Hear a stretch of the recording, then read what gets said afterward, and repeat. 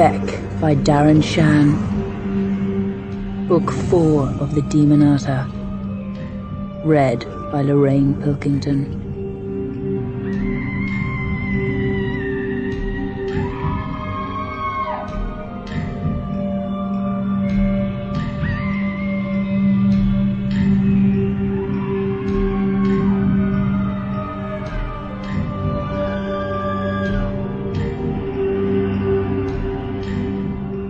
Beginning.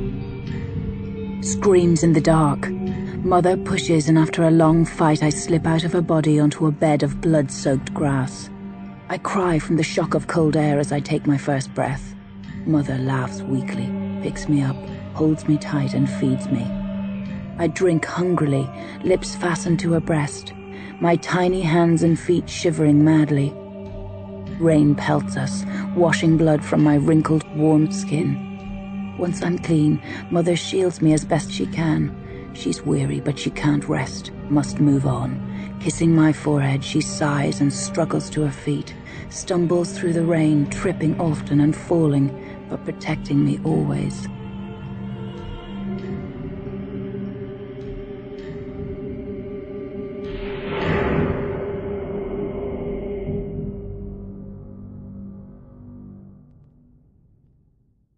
Bamba never believed I could remember my birth. She said it was impossible, even for a powerful priestess or druid. She thought I was imagining it. But I wasn't. I remember it perfectly, like everything in my life. Coming into this world roughly in the wilderness, my mother alone and exhausted, clinging to her as she pushed on through the rain, over unfamiliar land, singing to me, trying to keep me warm. My thoughts were a jumble. I experienced the world in bewildering fragments and flashes, but even in my newborn state of confusion, I could sense my mother's desperation. Her fear was infectious, and though I was too young to truly know terror, I felt it in my heart and trembled. After endless pain-filled hours, she collapsed at the gate of a ringed wooden fort, the Rath where I live now. She didn't have the strength to call for help, so she lay there in the water and mud, holding my head up, smiling at me while I scowled and burped. She kissed me one last time, then clutched me to her breast. I drank greedily until the milk stopped. Then, still hungry, I wailed for more. In the damp, gloomy dawn, Gaul heard me and investigated. The old warrior found me struggling feebly, crying in the arms of my cold, stiff, lifeless mother. "If you remember so much, you must remember what she called you," Bamba often teased me. Surely she named her little girl. But if she did give me a name, she never said it aloud. I don't know her name either, or why she died alone in such miserable distress far from home. I can remember everything of my own life, but I know nothing of hers. Where I came from or who I really am, those are mysteries I don't think I'll ever solve. I often retreat into my early memories, seeking joy in the past, trying to forget the horrors of the present. I go right back to my first day here, Gaul carrying me into the Rath and joking about the big rat he'd found, the debate over whether I should be left to die outside with my mother or accepted as one of the clan. Bamba testing me, telling them I was a child of magic, that she'd rear me to be a priestess. Some of the men were against that, suspicious of me, but Bamba said they'd bring a curse down on the Rath if they drove me away. In the end, she got her way, like she usually did. Growing up in Bamba's tiny hut, everybody else in the Rath shares living quarters, but a priestess is always given a place of her own.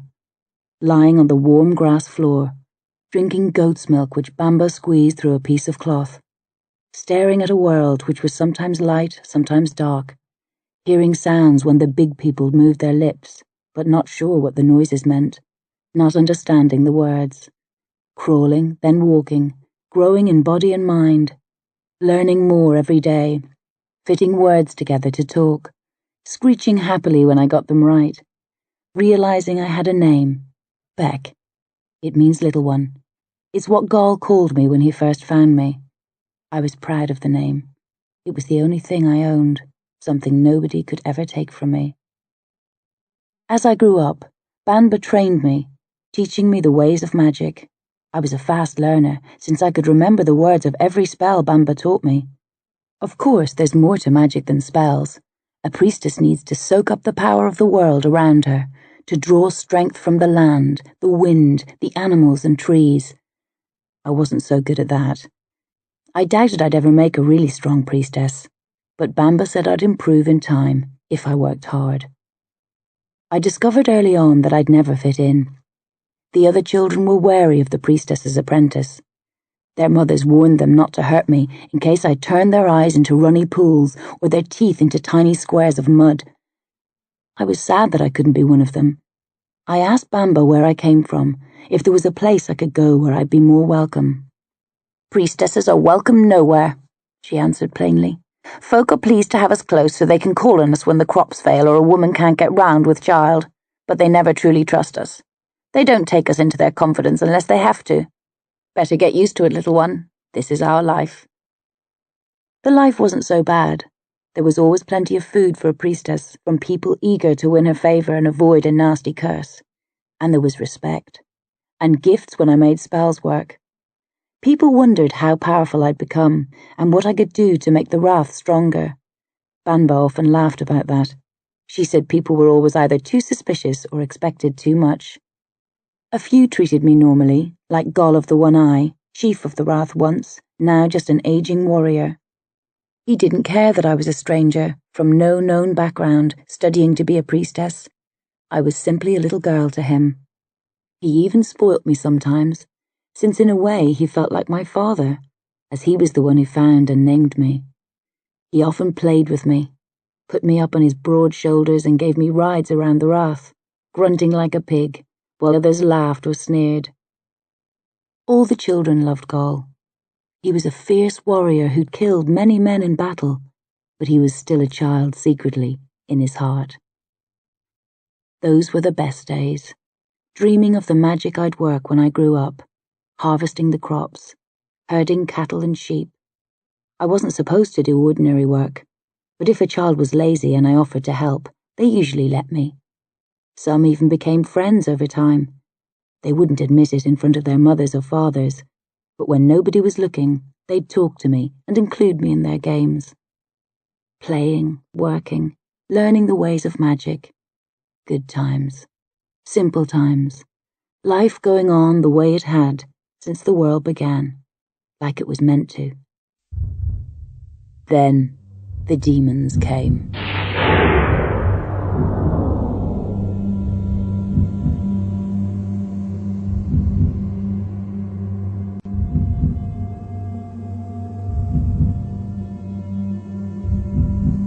Casualties. A boy's screams pierce the silence of the night, and the village explodes into life. Warriors are already racing towards him by the time I whirl from my watching point near the gate. Torches are flung into the darkness. I see Ninian, a year younger than me, new to the watch, a two-headed demon pieced together from the bones and flesh of the dead. Blood. Gol is first on the scene, an old-style warrior. He fights naked, with only a small leather shield, a short sword and axe. He hacks at the demon with his axe, and buries it deep in one of the monster's heads. The demon screeches but doesn't release Ninian. It lashes out at Gol with a fleshless arm and knocks him back, then buries the teeth of its uninjured head in Ninian's throat. The screams stop, with a sickening, choking sound. Khan and 3 other warriors swarm past Gol and attack the demon. It swings Ninian at them like a club and scythes 2 of them down. Khan and another keep their feet. Khan jabs one of the monster's eyes with his spear. The demon squeals like a banshee. The other warrior, Ina, slides in close, grabs the beast's head and twists, snapping its neck. If you break a human's neck, that person will almost surely die. But demons are made of sturdier stuff. Broken necks just annoy most of them. With one hand, the demon grabs the head which Gol shattered with his axe, rips it off and batters Ina with it. She doesn't let go, snaps the neck again, in the opposite direction. It comes loose and she drops it. She pulls a knife from a scabbard strapped to her back and drives it into the rotting bones of the skull. Making a hole, she wrenches the sides apart with her hands, digs in and pulls out a fistful of brains. grabs a torch and sets fire to the grey goo. The demon howls and grabs blindly for the burning brains. Con snatches the other head from its hand. He throws it to the ground and mashes it to a pulp with his axe. The demon shudders, then slumps. "More!" comes a call from near the gate. It's late, later than demons usually attack. Most of the warriors on the main watch have retired for the night, replaced by children like me.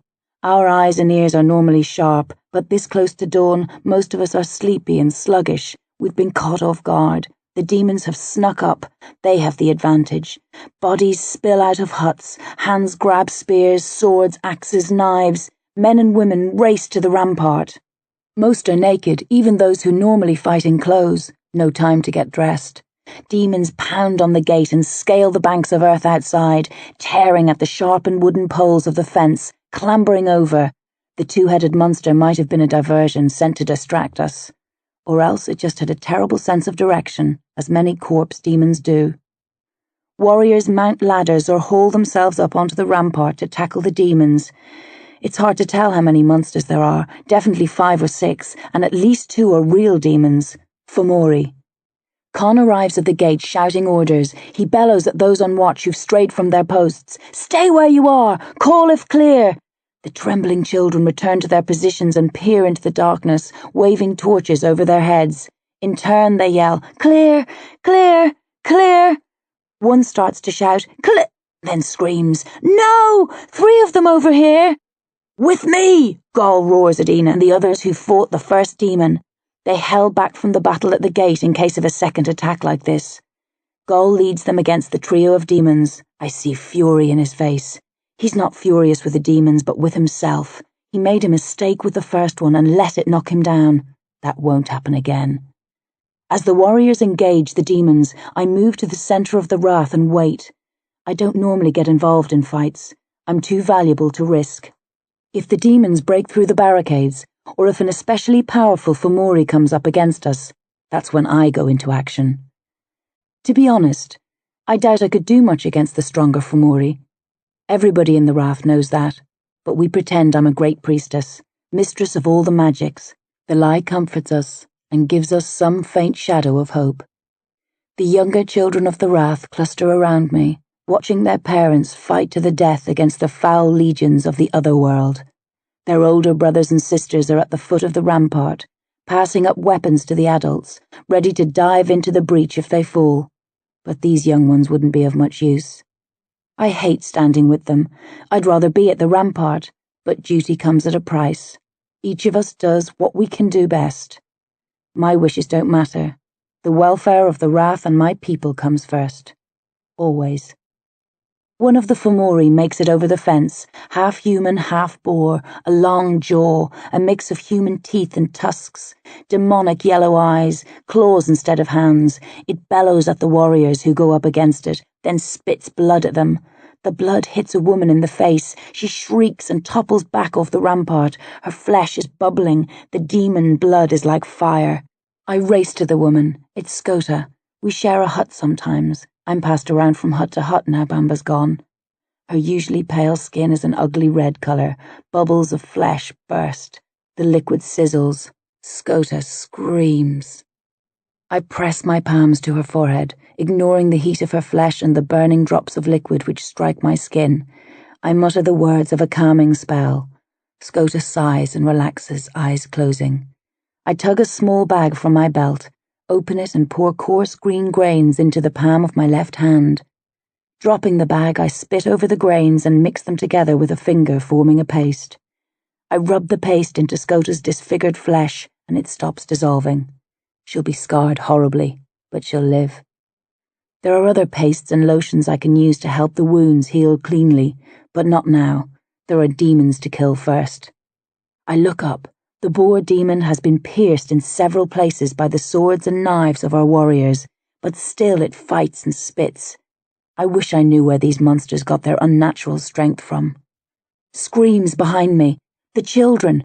A spider-shaped Fomori has crawled out of the hut over the souterrain. The beast must have found the exit hole outside the Wrath and made its way up the tunnel, then broke through the planks covering the entrance. Con hears the screams. He looks for warriors to send to their aid. Before he can roar orders, two brothers hurl themselves into the demon's path, Ronan and Lorcan, the Wrath's red-headed twins, barely 16 years old. Their younger brother, Urk, was killed several months ago. The twins were always strong fighters, even as young children, but since Urk fell, they've fought like men possessed. They love killing demons. Con refocuses on the demons at the gate. He doesn't bother sending other warriors to deal with the spider. He trusts the teenage twins. They might be among the youngest warriors in the Wrath, but they're two of the fiercest. Ronan and Lorcan move in on the spider demon. Now that it's closer, I see that although it has the body of a large spider, it has a dog's face and tail. Demons are often a mix of animals. Bamba used to say they stole the forms of our animals and ourselves because they didn't have the imagination to invent bodies of their own. Ronan, the taller of the pair with long, curly, flowing hair, has two curved knives. Lorcan, who cuts his hair close and whose ears are pierced with a variety of rings, carries a sword and a small scythe. They're both skilled at fighting with either the left or right hand. But before they can tackle the dog spider, it shoots hairs at them. The hairs run all the way along its 8 legs and act like tiny arrows when flicked off sharply. The hairs strike the brothers and cause them to stop and cover their faces with their hands to protect their eyes. They hiss, partly from the pain but mostly with frustration. The Fomori moves forward, barking with evil delight, and the twins are forced back, chopping blindly at it. I could call Con for assistance, but I want to handle this on my own. I won't place myself at risk, but I can help, leaving the warriors free to concentrate on the larger, more troublesome demons. I hurried to the beehives. We kept them outside the raft before the attacks began, but certain demons have a taste for honey, so we moved them in. The bees are at rest. I reach within a hive and grab a handful of bees, then prize them out, whispering words of magic so they don't sting me. Walking quickly, I place myself behind Ronan and Lorcan. Taking a firm stance, I thrust my hand out and whisper to the bees again, a command this time. They come to life within my grasp. "Move," I snap. Ronan and Lorcan glance back at me, surprised, then step aside. I open my fingers and the bees fly straight at the dog spider, attacking its eyes, stinging it blind. The Fomori whines and slaps at its eyes with its legs, losing interest in everything except the stinging bees. Ronan and Lorcan step up, one on either side. 4 blades glint in the light of the torches, and 4 hairy legs go flying into darkness.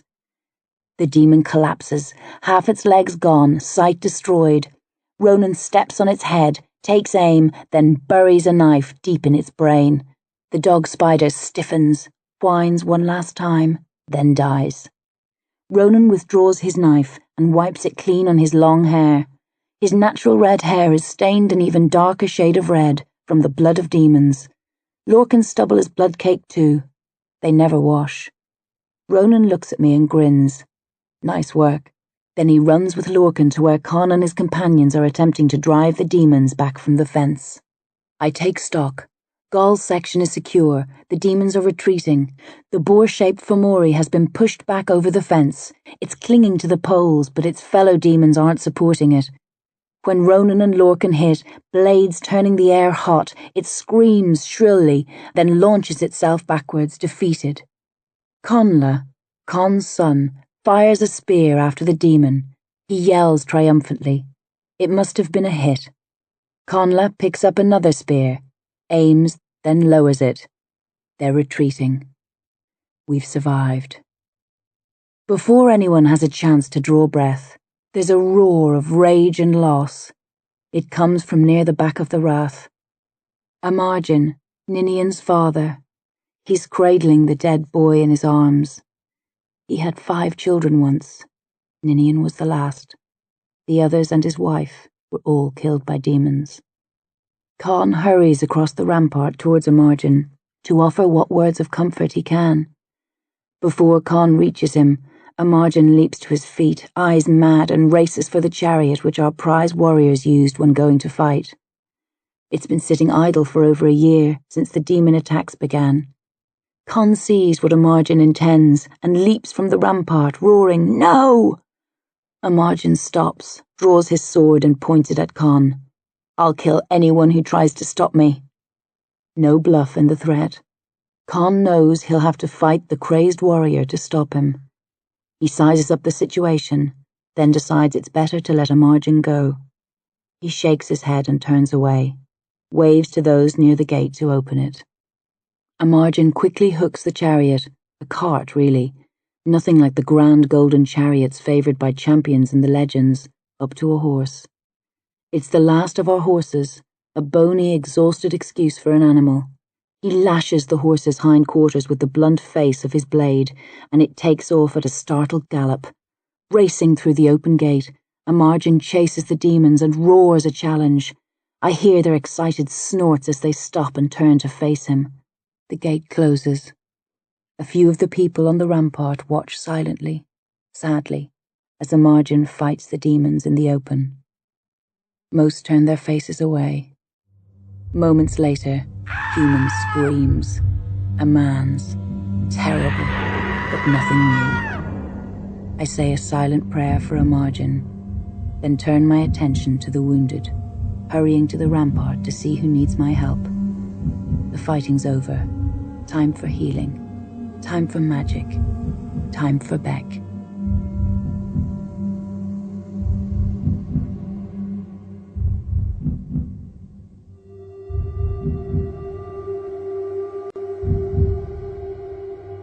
Refugees.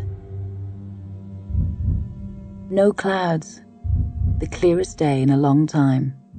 Good for healing. I take power from the sun. It flows through me and from my fingers to the wounded. I use medicine, pastes, and potions where they're all that's needed. Magic on those with more serious injuries, Skota and a few others who were struck by the Fomori's fireblood. The warriors are tired, their sleep disturbed.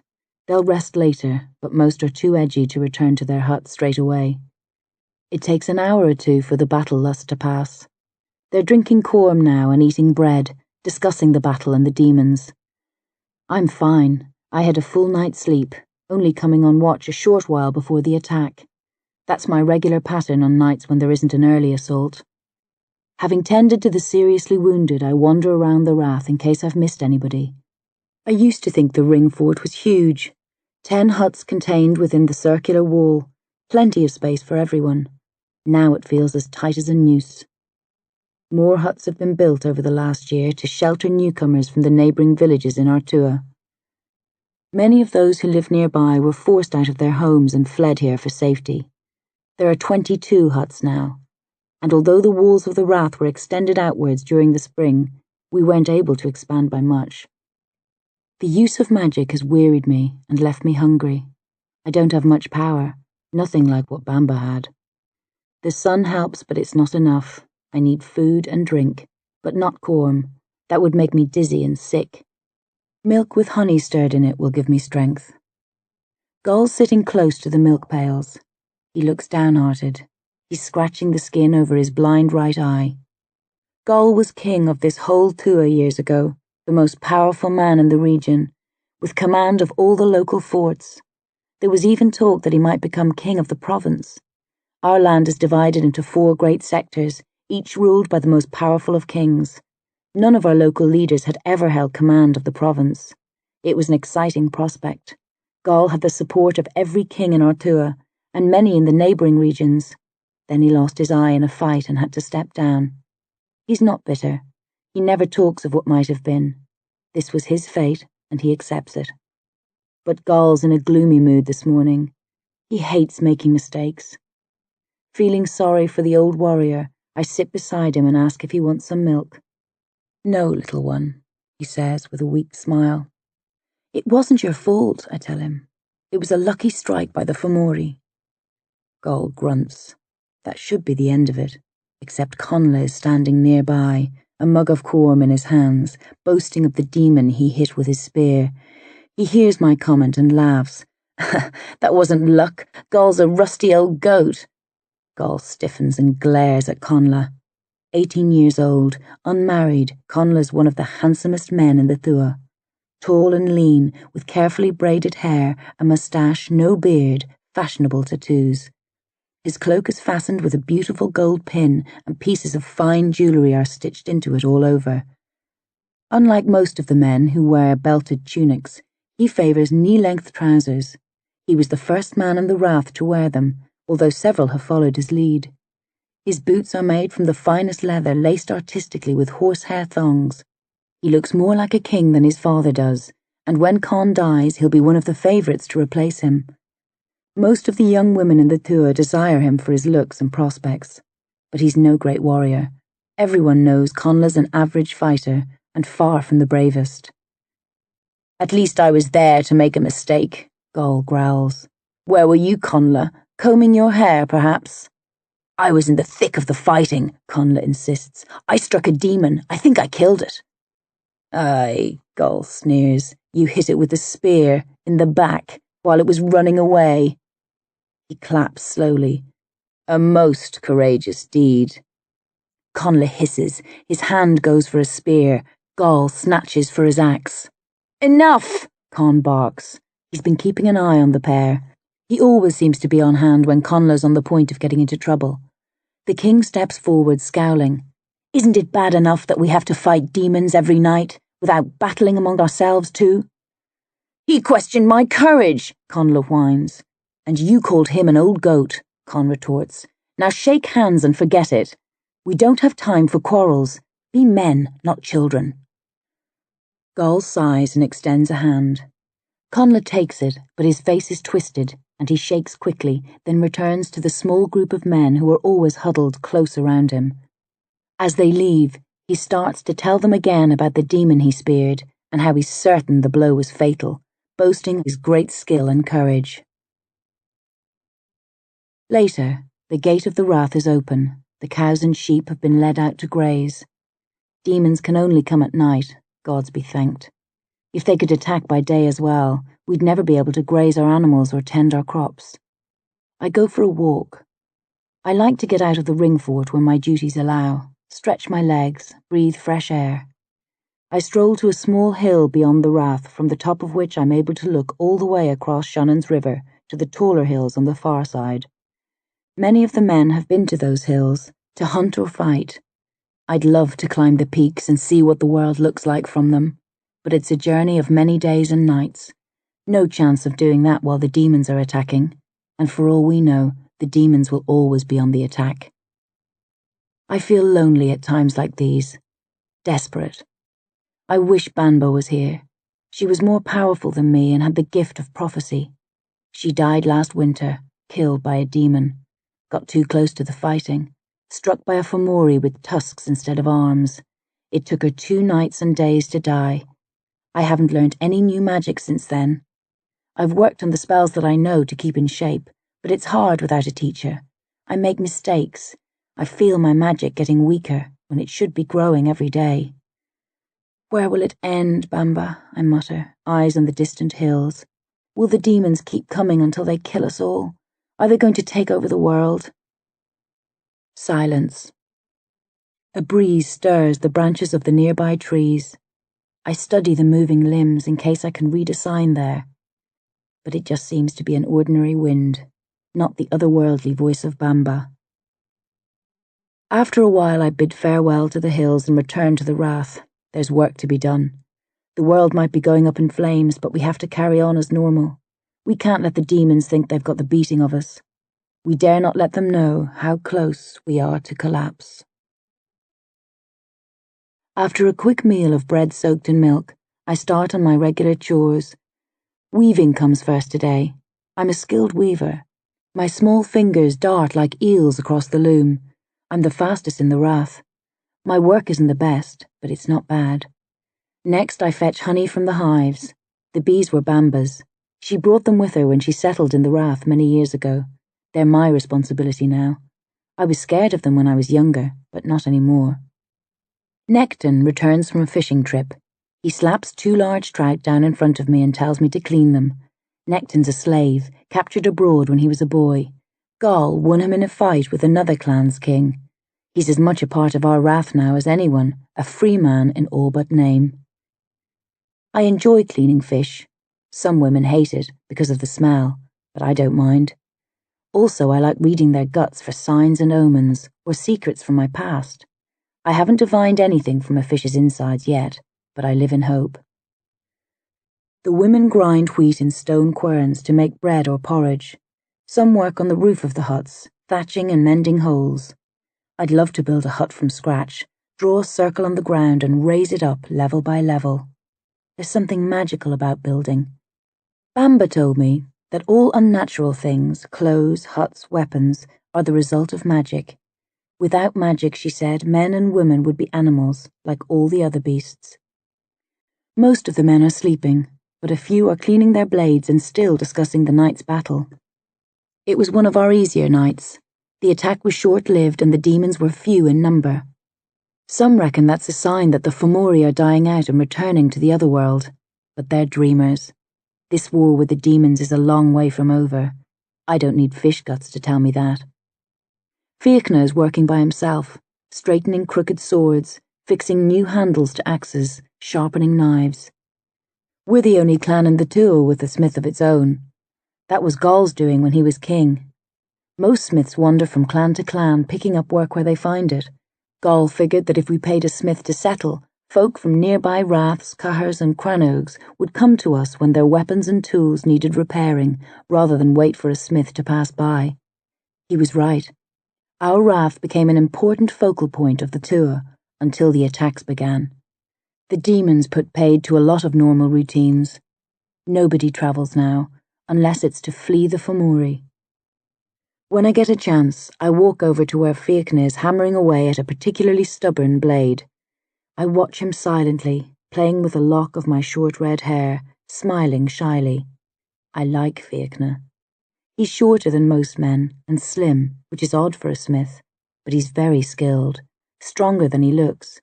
He swings heavy hammers and weapons with ease. If I could marry, I'd like to marry Fiachna. If nothing else, we're suited in size. Maybe it's because of the name Gaul gave me, or perhaps it's a coincidence, but I'm one of the smallest girls in the rath. But it's not just his size. I like his kind nature and gentle face. He has a short beard, dark blonde like his hair, which doesn't hide his smile. Most of the men have beards so thick you can't see their mouths, so you never know if they're smiling or frowning.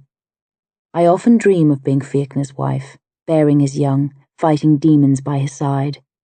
But it won't happen. I'm almost of marrying age. My blood came a couple of years ago, earlier than in most girls. But I can never wed. Magic and marriage don't mix. Priestesses and druids lose their power if they love. Sometimes it makes me sad, thinking about not being able to marry. I find myself wishing I could be normal, that the magic would fade from me, leaving me free to wed like other girls my age. But those are selfish thoughts, and I try hard to drive them away. My people need my magic. It's not the strongest in the world, and I'm in dire need of a teacher to direct me, but it's better than having no magician in the rath at all. Fiachna looks up and catches me staring. He smiles, but not in a teasing way, not like Conla would smirk if he saw me looking at him. You did well with the bees last night, Fiachna says in his soft, lilting voice, more like a fairy's than a human's. I feel my face turn red. It wasn't much, I mutter, sticking my big right toe out over the lip of its sandal and stubbing the ground. You're getting stronger, Fiachna says. You'll be a powerful priestess soon. We both know that's a lie, but I love him for saying it. I give a big smile like a baby having its tummy tickled. Then Kira calls me and tells me to give her a hand dyeing wool. Do you want me to help you with the weapons? I quickly ask Fiachna, hoping for an excuse to stay with him. I can bless the blades, put magic in them, make them stronger. Fiachna shakes his head. There's no need. I'm almost finished. I'll work on farming tools in the afternoon. Oh, I try not to let my disappointment show. Well, if you need me, call. Fiachna nods. Thank you, Beck, I will. Simple words, but as I dip strands of wool in a vat full of blue dye, they ring inside my skull for ages, making me smile. In the afternoon, while the men are stirring in their sleep and the women are working on the evening meal, a lookout yells a warning. Figures to the north! The rath comes on instant alert. Demons have never attacked this early. There's at least 2 hours of daylight left, but we've learnt not to take anything for granted. Men are out of their huts and reaching for weapons within seconds. Female warriors throw away their looms, combs, tools and pots and hurry to the rampart.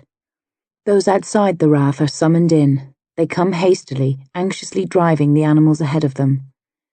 Con emerges from his hut at the centre of the village, eyes crusty, looking less worried than anyone else. A king should never look scared. He climbs the rampart and strides to the lookout, stares off into the distance. Conla shouts at him from the ground. "Demons?" "Doesn't look like it," Con grunts. "Human in shape, but maybe they're dead." The dead often come back to haunt us. The demons get the bodies from the dolmens or wedge tombs. They use dark magic to fill the corpses with evil life, sometimes stitching bits from various victims together. We're not sure why they do it. Maybe some of them can't make bodies of their own and have to steal the bones of our dead. We've gone to all the local tombs that we know of over the last year, burning the corpses, but there are many hidden and forgotten tombs. The demons are always finding new bodies. At times, it seems like there's more dead than living in the world. Con watches for several minutes, more of the clan joining him, shading their eyes with their hands, studying the approaching shapes. I see the more hawk-eyed among them, Ronan, Lorcan, Ina, relax, and I know it's all right. But nobody says anything before Con. It's his place to give the all clear. Finally, Con smiles. "Not to worry," he says. "They're human, alive." Calm settles over the rath and everyone returns to their normal routine. We're curious about the strangers, but we'll find out all about them in good time.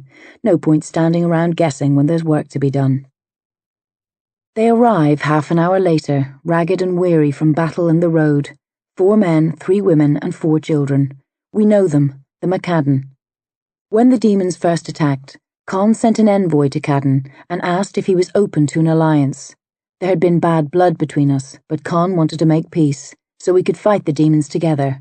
Cadden refused. He said his people could stand alone. We haven't heard from them since then. Cadden's not among the 11. The leader's an old warrior, even older than Gall, who limps awkwardly and trembles pitifully when he's not on the move. He announces himself at the gate as Tiernan McCadden and requests entrance. The 11 trudge into the rath and present themselves miserably, heads low. Con goes straight to Tiernan and clasps his arms warmly, welcoming him. He asks if they're hungry or thirsty. Tiernan says they are, and Con gives orders for a feast to be prepared. The women set to the task immediately. Con leads our guests to the area in front of his hut and lets them settle. They haven't brought much, spare clothes, a few weapons, some tools, but it's plain this is all they have. I know what's happened, just as Con and everybody else knows, but nobody says anything. We let Tiernan explain. The demons overwhelmed them. The end had been coming for a long time, but they held out stubbornly, even past the point where they knew it was folly. Their best warriors had fallen to the foul Fomori. Their children had been taken, their animals slain, their crops destroyed.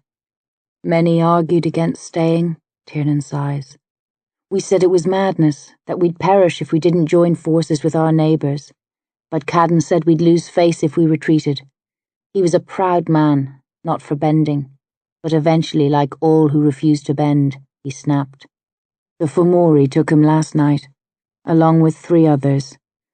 This morning, before the sun had risen, we packed our goods and marched here. We hope to fight with you, to offer whatever aid we can to... He trails to a halt. 2 of the men are seriously injured, and Tiernan's no chick. One of the women is a warrior, but the other 2 aren't, and the children are too young to fight. Tiernan's trying to make it sound like we need them, that they can make a difference, but really they're just looking for sanctuary. Taking them in would be a mercy, not a merger. The men of the Wrath are sitting in a circle around the newcomers. I'm on the outskirts, only allowed this close in case any magical matters arise. I see doubt on the faces of most. We're already cramped. We'd need to expand the fort again to comfortably hold 11 more people. That's hard to do when you're under attack from demons most nights. Tiernan senses the mood and speaks rapidly. We could build our own huts. Our women are skilled, the children too. We'd depend on your hospitality for a few weeks, but we'd work every hour we can to set up on our own. We wouldn't be a burden, and when it comes to fighting, we're stronger than we look. Even the youngest child has drawn blood. Easy, friend, Con interrupts. We're pleased you came to us when there are so many other clans you could have gone to. It's an honor to receive you. I'm sure you will be of great help. Tiernan blinks. He hadn't expected such a gracious welcome. After the years of feuding, it's more than he dared hope. Tears well in his eyes, but he shakes them away and smiles. You're a true king, he compliments Con. And I hope a true friend, Con replies, then barks orders for beds to be made for the McAdden. Some don't like it. Conla's face is as dark as a winter cloud, but nobody's going to argue with our king, certainly not in front of guests. So they obey without question, shifting beds, clothes and goods from one hut to another, bunching up even closer than before, squashing together, making room for the new additions to our demon-tormented clan.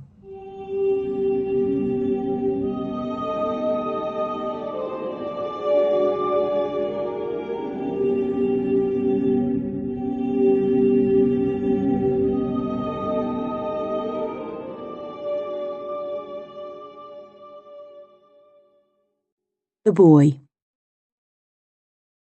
Preparations for the feast are at an advanced stage, and the sun is close to setting when there's a call from another lookout. I see someone in the distance running towards us. Con raises an eyebrow at Tiernan. They've been talking about their battles with the demons. I've sat in close attendance. Our Shan fled not long after the attacks began, so I've been charged with keeping the history of the clan. I'm no natural storyteller, but I've a perfect memory. It's not one of ours, Tiernan says. We brought all our living with us. Is it a demon? Con shouts at the lookout. It doesn't look like one, comes the reply. I think it's a boy, but the speed at which he's running, I'm not sure. Con returns to the rampart with Tiernan and a few of our warriors. I slip up behind them. I normally avoid the exposure of the higher ground, but a lone demon in daylight can't pose much of a threat. As the figure races closer, we see that it's a boy my age or slightly older, running incredibly fast, head bobbing about strangely. He lopes up to the gate, ignoring Con's shouts to identify himself, then stops and looks at us dumbly. Dark hair and small eyes. He smiles widely, even though Con is roaring at him, threatening to stick a spear through his heart if he doesn't announce his intentions. Then he sits, picks a flower and plays with it. Con looks angry but confused. A simpleton, he grunts. It could be a trap, Tiernan mutters. Demons don't send humans to lay traps, Con disagrees. But you saw how fast he ran, Tiernan says. And he doesn't look tired, he's not even sweating. Maybe he's not human. Beck, Con calls. Do you sense anything? I close my eyes and focus on the boy. Demons have a different feel to humans. They buzz with the power of their own world. There's a flicker of that about this child. I start to tell Con, but then something strange happens. I sense a change in the boy. Opening my eyes, I see that the light around him is different. It's like looking at him through a thick bank of mist. As I squint, I realize the boy is no longer there. Instead, I'm staring at my mother. There's no mistaking her. I've seen her so many times in my perfect memories. She looks just like she did on the day she gave birth to me, the day she died. Haggard, bone-thin, dark circles under her eyes stained with blood, but love in her eyes. Love for me. As I stared, numb with wonder, but no fear, my mother turns and points west, keeping her eyes on mine. She says something, but her words don't carry. With a frown, she jabs a long finger towards the west. She starts to say something else, but then the mist clears. She shimmers. I blink, and I'm suddenly looking at the boy again, playing with his flower. Beck, Con is saying, shaking me lightly. Are you all right? I look up, trembling, and think about telling Con what I saw. Then I decide against it. I've never had a vision before. I need time to think about it before I discuss it with anyone. Focusing on the boy, I control my breathing and try to calm my fast heartbeat. I think he's human, I stutter. But not the same as us. There's magic in him. Maybe he's a druid's apprentice. That's a wild guess. but it's the closest I can get to explaining what's different about him. Does he pose a threat? Con asks. A dangerous question. If I answer wrongly, I'll be held responsible. I think about playing safe and saying I don't know, but then the boy pulls a petal from the flower and slowly places it on his outstretched tongue. No, I say confidently. He can't harm us. The gate is opened. Several of us spill out and surround the boy. I've been brought along in case he doesn't speak our language. A priestess is meant to have the gift of tongues. I don't actually know any other languages, but I don't need to admit that. Not unless somebody asks me directly. And so far nobody has. I keep hoping he'll change and become my mother again, but he doesn't. The boy is thin and dirty, his hair thick and unwashed, his knee-length tunic caked with mud, no cloak or sandals. His eyes dart left and right, never lingering on any one spot for more than a second. He's carrying a long knife in a scabbard hanging from his belt, but he doesn't reach for it or show alarm as we gather around him. Boy, Con barks, nudging the boy's knee with his foot. No reaction. Boy, who are you? What are you doing here? The boy doesn't answer. Con opens his mouth to shout again, then stops. He looks at me and nods. Licking my lips nervously, I crouch beside the strange child. I watch him play with the flower, noting the movements of his eyes and head. I no longer think he's a druid's assistant. Con was right. He's a simpleton, but one who's been blessed in some way by the gods. That's a nice flower, I murmur. The boy's gaze settles on me for an instant, and he grins, then thrusts the flower at me. When I take it, he picks another and holds it above his head, squinting at it. Can you speak? I ask. Do you talk? No answer. I'm about to ask again when he shouts loudly, Flower! I jump at the sound of his voice. So do the men around me. Then we laugh, embarrassed. The boy looks at us, delighted. Flower! He shouts again. Then his smile dwindles. Demons, killing, come with! He leaps to his feet. Come with! Run fast! Wait, I shush him. It's almost night. We can't go anywhere. The demons will be on the move soon. Demons! He cries. Killing! Come with! He grabs my hands and hauls me up. Wait, I tell him again, losing my patience. What's your name? Where are you from? Why should we trust you? The boy stares at me blankly. I take a deep breath, then ask slowly, What's your name? No answer. Where are you from? Nothing. I turn to Con and shrug. He's simple. He probably escaped from his village and, Come with! The boy shouts. Run fast! Demons! Beck's right, Conla snorts. Why would anyone send a fool like this to... Run fast! The boy gasps before Conla can finish. Run fast! He repeats, his face lighting up. He tears away from us, breaks through the ranks of warriors as if they were reeds, and races around the rath. Seconds later he's back, not panting, just smiling. Run fast, he says firmly. Do you know where you're from, Run Fast? Gol asks, giving the boy a name since he can't provide one himself. Can you find your way back to your people? For a moment the boy gawps at Gol. I don't think he understands, but then he nods, looks to where the sun is setting, and points west. Pig's trotters, he says thoughtfully. For a second I see my mother pointing that same way again, but this is just a memory, not another vision. Gol faces Con. We should bring him in. It'll be dark soon. We can question him inside, though I doubt we'll get much more out of him. Con hesitates, judging the possible danger to his people, then clicks his fingers and leaves the boy to his men, returning to the fireside with Tiernan to discuss this latest turn of events. Run Fast isn't big, but he has the appetite of a boar. He eats more than anyone at the feast, but nobody minds. There's something cheering about the boy. He makes us all feel good, even though he can't talk properly, except to explode every so often with, Demons! Or, Come with! Or his favourite, Run Fast! As Gol predicted, Run Fast isn't able to tell us any more about his clan, where he lives, or how great their need is. Under normal circumstances, he'd be ignored. We've enough problems to cope with, but the mood of the wrath is lighter than it's been in a long while. The arrival of the McCadden has sparked confidence. Even though the 11 are more of a burden than a blessing, they've given us hope. If survivors from other clans make their way here, perhaps we can build a great fort and a mighty army, keep the demons out forever. It's wishful, crazy thinking, but we think it anyway.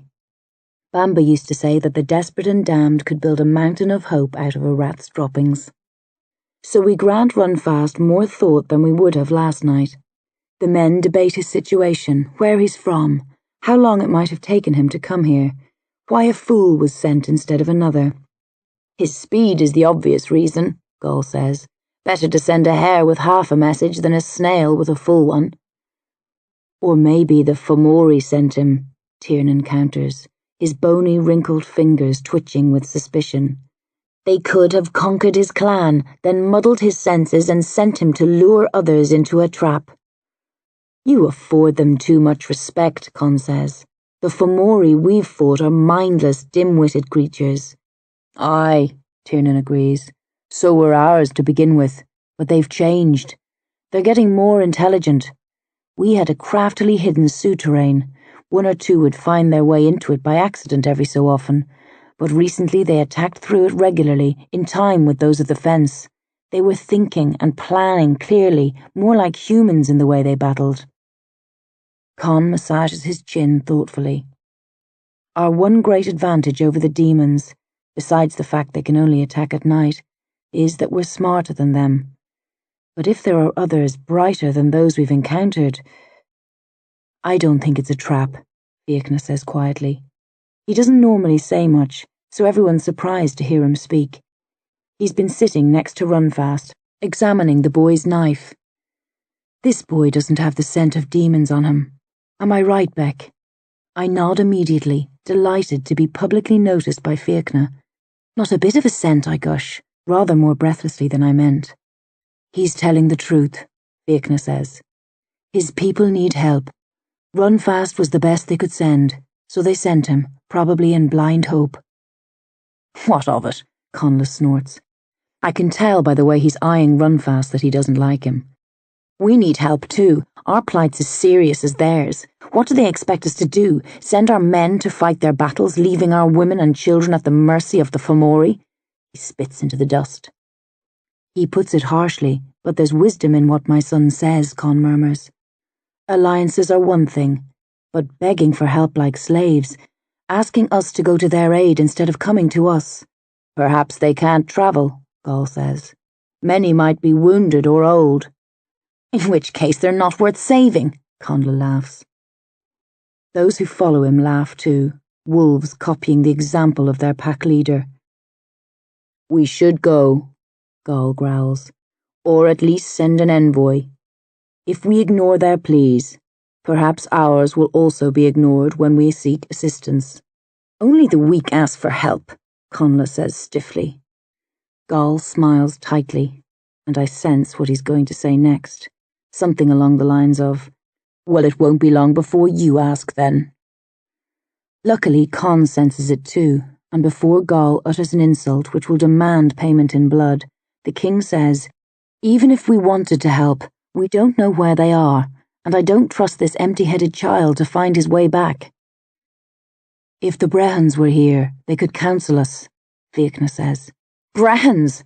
Conless snorts. Weren't they the first to flee when the demons arose? Damn the Bretons! There are mutters of agreement, even from those who don't normally side with Conla. The law-making Brehons deserted us when we most needed them, and few are in the mood to forgive and forget.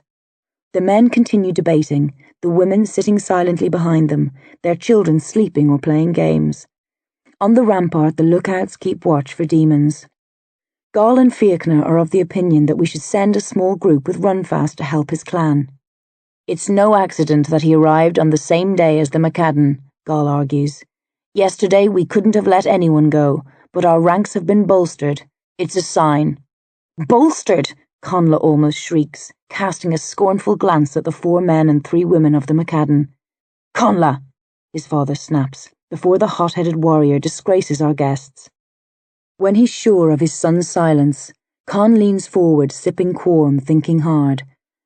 Like any king, he dare not ignore a possible sign from the gods, but he's not sure this is a sign, and in a situation such as this, there's only one person he can turn to. Beck? I was expecting his query, so I'm able to keep a calm face. I've had time to consider my answer. I believe we're meant to go with Runfast. That was what the vision meant. The spirit of my mother was telling me to follow this boy. We should help, I whisper. Conla rolls his eyes, but I ignore him. We're stronger now, thanks to the McCadden. We can spare a few of our warriors. I believe Runfast can find his way back to his people, and I think bad luck would befall us if we refused their plea. Con nods slowly. But who to send? I don't want to command anyone to leave. Are there volunteers? Aye, Gall says instantly. Since I argued the case, I have to go. I'll go too, Fiachna says quietly. You? Con frowns. But you're not a warrior. Fiachna holds up Runfast's knife. This metal is unfamiliar to me. It's tougher than our own, yet lighter. If I knew the secret of it, I could make better weapons. He lowers the knife. I'll stay if you order it, but I want to go. Very well, Con sighs, but you'll travel with a guard. He looks around to choose a warrior to send with the smith.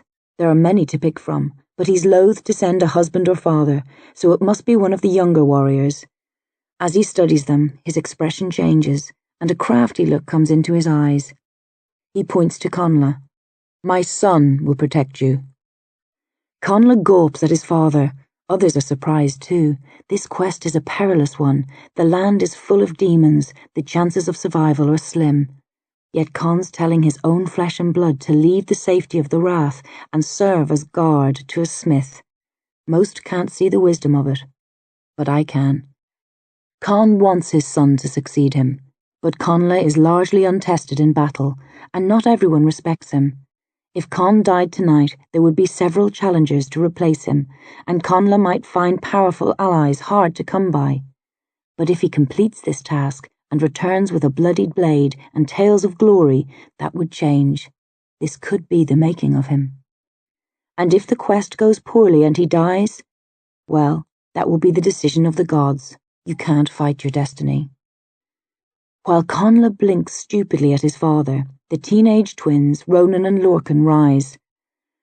We'll go too, Ronan says, brushing blood-red hair out of his eyes. We want to kill more demons, Lorcan adds, tugging an earring, excited. Con growls unhappily. The twins are young, but they're two of our finest warriors.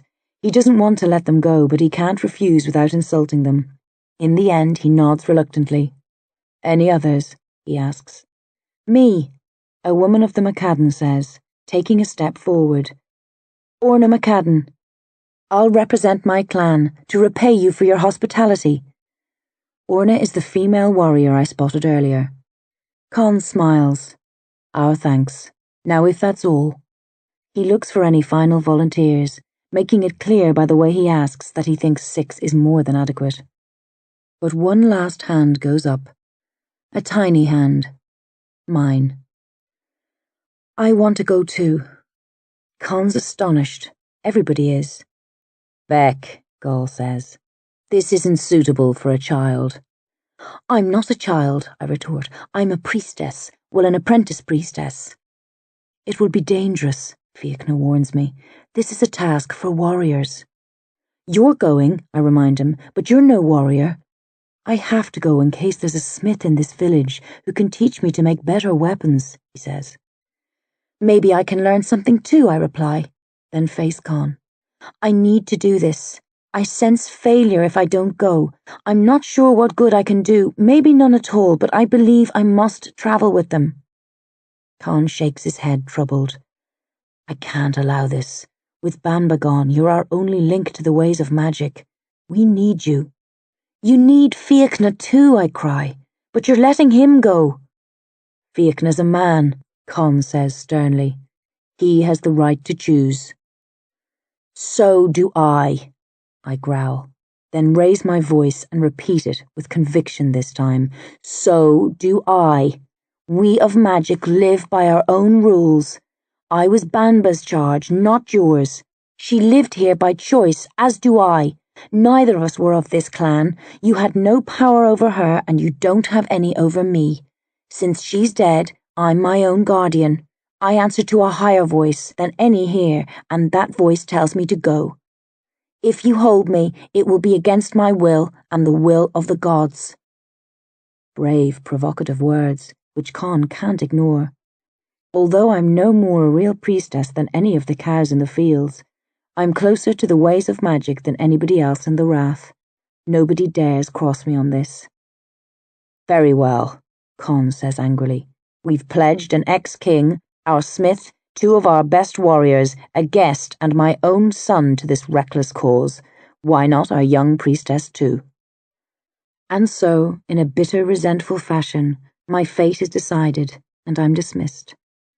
With a mix of fear and excitement, mostly fear, I trudge back to my hut to enjoy one final night of sheltered sleep before leaving home in the morning to face the demons and other dangers of the world beyond.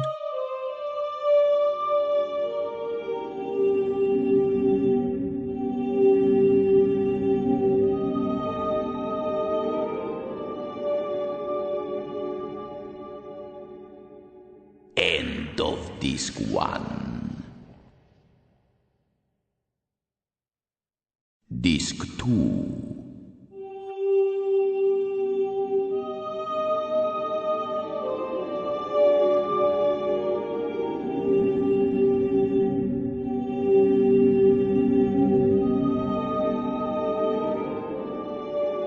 The river. There are no attacks during the night. An encouraging omen. We depart with the rising of the sun, bidding short farewells to relatives and friends. I want to look back at the huts and walls of the Wrath as we leave. I might never see them again, but that would be inviting bad luck, so I keep my eyes on the path ahead. It's a cloudy day, lots of showers, the coolness of autumn. Summer's been late fading this year, but I can tell by sniffing the air that it's finally passed for certain. That could be interpreted as a bad sign, the dying of a season on the day we leave, but I choose to overlook it. We march east at a steady pace, staying close to Shannon's river. Our boats were destroyed in a demon attack some months back, so we can't cross the river here. We have to go east, cross where it's narrow, then make our way west from there. The earth is solid underfoot, and there are plenty of paths through the trees, so we make good time. Ronan and Lorcan are to the fore of the pack. I'm next with Orna and Run Fast. He's eager to move ahead of the rest of us, but we hold him back. Otherwise he might disappear in the undergrowth like a rabbit. Conla and Fiachna are behind us. Conla's sulking and hasn't said a word since we left. Gull brings up the rear. I brood upon my reasons for leaving the Wrath as we march, feeling uneasier the more I think about it. Mostly I chose to leave because of the vision of my mother. But there was another reason. Fear. The Wrath seemed to grow smaller every day. I felt so confined. I sometimes found it hard to breathe. I had nightmares where I was trapped, the wall of the fort closing in ever tighter, squeezing me to death. If our worst fears come true and we fall to the hordes of demons, I don't want to die caged in. Is it possible I created the vision to give myself an excuse to leave? I don't think so. I'm almost certain it was genuine. But the mind can play tricks. What if this is folly? If I'm running away from my fears into worse danger than I would have faced if I'd stayed? If it wasn't a trick, if the vision was real, why would the ghost of my mother send me on this deadly quest? She wouldn't have urged me to risk my life if it wasn't important. Maybe she wants to help me unravel the secrets of my past. I've always longed to know more about my mother, where I came from, who my people were. Perhaps Run Fast can help me find the truth. If that's just wishful thinking, and my past is to remain a secret, maybe our Wrath is destined to fall. Maybe my mother's spirit might have foreseen the destruction of the Macon, and acted to spare me. Whatever way I look at it, I realize I left for purely selfish reasons. The Macon need me. I shouldn't have abandoned them because I was afraid to hunt down my original people or save myself from an oncoming disaster. I should go back, fight with them, use my magic to protect the clan as best I can. But what if there's some other reason my mother appeared? If I can somehow help the Macan by coming on this crazy trek? Bamba said we should always follow the guidance of spirits, although we had to be wary, because sometimes they could try to trick us. Aina, help me. So many possibilities, my head is hurting thinking about them. I should stop and give my brain a rest. Besides, there's no point worrying now. We're more than half a day's march from the Wrath. We couldn't return to safety before nightfall. There's no going back. Everybody was quiet during the morning's march, thinking about those we left behind and what lies ahead. We stopped to rest and eat at midday. Ronan and Lorcan caught a couple of rabbits which we ate raw, along with some berries. After that, as we walked slower on our full stomachs, the talk began, low and leisurely, with Fiachna asking Orna a question about the three-bladed knives she favours.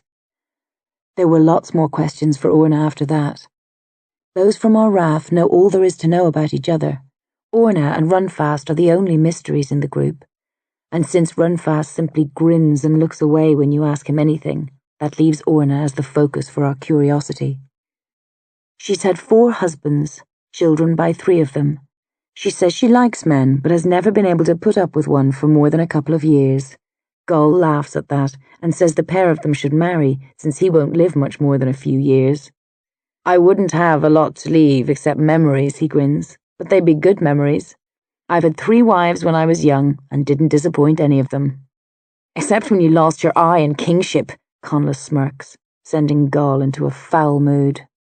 You shouldn't provoke him like that, Fiachna whispers harshly. He's an old wreck, Conla retorts. My father's a king, and I plan to follow in his footsteps. I'll speak to the old goat any way I like. We're not in the Wrath now, Fiachna says.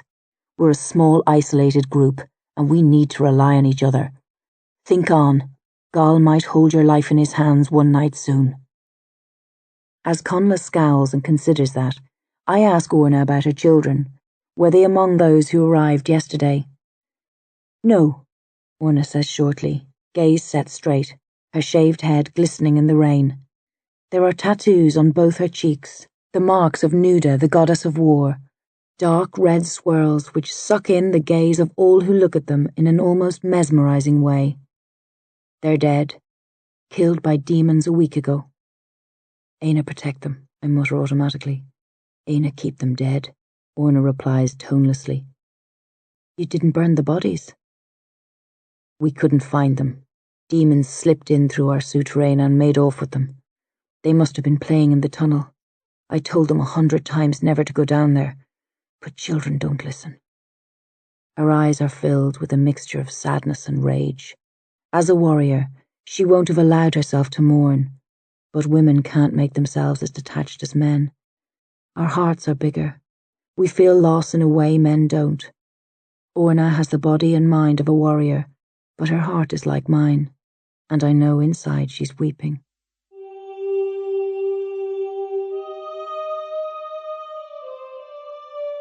Ronan and Lorcan spar with Orna in the evening as we cross bogland. She knows a few knife feints which are new to the brothers, and they practice until they've perfected them.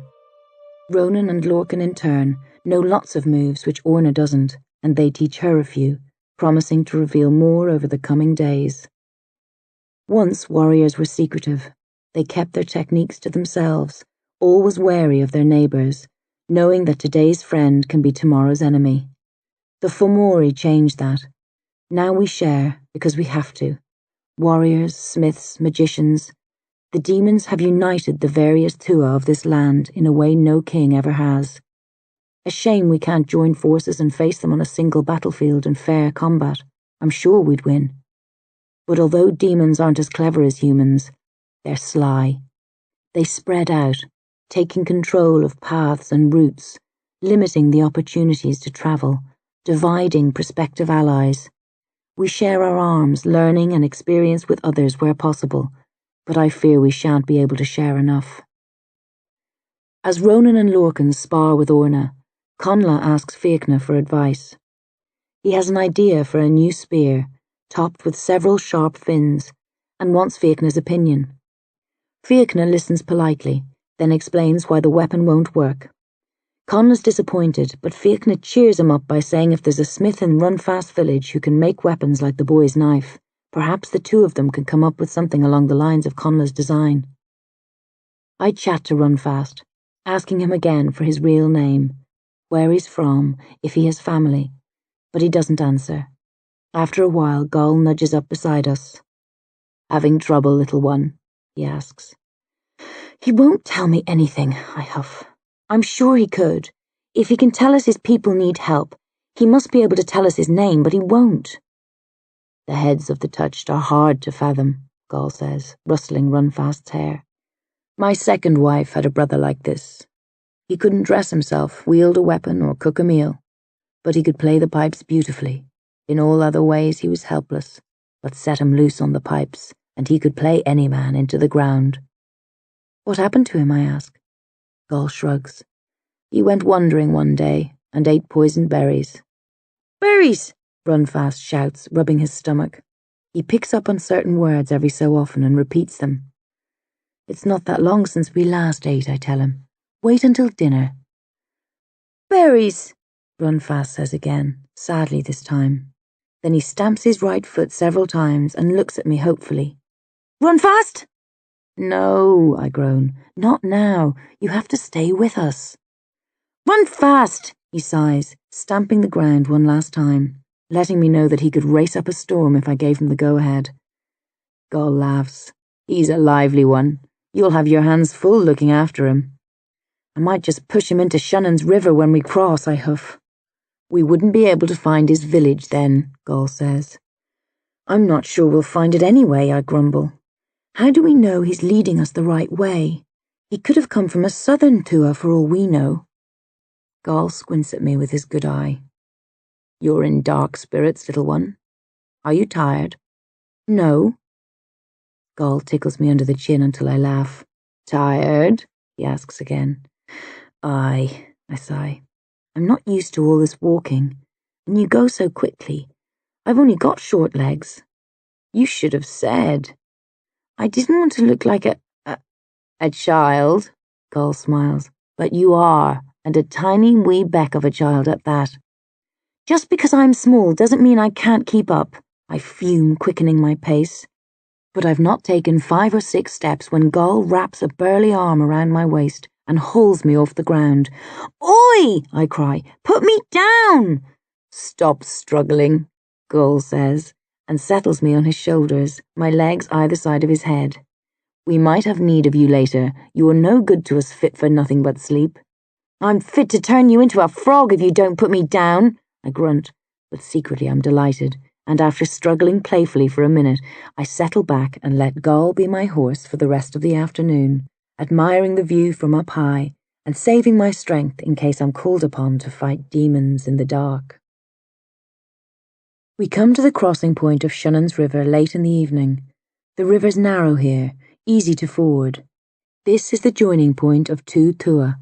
A large cashel once stood here, the largest in the province. A couple of wooden roads lead up to and away from the place where the impressive stone fort stood. Many carts used to travel this way, and the roads were carefully tended. But the cashel's a pile of rubble now, and the roads are in disrepair. We'd heard the cashel had been overrun by demons, but hoped the reports were wrong. This would have been the ideal place to shelter tonight. "What now?" Conla asks, studying the untidy mound which was once the pride of the province. "Cross the river or camp here?" "Cross," Ronan and Lorcan say together. "There's no safety here," Ronan says. "Where demons attack once, they'll attack again," Lorcan agrees. "And many can't cross flowing water," Ronan says. "We'd be safer on the other side." Conla nods but looks uneasy. There was never a fort on the opposite side of the river, just some huts where folk of the neighbouring Tua dwelt. They used to greet those who crossed the river and either grant them the freedom of their Tua or turn them back. The huts are still standing, but we can't see any people. They might be hiding or they might all be murdered, demons sheltering inside the huts from the sun. "Come on," Gol says, setting me down and taking the lead. "The sun's setting. Let's get across and find a hole for the night which we can defend." There are dugouts tethered to the banks of the river, bobbing up and down. Each holds 4 people at most. We head for the nearest pair. Ronan and Lorcan team up with Runfast and me. Gall, Orna, Fiachna and Conla take the other. Lorcan grabs the rope of our dugout and hauls it in. He's almost pulled the boat up on dry land when I get a warning flash. "Lorcan, no!" I scream. He reacts instantly, drops the rope and leaps backwards just in time. A huge demonic eel unleashes itself at him, rising out of the boat like an arrow shot from a bow.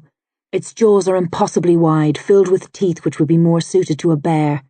The demon snaps for Lorcan's head and only misses by a finger's breadth. It lands hard on the earth and writhes angrily, going for Lorcan's legs. Ronan steps up beside his brother and stabs at the place where the demon's eyes should be, but it doesn't have any. It's blind, operating by some other form of sense. Orna jumps onto the demon's back and hacks at it with her 3-bladed knives, one in either hand.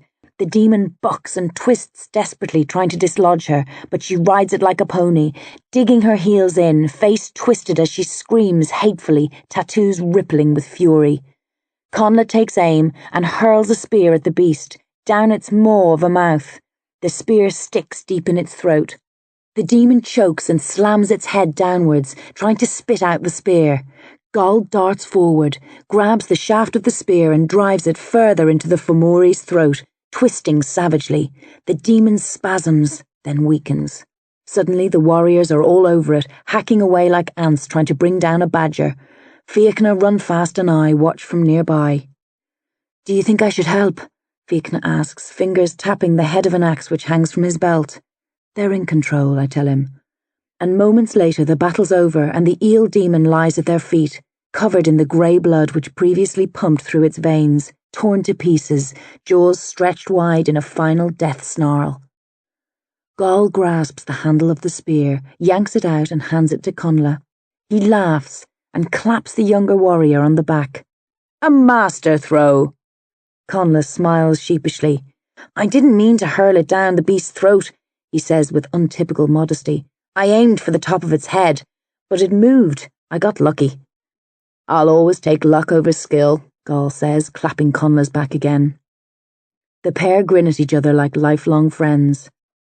"I've never fought a water demon before," Orna grunts, wiping her knives clean on the grass. She dabs at the final few drops of grey blood with her middle finger, then rubs it into the centre spots of her spiral tattoos, one after the other. "They're rare," Ronan says, studying the demon, turning it over onto its back with his foot. "We're lucky it's not night, or it would have been stronger." "Come on," I mutter, glancing around uneasily. "It'll be sunset soon. More will be coming." That silences everyone.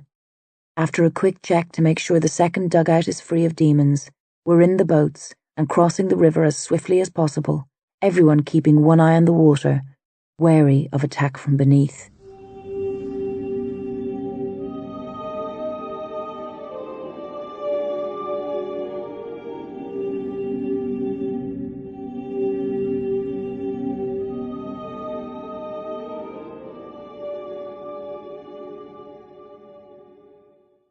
The stones. Nobody emerges from the huts as we dock. When we're on dry land, we stare at the huts suspiciously. You're not supposed to enter a tua without announcing yourself and being guided by one of your own rank. But times have changed. Many of the old laws no longer apply. "You in the huts!" Gall bellows, in case anyone's alive inside. Silence. "Should we go and see if anybody's there?" Fiachna asks. "They'd have answered if there was," Conla says. "Unless they're scared or sheltering underground," Orna notes. Ronan points silently at a spot to the left of the huts. My eyes aren't as sharp as his, so it takes me a few seconds to focus. Then I see it. A small arm, probably a child's, lying in the dirt. Gall sighs, draws his sword and moves to the front of the group. "Let's go," he says gruffly, and we proceed at a forced nervous jog. There's nowhere to shelter, so we don't stop when the sun sets, but keep going, hoping to outpace any demons which catch our scent. I try to persuade myself that we won't be noticed. Only a fool travels at night in these troubled times. The Fomori won't expect to find anyone out in the open. Maybe they don't even look anymore. A silly, childish notion, but for an hour it seems as though it might hold true. We don't sight any demons and hope begins to grow. But then we hear a howl of inhuman vibrancy far behind us, but not far enough for comfort. We pause and listen as the howl is answered by others. In my mind's eye I see a group forming, demons and the living dead. They gather around the one who found our trail, sniff the air, lick the earth, quiver with excitement, then lurch forward to run us down.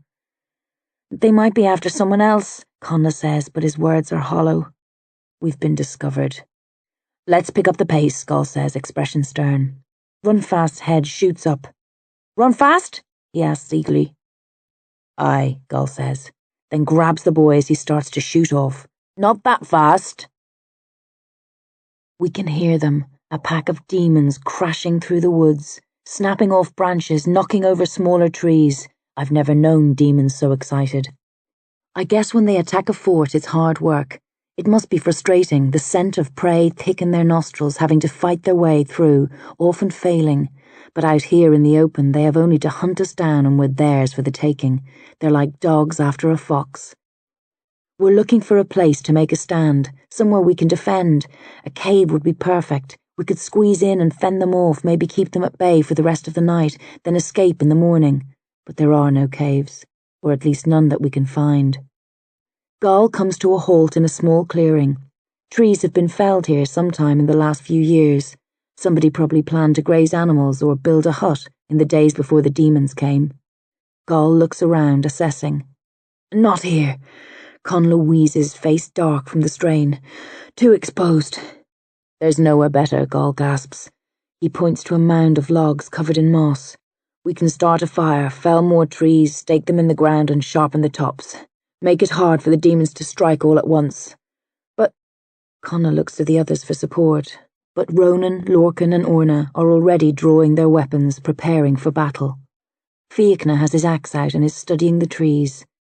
They know it's hopeless, that we're going to die. But what choice do we have? There's nothing to do but draw our lines, wait and face those who will most certainly destroy us.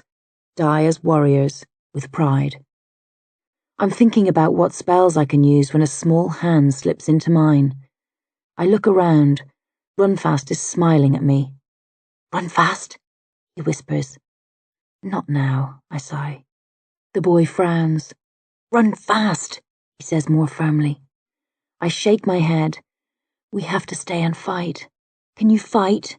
Do you know how to... The strange boy's fingers grab mine tightly and his face hardens. Run fast, he hisses, then points with his free hand. Worm pups! I start to snap at him to be quiet, then pause. There's a tingling sensation in Runfast's fingers, some sort of magic. I look down. His hand is glowing slightly. The boy looks at it too, then up at me. Worm pups, he repeats softly this time. Gull, I shout. The old warrior glances at me. We're leaving. But don't argue. I move ahead with Runfast. We'll die here, but I think if we carry on, there's... I stop, not sure what might lie beyond, but sensing in my heart that it's better than this. Everybody's looking at me now, torn between hope and suspicion. This place isn't much, Fiachna says, but it's defendable. If we're caught on the run, we're finished for sure. Are you certain? Yes, I growl. We have to go, now. We're dead if we don't. But we'll live if we do, Connla asks dubiously. Perhaps. It's not enough. They don't trust my instincts. They're going to stay. I open my mouth to argue afresh, but then Orna lowers her knives and comes to my side. I'm with the girl. Why? Gull asks, not a challenge, just curious. Orna shrugs. A feeling.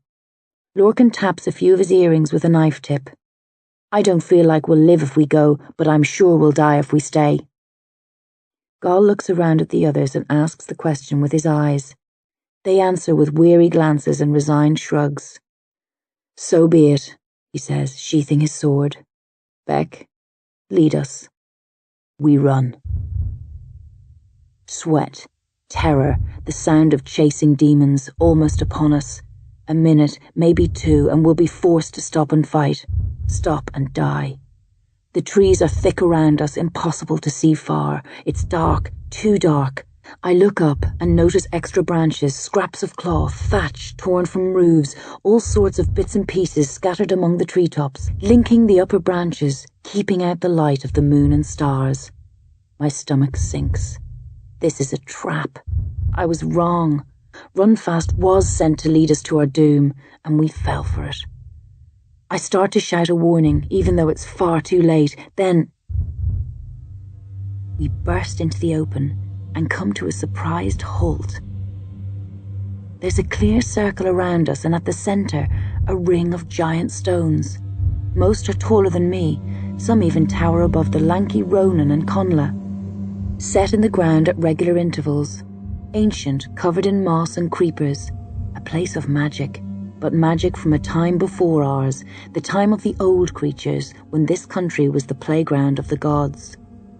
The demons are hot on our heels, surging up behind us, their stench foul in the air. "Come on!" Fiachna screams. We fly forward at his call, rushing to the stones, readying ourselves for battle. We spill past the stones into the middle of the ring. The stones won't provide much cover, but they'll make it slightly harder for the demons to get at us and buy us a few seconds. They won't make a real difference, but you've always got to live in hope, before you die at the hands of a Fomori. Lorcan jumps onto a stone which fell on its side many years ago. He waves his sword over his head, screaming a challenge at the demons which are emerging from the cover of the trees. Dozens of twisted, hideous monsters. One has the body of a bear but the head of a hawk. Another looks like a wolf, but its inner organs hang from its limbs. Claws, fangs, blood-red eyes. Nightmares everywhere I look. The demons advance slowly. I assume they're relishing the moment, prolonging it, toying with us. But then they stop and howl with anger.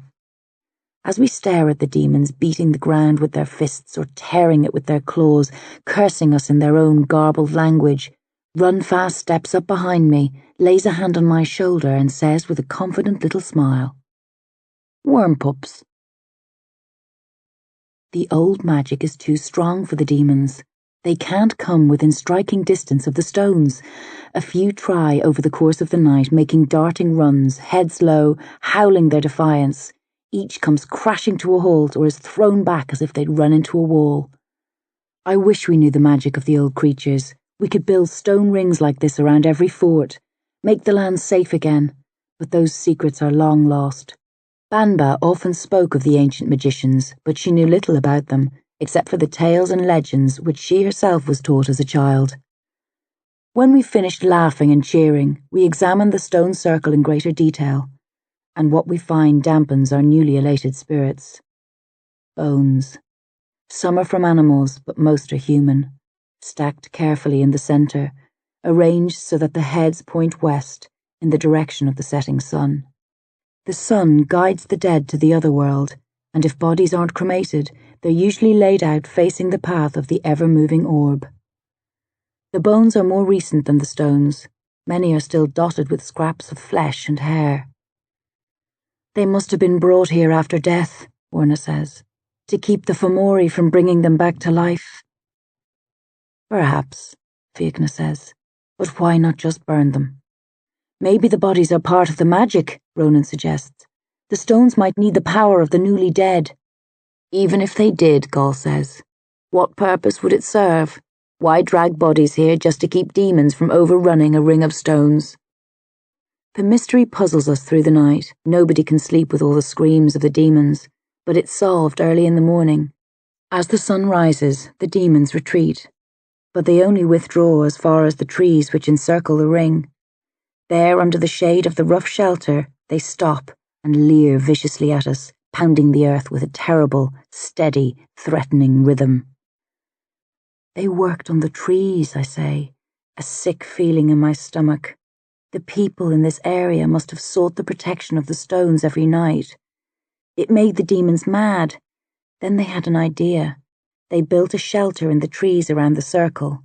When it was finished, they let the people in one night, then stood guard the next day, trapping them. There was no way out. They died here slowly of starvation and thirst. "Most of the bodies don't have weapons," Gall sighs. "They probably got so used to coming here they grew lazy. Didn't bother with weapons since they were safe within the ring. They couldn't even try to fight their way to freedom. And now we're trapped too, Conla says bitterly, shooting me a dirty look. It's not Beck's fault, Fiachna snaps. We'd be dead already if not for her. Aye, Conla admits grudgingly, but I'd rather have died fighting in the open than of hunger and thirst, trapped like a fox in its den. You can die any time you like, Gall says. The demons are waiting. Go pick a fight with them if you want to die quickly. Maybe I'll pick a fight with you instead, Conla snarls. Men are so childish, Orna snaps before the insults escalate. Instead of being grateful for this extra day, you're bitter and scrap with each other like dogs. What do we have to be grateful for? Conla shouts. We're surrounded. We'll die like the others who lie here, and our bones will rot slowly, unburied, ignored by the gods. Not necessarily, Orna disagrees.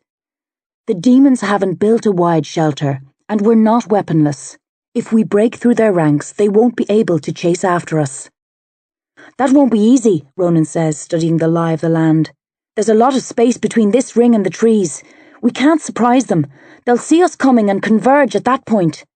So we separate, Orna shrugs. We pair off and dart at them from a few directions at once. I doubt if everyone will make it through, but some of us should. The strongest, Fiachna notes softly, looking at Runfast and me. What about the smaller ones? We'll take our chances, I say stiffly, not happy with Fiachna for slighting me. I'm no warrior, but I know how to fight, and I'm not afraid to die. I want to be treated equally, not as a helpless child. If we're going to try that, we need to do it soon, Gall says. If we can put a full day's march between us and these monsters, they'll never catch up. But if we leave it until later, they'll just wait until dark and give chase again. I don't see that we've any choice, Lorcan says. Hit hard, run fast, and— Run fast! Runfast shouts. We smile at him, but he doesn't see the humour in it. Run fast! He yells again. Run fast! Easy, Gall says, reaching out a hand to soothe the agitated boy. Runfast ducks away from Gall. Run fast! He insists. Then, before we can stop him, he darts past the safety of the stones and races towards the trees and the demons. Run fast, I scream. Come back! He ignores my cry, but draws to a halt short of the trees. The demons in that area have bunched together, snarling and drooling, reaching out towards Runfast, each wanting to be the first to snag him and feast on his flesh. Runfast dodges the hands, paws and claws of the demons, then starts to... No, I can't believe it. But yes, he starts to dance. It's crazy, incredible, ridiculous, but he dances anyway. It's not a graceful dance or a dance of magic or power. He just hops from foot to foot, clapping his hands, waving them around, grunting a series of off-key tunes. The demons go wild, infuriated by the display. Runfast is taunting them, dancing around within their reach, mocking them. They fall over one another in their fury, clutching, grasping, desperate to drag him down and put an end to his insolence. Some even step out of the shade of the trees and lunge at him, risking the burning rays of the sun. Runfast dodges them all, leaps here, darts there, dancing all the time. He sets off on a circuit, the demons following him. He comes within range of those who've been standing their ground, keeping an eye or three on the rest of us. As he passes, they lose interest in everything but the dancing boy and join with the rest of their inhuman clan, giving chase, lashing out, spitting poison. Within minutes, every demon is focused on Runfast, stumbling after him, clashing with each other, fighting amongst themselves. Demons are never the most logical of creatures. Now they've lost their senses entirely and only care about destroying this dancing thorn in their side. They've forgotten the rest of us. I wouldn't have believed it if I hadn't seen it, Gall says, stunned, watching the show with a wide, incredulous eye. Look at how he dances away from them, Fiachna murmurs. He slides through their fingers like smoke. There's more to the fool than we thought, Conla says, a hint of disapproval in his expression. He doesn't like surprises, even when they work to his advantage. Come on, Orna says. He's created a gap for us to slip through. Let's not waste it by giving the demons time to regain their senses. What about Runfast, I ask. He'll be fine, Gaul laughs. He'll catch us up later. I think it would take more than all the demons of the land to snare that boy. I don't like the thought of leaving Runfast behind. I study him as he continues to dance around the rim of the circle, teasing and tormenting the demons. As I'm watching, I notice that one of the demons isn't chasing Runfast. It's standing by itself, ignoring the commotion, gaze fixed on the ring of stones. On us. I can't see very well, but it looks to be a pale red colour and curiously lumpy, as though made of wet clay. And it's not standing on the ground. It's floating. There's something especially disturbing about this Fomori. It's not like any other demon I've seen. But before I can move forward for a closer look, Gaul slaps my back and points me in the opposite direction, where the trees stand unguarded. Run like the wind, little one, he says, and for Net's sake, don't stop or look back. Then, before I can draw his attention to the floating demon, he barks an order and we're breaking for freedom, heads down, feet kicking up clouds of dust. In the heat of the moment, all thoughts except those of escape slip from my head and blow away on the cool morning breeze.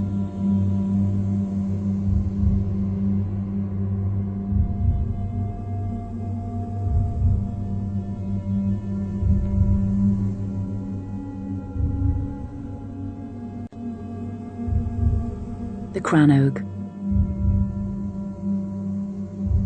Runfast joins us nearly an hour later. I thought he'd be quicker than that, and was worrying, thinking about going back for him. When he appears, I see why he was so long. He stopped to pick flowers and weave a necklace out of them. Turnips! He shouts happily, waving the necklace at us. There's a big group cheer, and we surround him, laughing, hugging, exclaiming at the same time. That was amazing! I've never seen anything like it. You must be a son of the gods. The demons thought they had us dead, but they didn't count on Runfast. Runfast smiles hazily, unsure of what all the fuss is about.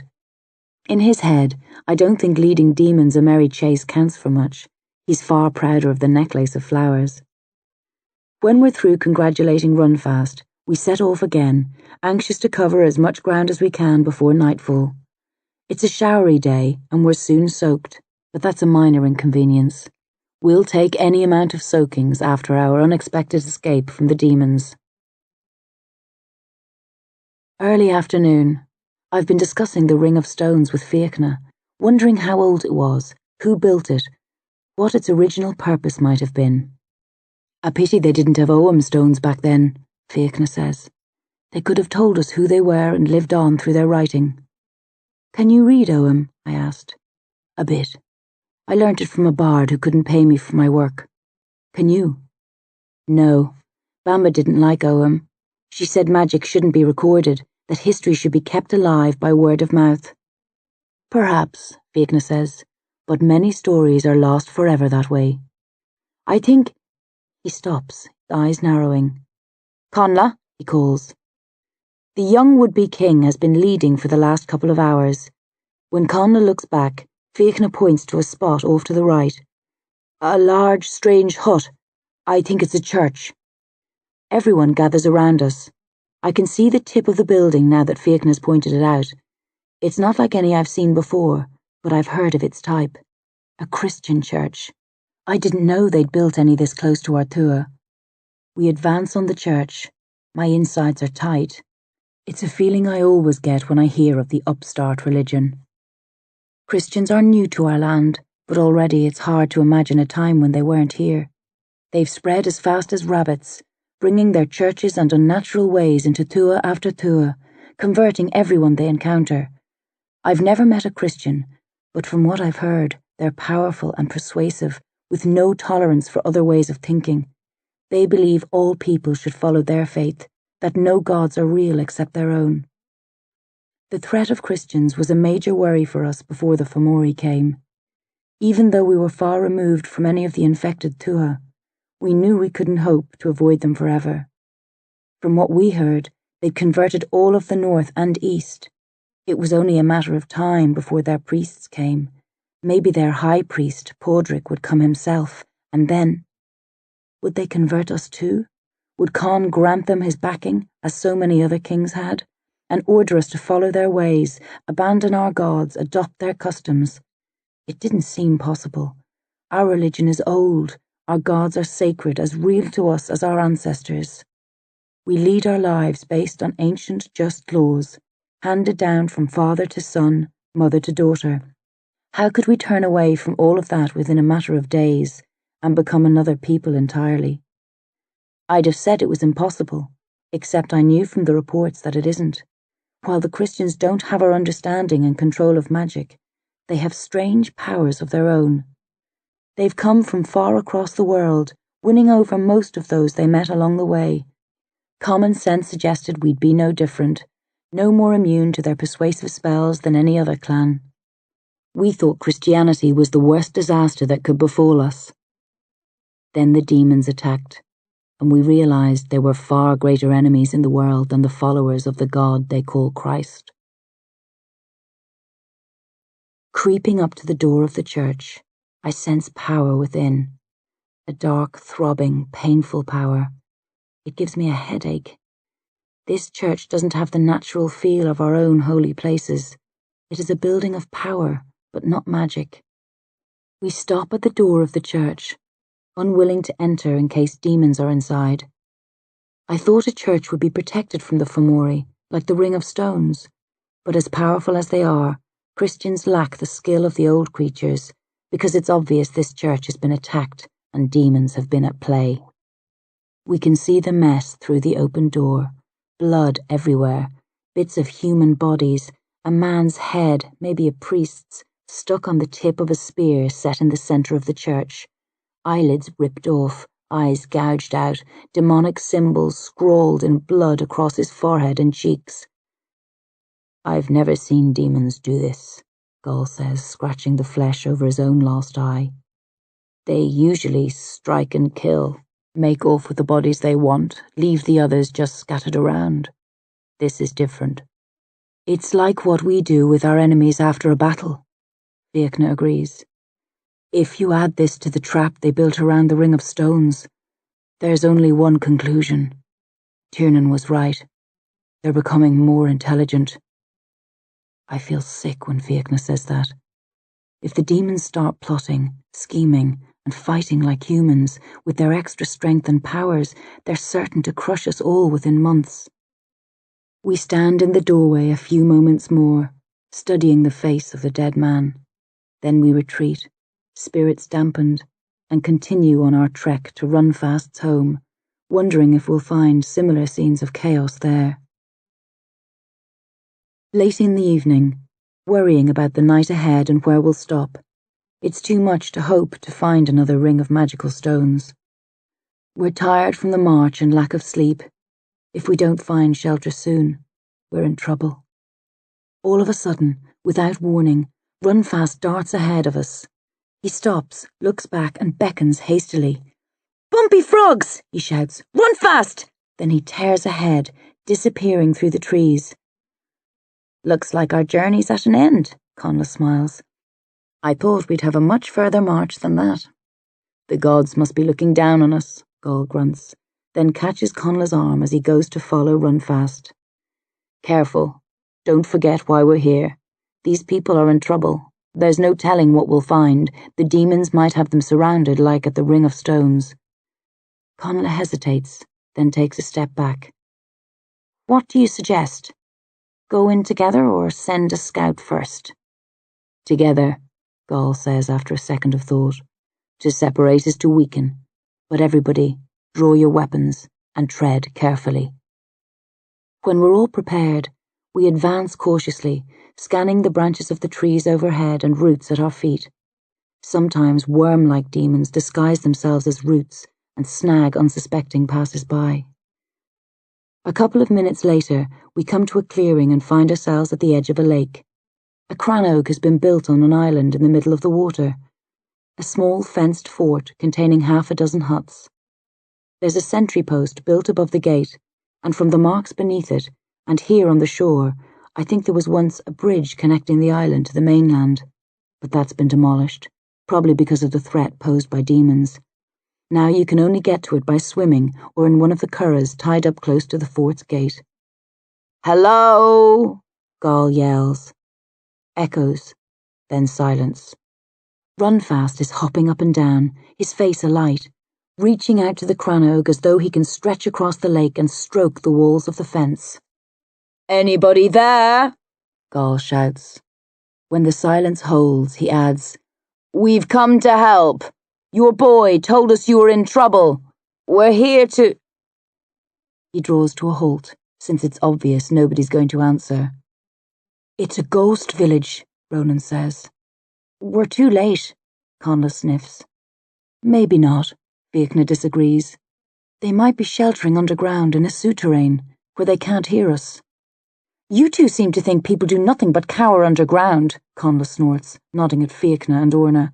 "Why don't you just accept the simple truth that when nobody answers a call, it means they're all dead?"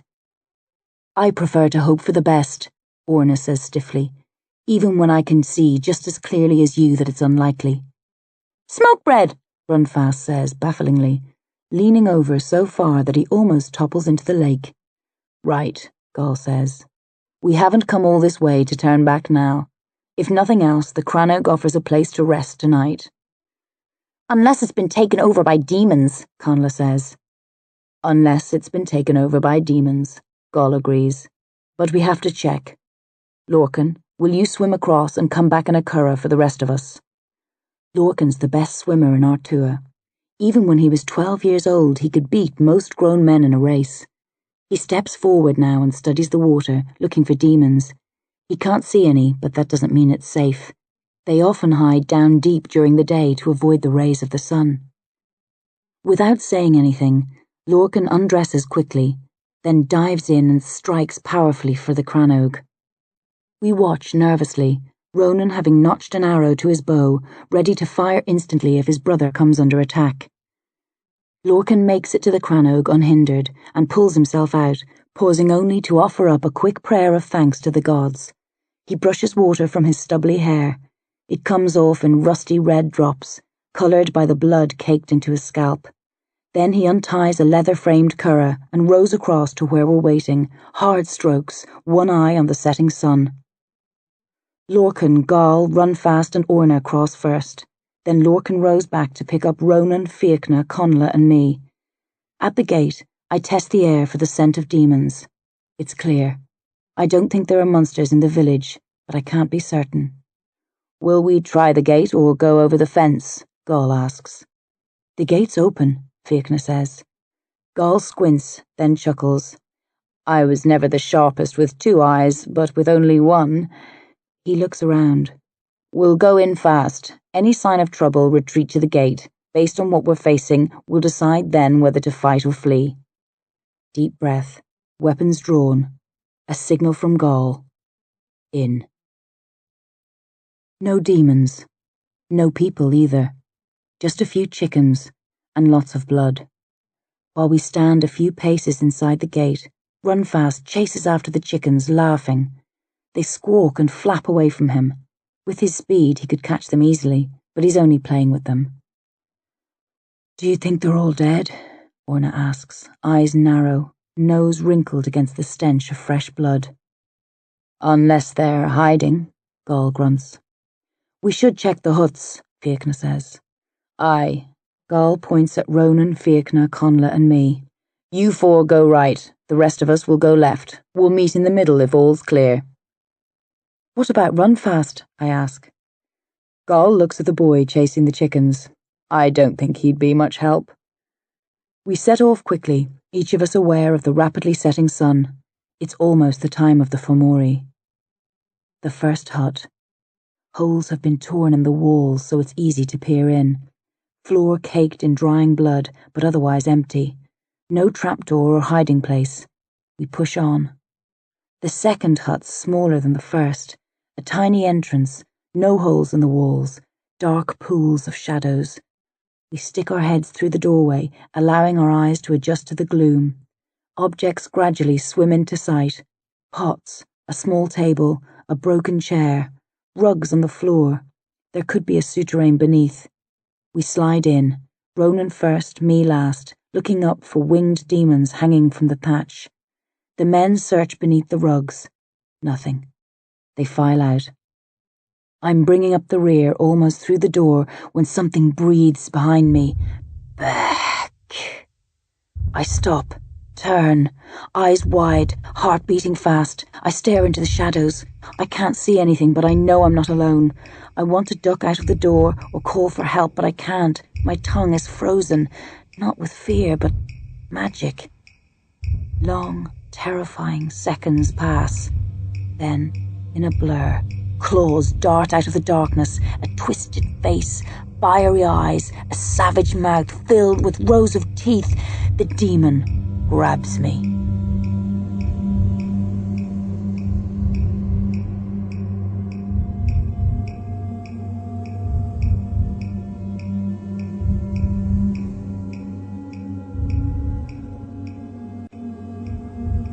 Drust. Instant reaction. Magic. I don't waste time screaming. I bark a spell, my lips moving quicker than ever before. My hands heat up. Then, instead of wrenching my arms away, which is what the demon expects, I grab its claws tightly and try to scorch them to scraps. It doesn't work. As my hands glow, the claws grasping me glow too, brighter and brighter, the pair of us, a contest. For several seconds, we are locked together, no words. My gaze fixed on my hands and the claws. Then I start noticing details. Not claws, but hands. Smooth flesh, 8 fingers, 2 thumbs. Dark flesh, but not demon dark. Human dark. I bring my eyes up, but I can't see my attacker's face because of the magical glow. A swift inner debate, then I let the power drain from me. The light dies away. Shadows reform. It takes my eyes a while to adjust, but when they do, I see that I was right. It's a man, not a monster, and he's smiling. Good, the man says. You have magic. A bit, anyway. And common sense. You'll do. Then he brushes past me, out of the hut, and summons the others with a far-reaching call. You can stop searching. It's safe. There are no demons here. Now, come and find out why I sent the boy to fetch you. The stranger's name is Drust, and as we immediately see by his long blue tunic and shaved tattooed head, he's a druid. After calling us together and telling us his name, Drust doesn't speak for a long time. Instead, he builds a fire and casts a spell to prevent smoke and contain the glow within the crannog, so as not to attract demons. After a while, he takes hot rocks from the fire with his bare fingers and places them in a pit filled with water. When the water is the right heat, he drops in chunks of meat wrapped in straw. We sit silently, eyeing Drust suspiciously, waiting for him to speak. I've never seen a druid before, wandering men of minor magic, yes, but never one of the legendary seers. His tattoos are amazing. They're a map of the stars, but they move like the stars do, slowly revolving across his scalp. When the meat is cooking, to Drust's satisfaction, he stands before us and runs a calculating eye over the group, one by one, judging. His eye seems to rest longest on me, but maybe I just imagine that. We're all tense. We have tremendous respect for druids, but we fear them too. They're human, but something else as well, powerful, with rules and ways of their own. We've heard tales of how they sacrifice children to the gods, breed with demons, build mountains, level raths, and divert the course of rivers. Finally, Drust looks at Runfast. He smiles at the boy, then clicks his fingers. Runfast edges over to him like a dog to its master. Drust ruffles the boy's untidy hair, his smile widening. You did well, Bran. Bran? I gasp. Is that his name? He never told us. We called him Runfast because... Drust looks at me calmly and I come to a halt. There's no menace in his eyes, but no warmth either. He studies me in much the same way that I've studied dead demons in the past. Yes, the druid says in an accent not of this land. It's Bran. He didn't tell you because he's incapable of remembering names. Drust speaks slowly, the words sounding strange on his lips. I don't think our language is his own. Is Bran from here? Fiachna asks quietly. Or is he your apprentice? Drust raises a mocking eyebrow. You think I would take an idiot as an apprentice? He's simple but blessed, Fiachna replies. He has speed and other powers not of normal men. Drust nods, which is why I sent him for assistance. But touched by magic as he is, Bran's brain can never develop. He would be as useless to me as he was to his own people. He pauses, then adds, I doubt he came from here originally, but this is where I found him. Drust releases Bran's hair. The boy looks up at the druid to see if he's going to pet him again, then slides over to my side and sits beside me. I stroke the back of his hands absent-mindedly while the conversation continues. And you, Gall asks, where are you from? Drust points in an easterly direction. Are you a Pict? Connla asks. Drust is a Pict's name. I was, as a child, before I became a druid. The Picts are an ancient people from across the Great Water to the east. I wasn't aware that any still remained. They're a dying race, killed or absorbed by stronger tribes. Drust must be one of the last of his kind. Before we can ask any more questions, Drust points at Gall and says, Are you the leader of this band? No, Gall replies. We have no leader. But I'm the eldest, so I suppose I can speak for us. Out of the corner of my eye, I see Connla bristle. He probably looks upon himself as the rightful leader, but he doesn't say anything. Then I will address my words to you, Drust says. I'll keep it simple. I am here to end the demon attacks. I need your help. You must come with me. He stops, as though those few sentences are explanation enough. The flesh around Gall's single eye wrinkles. You'll need to tell us more than that, druid or no druid, he murmurs. To begin with, what happened here and where are Bran's people? Demons, Drust shrugs. They'd been attacking long before I arrived. Bran's tribe, the Macroth, were exhausted, close to defeat. Shortly after I came, that defeat finally befell them. The demons killed everyone? Gall asks, and Drust nods. Then why not you? He phrases it lightly, but it's clearly a challenge. It's unnatural for all to perish except this one stranger. What Gall's really asking is, did Drust betray the Macroth, and will he betray us too? They didn't kill me because they couldn't see me, Drust says. Just as your people couldn't see me when they entered the hut where I was staying. I know masking spells which hide me from sight. If your girl priestess had been more experienced, she'd have seen through my shield. But she is not yet mistress of her arts. Why not hide the Macroth too? Orna asks angrily. Drust sniffs. All magic has its limits. I have the power to mask a handful of people, but not 16. If not 16, why not 8? Lorcan growls. Or 4. Or even 1.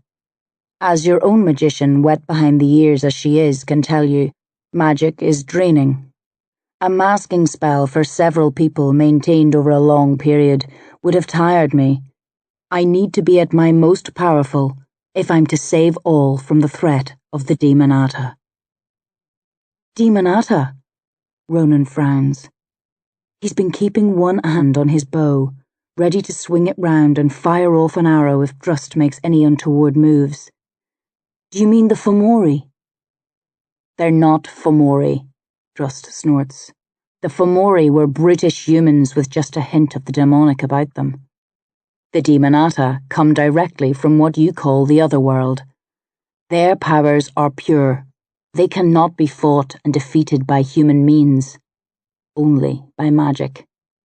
I think many of the demons we've killed would disagree with that, Connla smirks. Familiars, Drust retorts. Weak, mindless creatures. They've come ahead of their masters like rats ahead of a mighty plague. When the true Demonata arrive, your weapons will be useless. Our features tighten.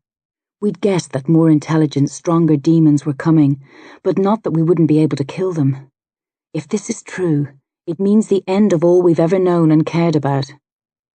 Drust cocks an eyebrow, inviting further questions, making it clear that such queries are a waste of his time.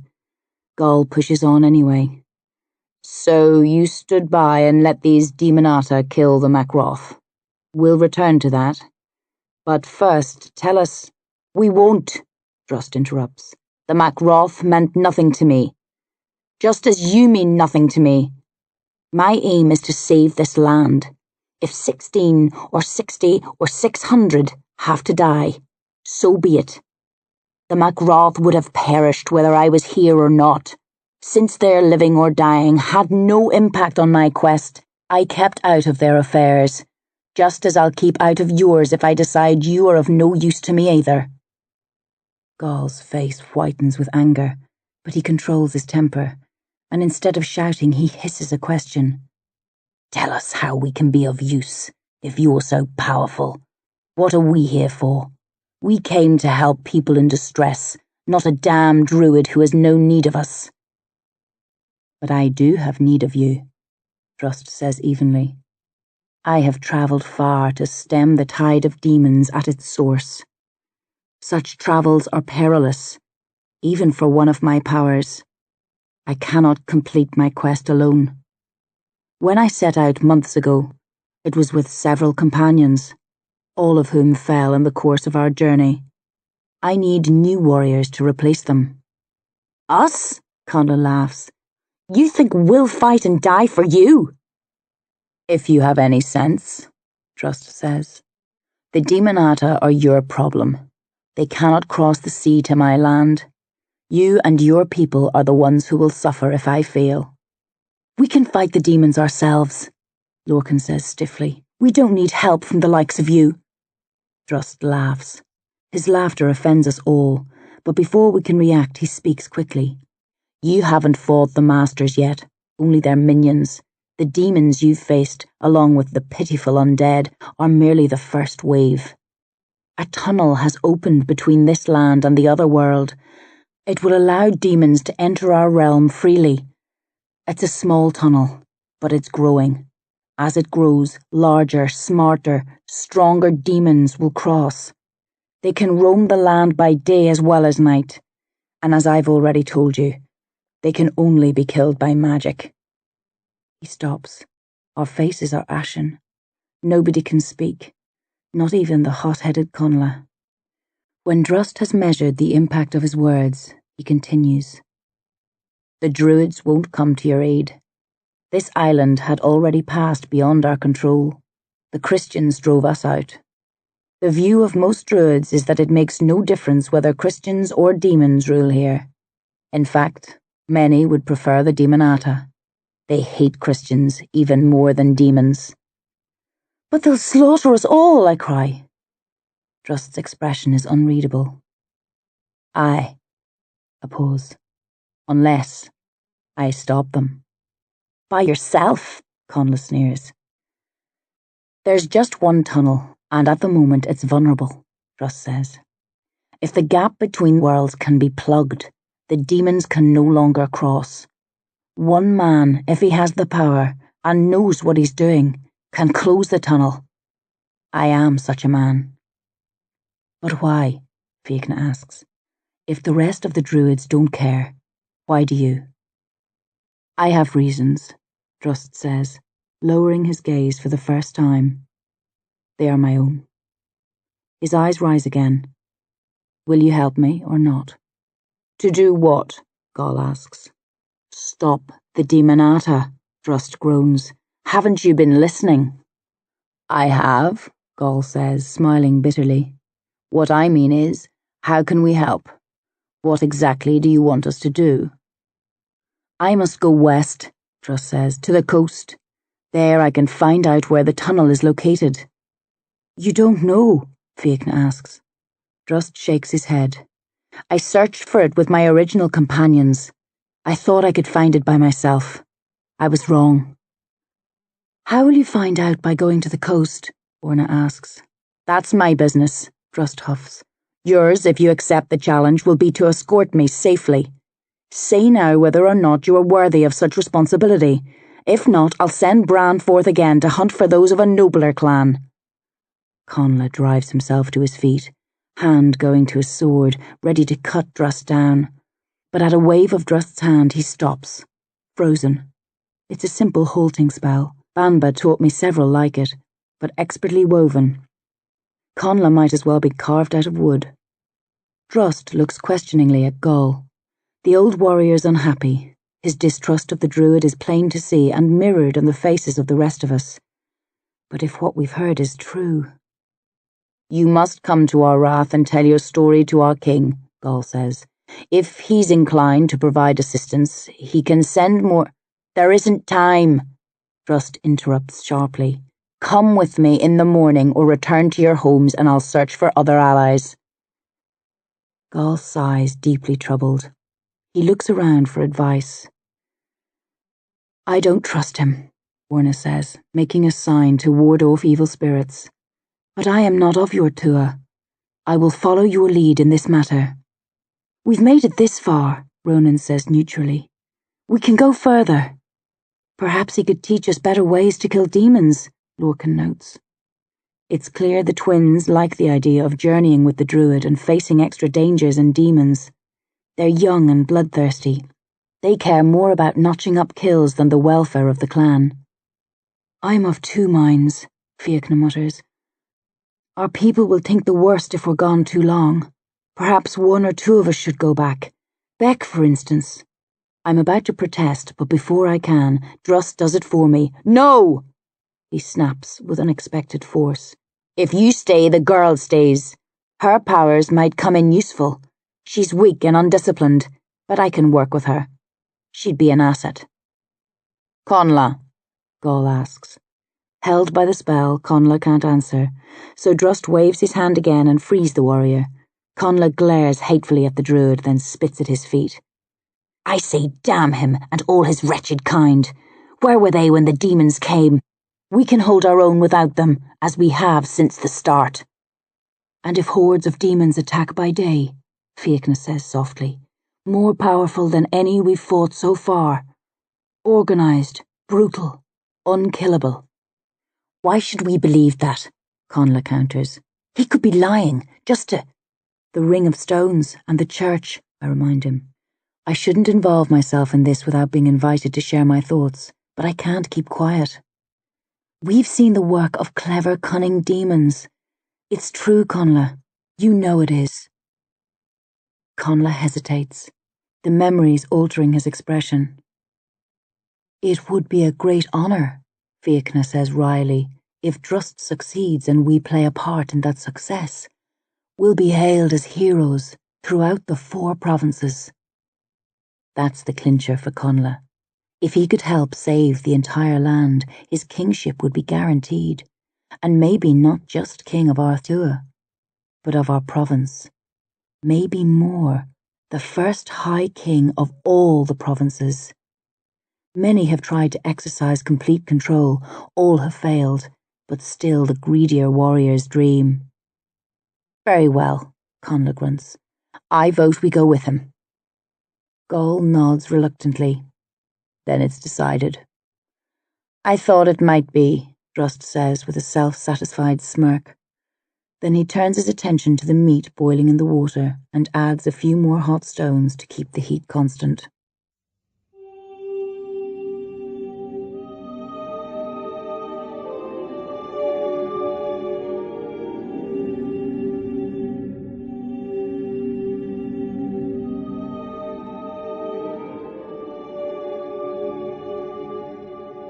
End of Disc 2.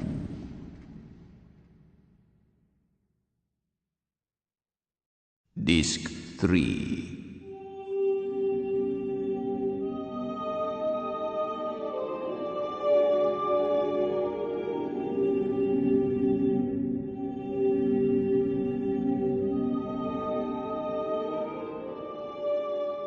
Potential.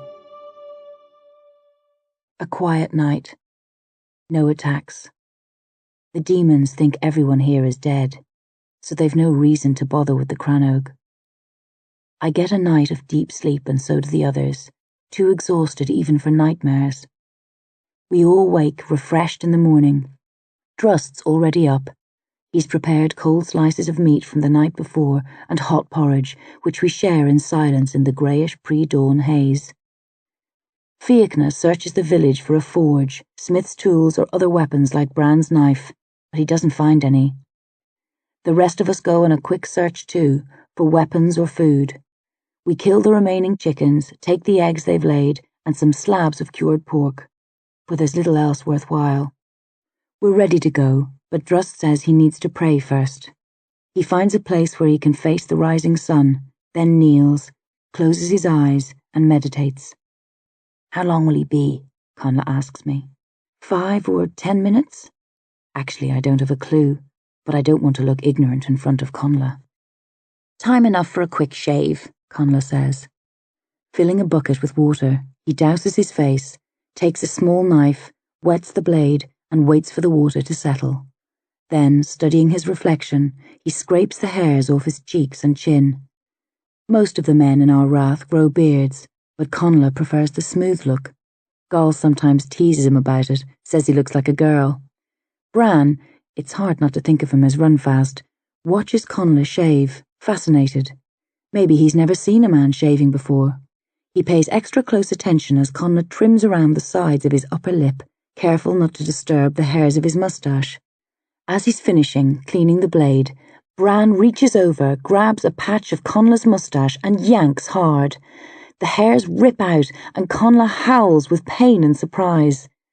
Bran holds the hairs up, proudly grinning. He thought Conla missed them and was trying to help, but Conla doesn't see it that way. He roars at the boy and swings a fist. Bran ducks, still holding up the hairs. Conla lunges after him. Bran laughs and flees, shouting, "Run fast! Run fast!" Conla chases, cursing foully, drawing his sword. The rest of us fall about with laughter. We know Conla won't catch Bran. If he was too fast for demons, a human stands no chance. Conla eventually realizes this and stops chasing the boy. After hurling a few final curses at him and some more at us, he storms back to the bucket, regards his ruined moustache with a miserable expression, then scrapes the rest of the hairs away, shaving his lip bare. Bran edges up to me, timidly holding out the hairs. "Giblets," he says, handing them over. I give the boy a delighted hug. Gall claps him hard on the back. The old warrior is crying with laughter. "I'd keep him out of Conla's way for a few hours," Fiachna chuckles. "He'll calm down later, but he'll be in a foul mood for a while." "Don't worry," I grin, squeezing Bran tight. "I'll look after him." "Giblets," Bran repeats, stroking the hairs fondly as if they were petals, making us all laugh again. Shortly after the sun rises, Drust stops praying and we depart. Bran trots along beside us, unaware of the scowling Conla's dark looks. I keep the boy close, in case the surly warrior tries to hurt him. I doubt he would, but I'm never sure about Conla. He's a hard one to read, impossible to know how he'll react to a joke, or how deeply to heart he'll take a light insult. I study Bran as he jogs, smiling at the countryside, squinting up at the sky and birds, perfectly content. I assume he had family and friends in the Crannog, all of whom are dead now, but he doesn't seem bothered by the loss. At first I pity him, but the more I think about it, pity turns to envy. It must be nice to live like Bran, immune to the pains which the rest of us suffer, knowing what I know, that unless Drust succeeds, this land will be overrun by unstoppable demons. I wish I could be as empty-headed as the fleet-footed boy. Heading due west, we make good time. After a while, Drust drops back and walks beside me, nudging Bran out of the way. The druid asks lots of questions about my past, Banba, my training. He wants to know what I can do, how powerful I am. He sneers when I tell him about my remarkable memory. That doesn't interest him. When he asks about my family, I tell him I'm an orphan of unknown origin. "You've no idea who your people were," he presses. No, I pause. Do you? He frowns. Why should I?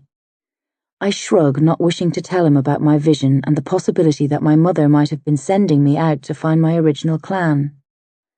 Drust continues asking about my magic, what spells I know, where my strengths lie. His inquiries fill me with unease. They shouldn't. It's natural for a magician to be interested in the abilities of another, but this doesn't feel like simple curiosity. He seems to be testing me, probing for weaknesses. I recall what he said back in the hut, "You'll do," and worry burns in my stomach like a fire. At midday, we take a short rest.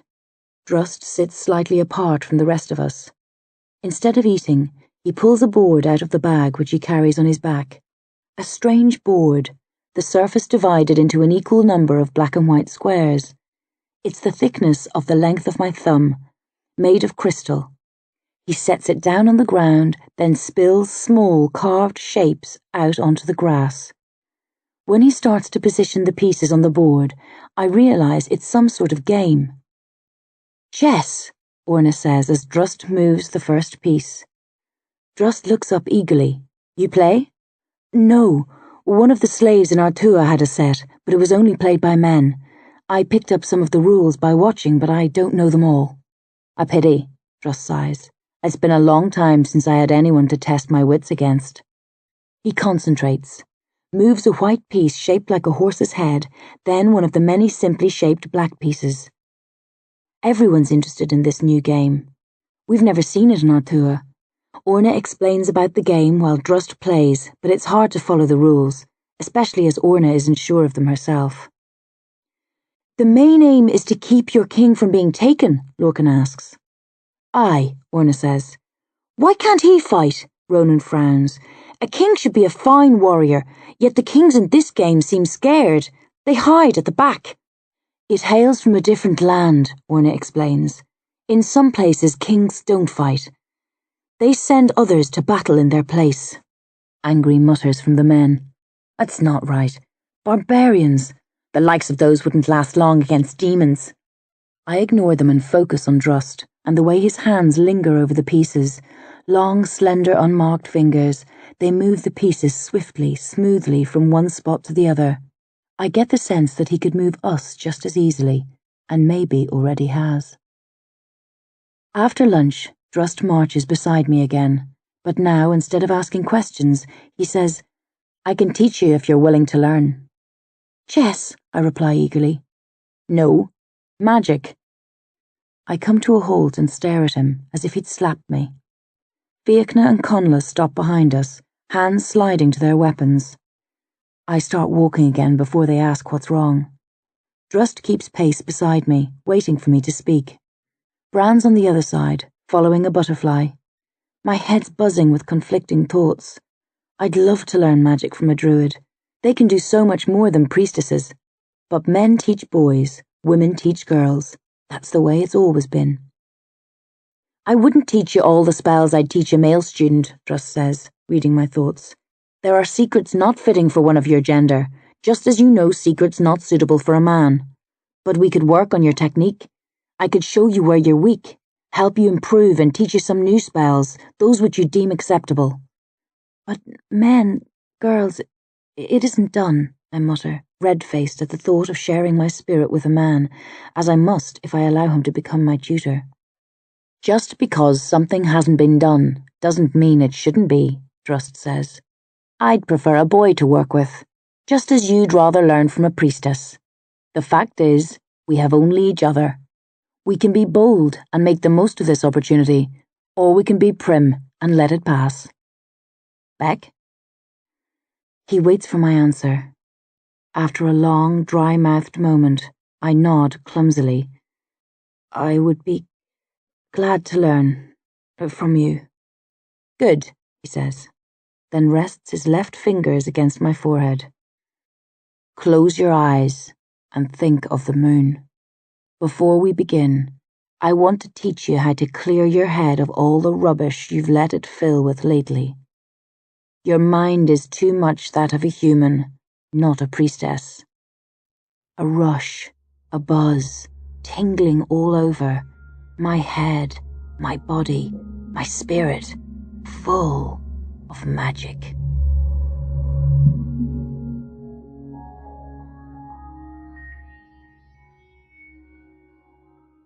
"4 days marching, 4 nights spent in the open. We lie down each dusk, singly or in pairs, sheltering beneath trees. Drust comes to each of us in turn, touches us and mutters spells. We have orders not to move during the night, even if we need to empty our insides. Go where you lie if you have to, Drust says. Just don't leave the spot where you settle. The spell will break if you do." The first night, nothing. No undead or demons. I sleep fitfully, tucked up next to Gaul, aware of Drust's magic, the air flickering around me, wondering if it will hold. The second night, a beast pieced together from several humans stumbles by, its moaning and scratching at the earth with bone-exposed fingers, starving, hungry for any kind of flesh, even that of insects. It passes within 4 or 5 strides of where I'm resting with Orna. We hold our breath. I feel Orna's fingers slide slowly to her sword. I want to whisper, "No," but I'm afraid to make any noise. The undead creature stops. I think it's seen us. Orna hisses. Her hand finds the hilt of her sword, her fingers tighten. Then a fox darts out from under a bush and pelts away from the undead beast. It howls and lumbers after the animal, arms flapping up and down.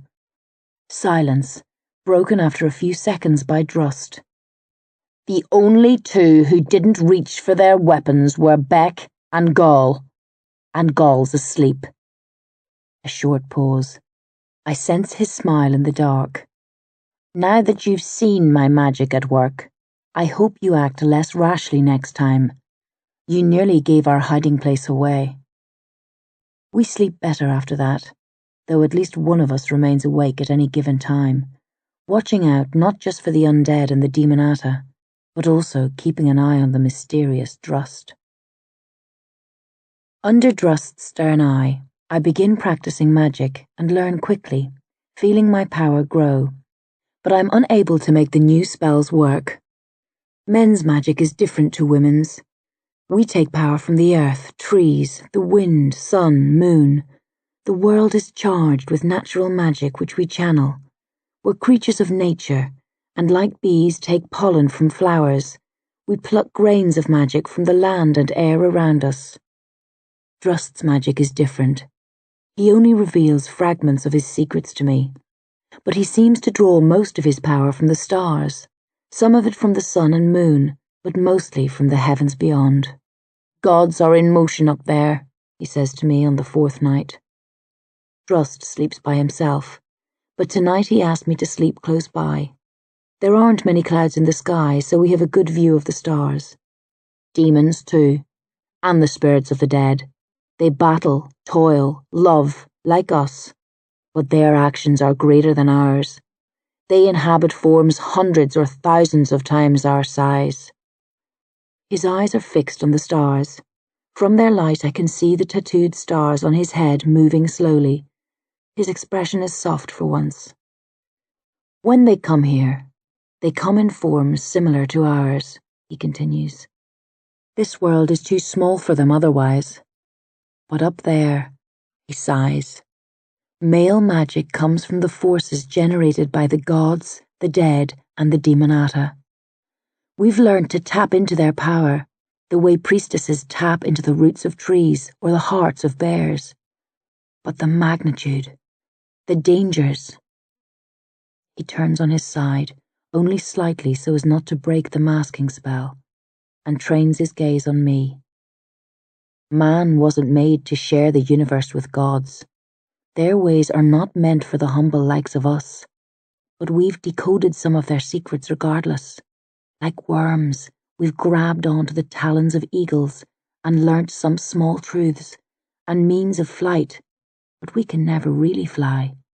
We try and succeed to a certain extent, but the fall is will always be there. To be a druid is to embrace death, dance with it a while, and finally fall prey to it. That is why we'll never rule this world.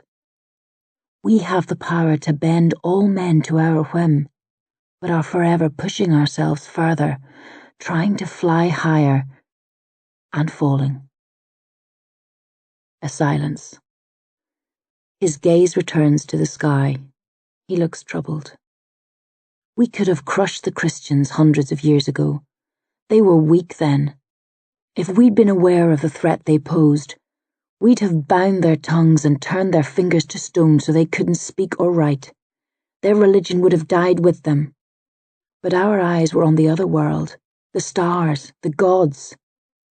We didn't keep watch on the world around us. And when we eventually lowered our heads and studied the waters closer to home, it was too late. You could still stop the Christians, I mutter quietly, hoping he won't punish me for disagreeing with him. Drust's a harsh teacher. When I make mistakes, he slaps the back of my head or stamps on my foot or lashes me with a knotted rope. Bambo was tough too, but not as cruel as Drust. Could we? Drust sighs. Some believe it's not too late, even as they retreat from the world of man and hide in caves or deep in forests. I don't agree. Our time has passed. We'll survive in some form or another, I'm sure, but we'll never be this strong or fly so high again. He says nothing after that, and I know better than to disturb him. Lying on my back, watching the stars until my lids grow heavy and close, I think about his words and try to imagine a world where druids and magic have no place. And I realize just before I fall asleep that in such a world, I would have no place either. Marching, eyes half closed, feeling power around me. Power from the stars and those who drift among them, trying to absorb it, muttering the words of a spell which Drust taught me. I'm holding a small rock. If the spell works, the rock will float for a second or two. I stutter on a key word and lose my place. Drust's hand instantly connects with the back of my head. Concentrate, he snaps. I am, I snap back. It's the 7th or 8th time he's hit me in the last hour. I'm sick of it. I can't do this stupid men's magic. Teach Bran, why don't you? Bran's head rises. He's been walking along just behind us, humming a tune. He couldn't do any worse than you, Drust snarls, slapping me again, harder this time. That's it. My right hand comes up. I'm going to slap him back, see what he thinks. But before I can, people often say I'm too small to be a smith. Drust and I look up, startled. Fiachna, who was marching ahead of us, has stopped and is smiling. This has nothing to do with you, Drust growls. I never said it had, Fiachna replies. I'm just remarking. People often say I'm too small to be a smith. They think smiths have to be large, burly men who can swing 2 heavy hammers at once and bend iron with their hands. And most are, but they don't need to be. My master was a gentleman. He had a bad leg. He broke it when he was a child, and it didn't heal properly. So he never fought. But he made some of the finest weapons imaginable. He knew iron, how to bend it to his will and get the best out of it. He'd always talk while he worked, happily chatting away, seemingly to himself. People thought he was mad, but he wasn't. He was talking to the iron, learning from it, easing and teasing it into the shape he wanted, the shape it wanted. I don't see, Drust begins, but Fiachna talks over him. He taught me to work that way too. He never beat me, or shouted, or lost his temper. I wasn't his first apprentice or his last. He'd take boys on for a while, teach them his ways, observe them, then let them go if he felt they couldn't learn from him. A short pause, then he adds, Apologies for telling you your business, but that might be the best way to teach Beck, unless you think she can't learn. She can, Drust shouts. She has potential, I can feel it. Then hitting her won't help, will it? Fiachna says calmly. My master always said you couldn't beat a skill out of somebody. They had to learn in their own way and time. If you rushed them, you only delayed them. You had to be firm but not cruel. Cruelty is a barrier, and barriers slow people down. My masters beat me unconscious whenever I made a mistake, Druss says, and he sounds like a bitter child. Did you learn anything while you were knocked out? Fiachna asks. Drust starts to roar a retort, then stops and frowns. Hard to learn when you're dead to the world, Fiachna says, nodding slowly. Then he turns and starts walking again. Drust looks at me and catches my smile. He scowls. I don't like being spoken down to by a smith. He huffs, and my smile fades. Then his expression mellows. But only a fool ignores good advice simply because it comes from an unlikely source. Very well, Beck Macon. We've tried it my way. Now we'll try it Fiachna's. No more beatings for a few days. If you improve, well and good. If not, he grins tightly, I'll have to whip you all the harder.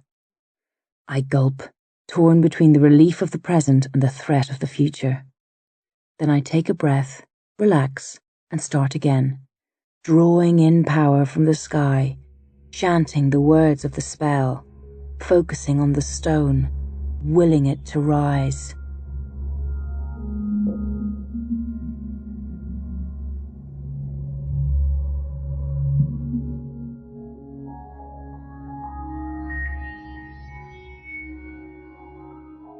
An uninvited guest. Another night in the open. No trees, so we sleep in a field littered with rocks. It's been a day of disappointment on the magic front. Drust stopped hitting me, but that's all that changed. I can't get the hang of this new magic. It's too different. I wish Drust would focus on natural magic and help me improve that way. I learnt a lot from Bamba, but my powers have grown rusty. I think we should work on the type of magic I grew up with. But Drust is firm. He says he can't teach me the way a priestess could, since he doesn't work that way, and even if he could, he wouldn't. You're no good to me the way you were, he snaps when I question the need to learn new spells. I need more. But what for? Why does he need me? What's he grooming me to do?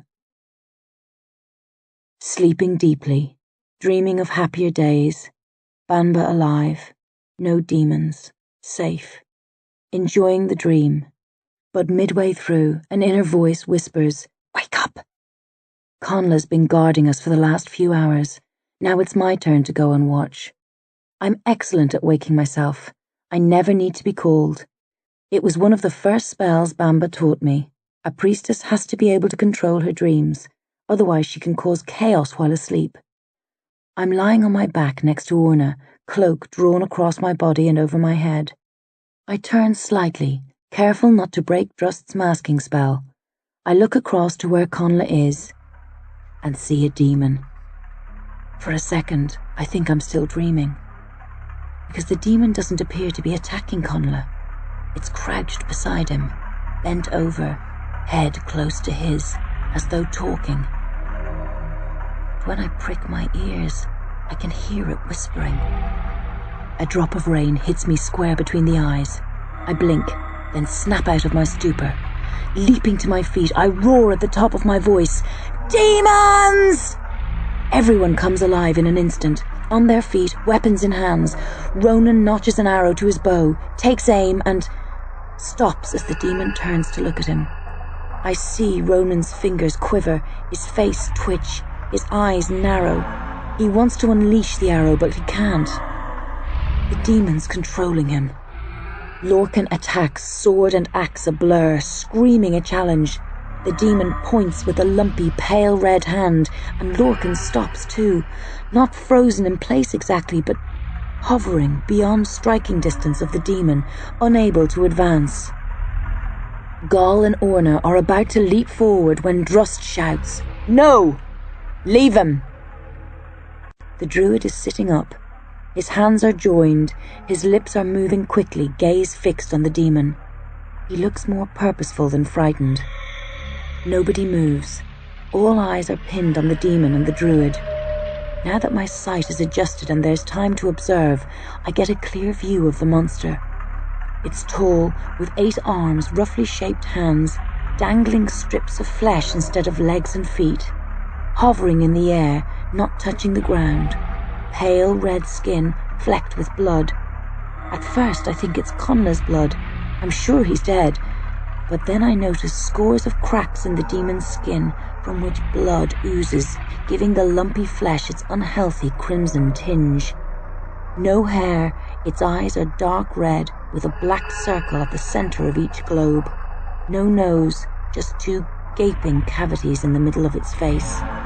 No heart either, just a hole in its chest, filled with eel-like creatures which slither over and under one another, hissing and spitting. The demon cocks its head and smiles sadly at Drust. You are powerful, druid. The girl, too, if she could only learn what you teach her. Complete shock. I've never heard a demon speak like this, in words of our own. He has a deep, sorrowful voice. Not entirely human, but the words are clearly formed. A demon who can speak as a human must also be able to think as a human. Drust's prediction and our worst fear has been confirmed. Then the meaning of his words sink home. He knows Drust has been trying to teach me. He knows I've been failing. That means he can either read minds or... He's been following us! I shriek, taking a step towards the heartless creature. Beck, Drust hisses. Don't get involved. But... Such sadness, the demon murmurs. So much pain. A quest doomed to fail. This land overrun by demons. Everybody killed. And all your fault, little one. Your people will die because you failed them. Imagine the humiliation and guilt. I tremble, not wanting to believe him, but he sounds so sure of himself, so certain this is what the future holds. There's pity in his voice. I get the feeling he wants to comfort me. As I'm thinking this, the demon extends 2 arms and nods encouragingly. Come to me, he whispers. Seek solace in the embrace of loving Lord Loss. I move closer to him, gripped by his power and the promise of comfort. The demon, Lord Loss, smiles and nods again. This isn't right. He's making me do his bidding, and nothing good can come of that. But I can't resist. I'm filled with a sense of grief, and only Lord Loss seems able to help. Then Drust is by my side, talking quickly. Use magic. This demon is of the other world, of the stars. He generates power. Take it. Use it. Fight. My body continues forward as though Drust hadn't spoken, but my mind's in a whirl. I'll die if I come within the demon's reach. He'll suck all the life from me and toss me aside, or keep me on as a member of the undead. I try using old magic spells to fight him, but I can't move my lips to utter the words. Drust's warning echoes. The demon is of the stars. He generates power. I recall my recent lessons. The spells Drust tried to teach me, how he encouraged me to draw from the stars, to channel magic from a celestial source. With my mind, heart, and spirit, I reach out to Lord Loss. I feel his power, his magic, and I draw from it. I rip it from him sharply, fiercely filling with it. Hair shooting up straight, eyes widening, arms flying out wide. The demon gasps and rises a few feet higher off the ground. I float too, supported by magic, drawing my power from the sky instead of the earth, becoming part of the world of the air. I turn my hands palm down. 2 large stones rise from the ground, ripping free, dripping soil and pebbles floating upwards. They stop short of my hands, which I slide behind the stones. I look from hand to hand, stone to stone, then at Lord Loss. I smile and push. The stones zip towards him. The demon's arms shoot out and the stones explode into clouds of dust and tiny brittle shards. Everybody ducks to avoid being pierced, except me and Lord Loss. We remain motionless, supported by the air and magic, staring at each other. Some of the stone splinters strike the demon's cheeks and open fresh, deep cuts. He doesn't look angry or surprised, just sad. Such potential. The demon sighs. What a waste to die so young when you could achieve so much. Begone! Drust roars, getting to his feet, linking his right hand with my left. I fill with even more power than before. I feel like I could reach up and quench the stars themselves. Go or fight, Drust shouts. Fight? The demon chuckles. I could destroy you both without even nearing my limits. One hand starts to point at us, then stops. The demon lowers his arms. But where would be the sport in that? He murmurs, and then he turns smoothly and drifts away into the darkness of the night. Just when I think he's gone, there comes a call from the shadows. You stole from me, Beck. You took magic which was not yours. Pain will come of that, and great sorrow, and death. A teasing pause. Then he adds, It starts tomorrow.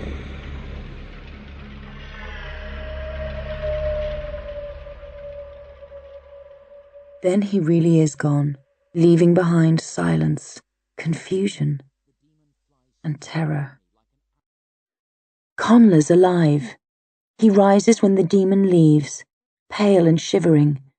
He says he was asleep until my shout, that he couldn't move when he woke, held in place by magic. Drust checks to see if the demon has fed from him but can find no marks on the warrior's flesh. I'm not interested in Connla, or why Lord Loss was whispering to him in his sleep instead of killing him. I have time only for magic. I've never felt this powerful or so alive. The world looks and feels completely different. I can see as if it's day. The stars are brighter than a full moon, shining through the cover of the clouds, pulsing, multicolored. And they're connected. I couldn't see it until tonight, but now it's obvious. The sky's like a giant system of roots, each star linked. The lines between the stars are veins of magical power. The sky is alive. I can draw magic from it, just as Bamba taught me to draw from a tree or a stag. I reach out with my mind and suck in power. I want it all, the whole of the sky, every bit of magic it has to offer. I can be a goddess, capable of changing the world with a click of my fingers. I can— No, Drust says softly. I look down and see that his hands are on either side of my shoulders, but not touching me. His eyes are as dark as the sky is bright. You must stop. Why? I whisper, continuing to draw strength from the stars. You won't be able to contain so much power. Your body will unravel. You'll die. I can hold it together, I sigh. With this much magic, I can do anything. No, he says firmly. It will destroy you. I don't want to believe him. I don't want to stop. But I can see the truth in his expression. He's not a jealous teacher intent on holding me back. He's a worried ally trying to save me. Reluctantly, I pull back and cut off the seductive flow of power from the stars. The world dims around me. I become human again. Drust's hands close on my shoulders and he squeezes warmly. You did well, he says. I did it, I reply, hardly able to believe it now the moment has passed. I made the magic work. Your magic. Yes, he doesn't let go. He looks troubled. I've never seen someone make the leap from novice to adept so swiftly. The demon said you stole magic from him. The power that involved. I didn't mean to steal, I say quietly. Is it a bad thing? Drust shakes his head and smiles thinly. No, just unexpected. He releases me. Now, let's get everybody settled down and restore the masking spells. There may be other demons nearby who might not be so willing to retreat as Lord Loss. Do you know what he was? I asked. Why he could speak? What he meant about death and sorrow coming tomorrow? We will talk about him shortly, Drust says. First the spells. You can help me cast them this time. Listen carefully, then copy what I do. And he shows me. And I try it. And it works. Easy.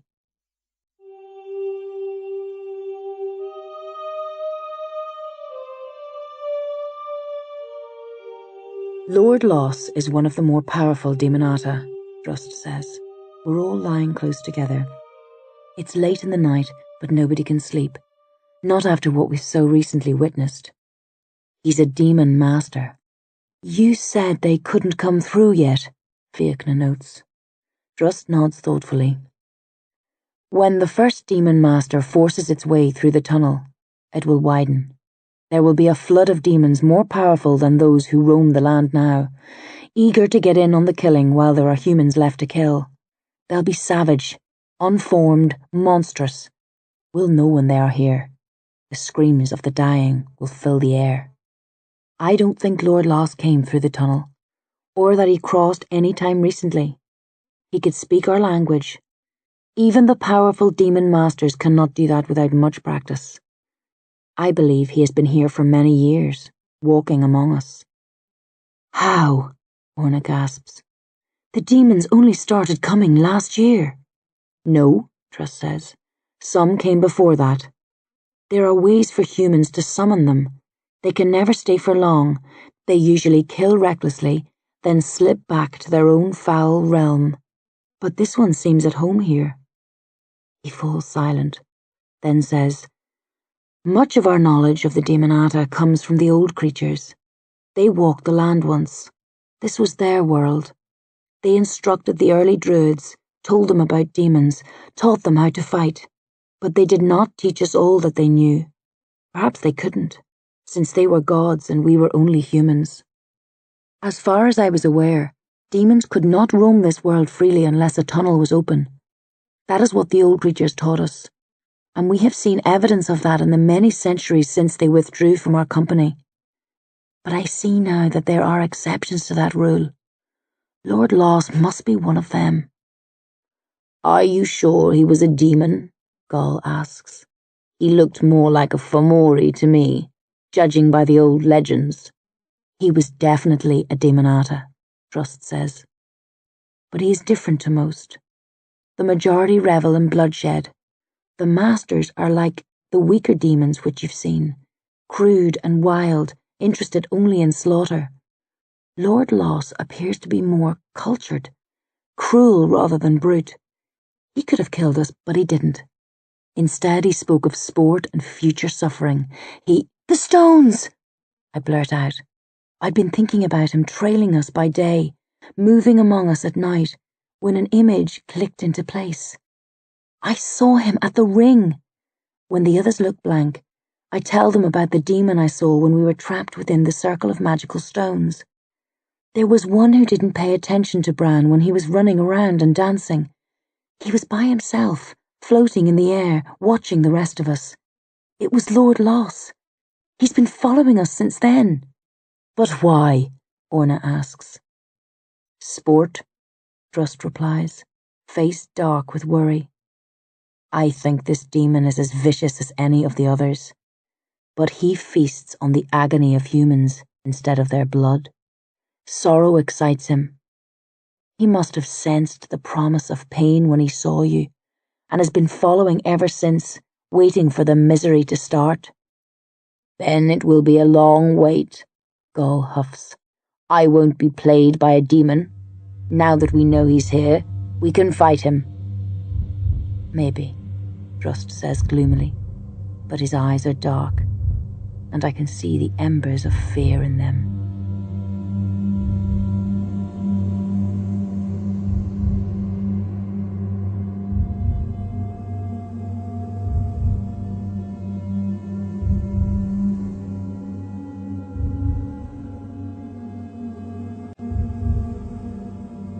Children of the Dark. We march at the same pace as before, but anxiously now, aware of the demon's warning that death would strike today. We're tense, prone to snap at the slightest irritation. When Connla passes a simple insult about Gull's blind eye late in the morning, Gull responds by criticizing Connla for falling asleep while on watch. The pair almost come to blows and have to be separated by the rest of us. Ronan and Lorcan are the calmest. The brothers have little fear of death. This is just part of the big adventure for them. I think they're half hoping we are attacked, so they can kill more demons. My lessons continue throughout the day. I was afraid the magic would desert me when the sun rose, that I wouldn't be able to draw upon the power of the stars, but Drust teaches me to ignore the state of the sky and draw from it regardless of whether it's day or night. The stars hide, but are always there, he says. We're weaker in the day, but not as weak as demons. Most of them can't draw from the stars at all while the sun shines, but we can. Since I made the breakthrough, I've come on like a child who's taken her first step and is now toddling everywhere at high speed. I find it easy to move objects, stones, branches, even Bran. I make him rise while we're resting, move him a few strides across in the air and set him down without him even noticing. That tires me, but it doesn't exhaust me, and I recover quickly. Drust says I'm one of the strongest at doing this that he's ever seen. I ask if there's a limit to what I can lift and move. He says there are always limits, but he has no idea what mine might be. I suggest trying to uproot a tree, but he says it's too soon for so ambitious a test. I'm not as accomplished in other areas. I learn how to create fire and hold it in my hands, either as a torch or to use as a weapon. But my flames are pitiful flickerings, nothing like Drust's solid columns, and they singe my fingers. I develop protective spells, like the one we use to mask ourselves at night, but these are more complicated, designed to shield me from physical assault. If they work correctly, a demon won't be able to harm me with its claws or teeth, only with magic. There are spells to protect me from magic too, but they're even harder to learn. I make a small amount of headway with both sets of spells. Drust is pleased with my progress, but it's tough work, and leaves me feeling drained and grumpy. What about spells of attack? I ask in the afternoon, thinking of the night ahead, worrying about the dangers we'll face. Survival is our only concern right now, Drust says, then looks around. We're not close to any of the others except Bran, who walks behind me like a faithful hound. Drust lowers his voice. You must think only of your own well-being if we're attacked.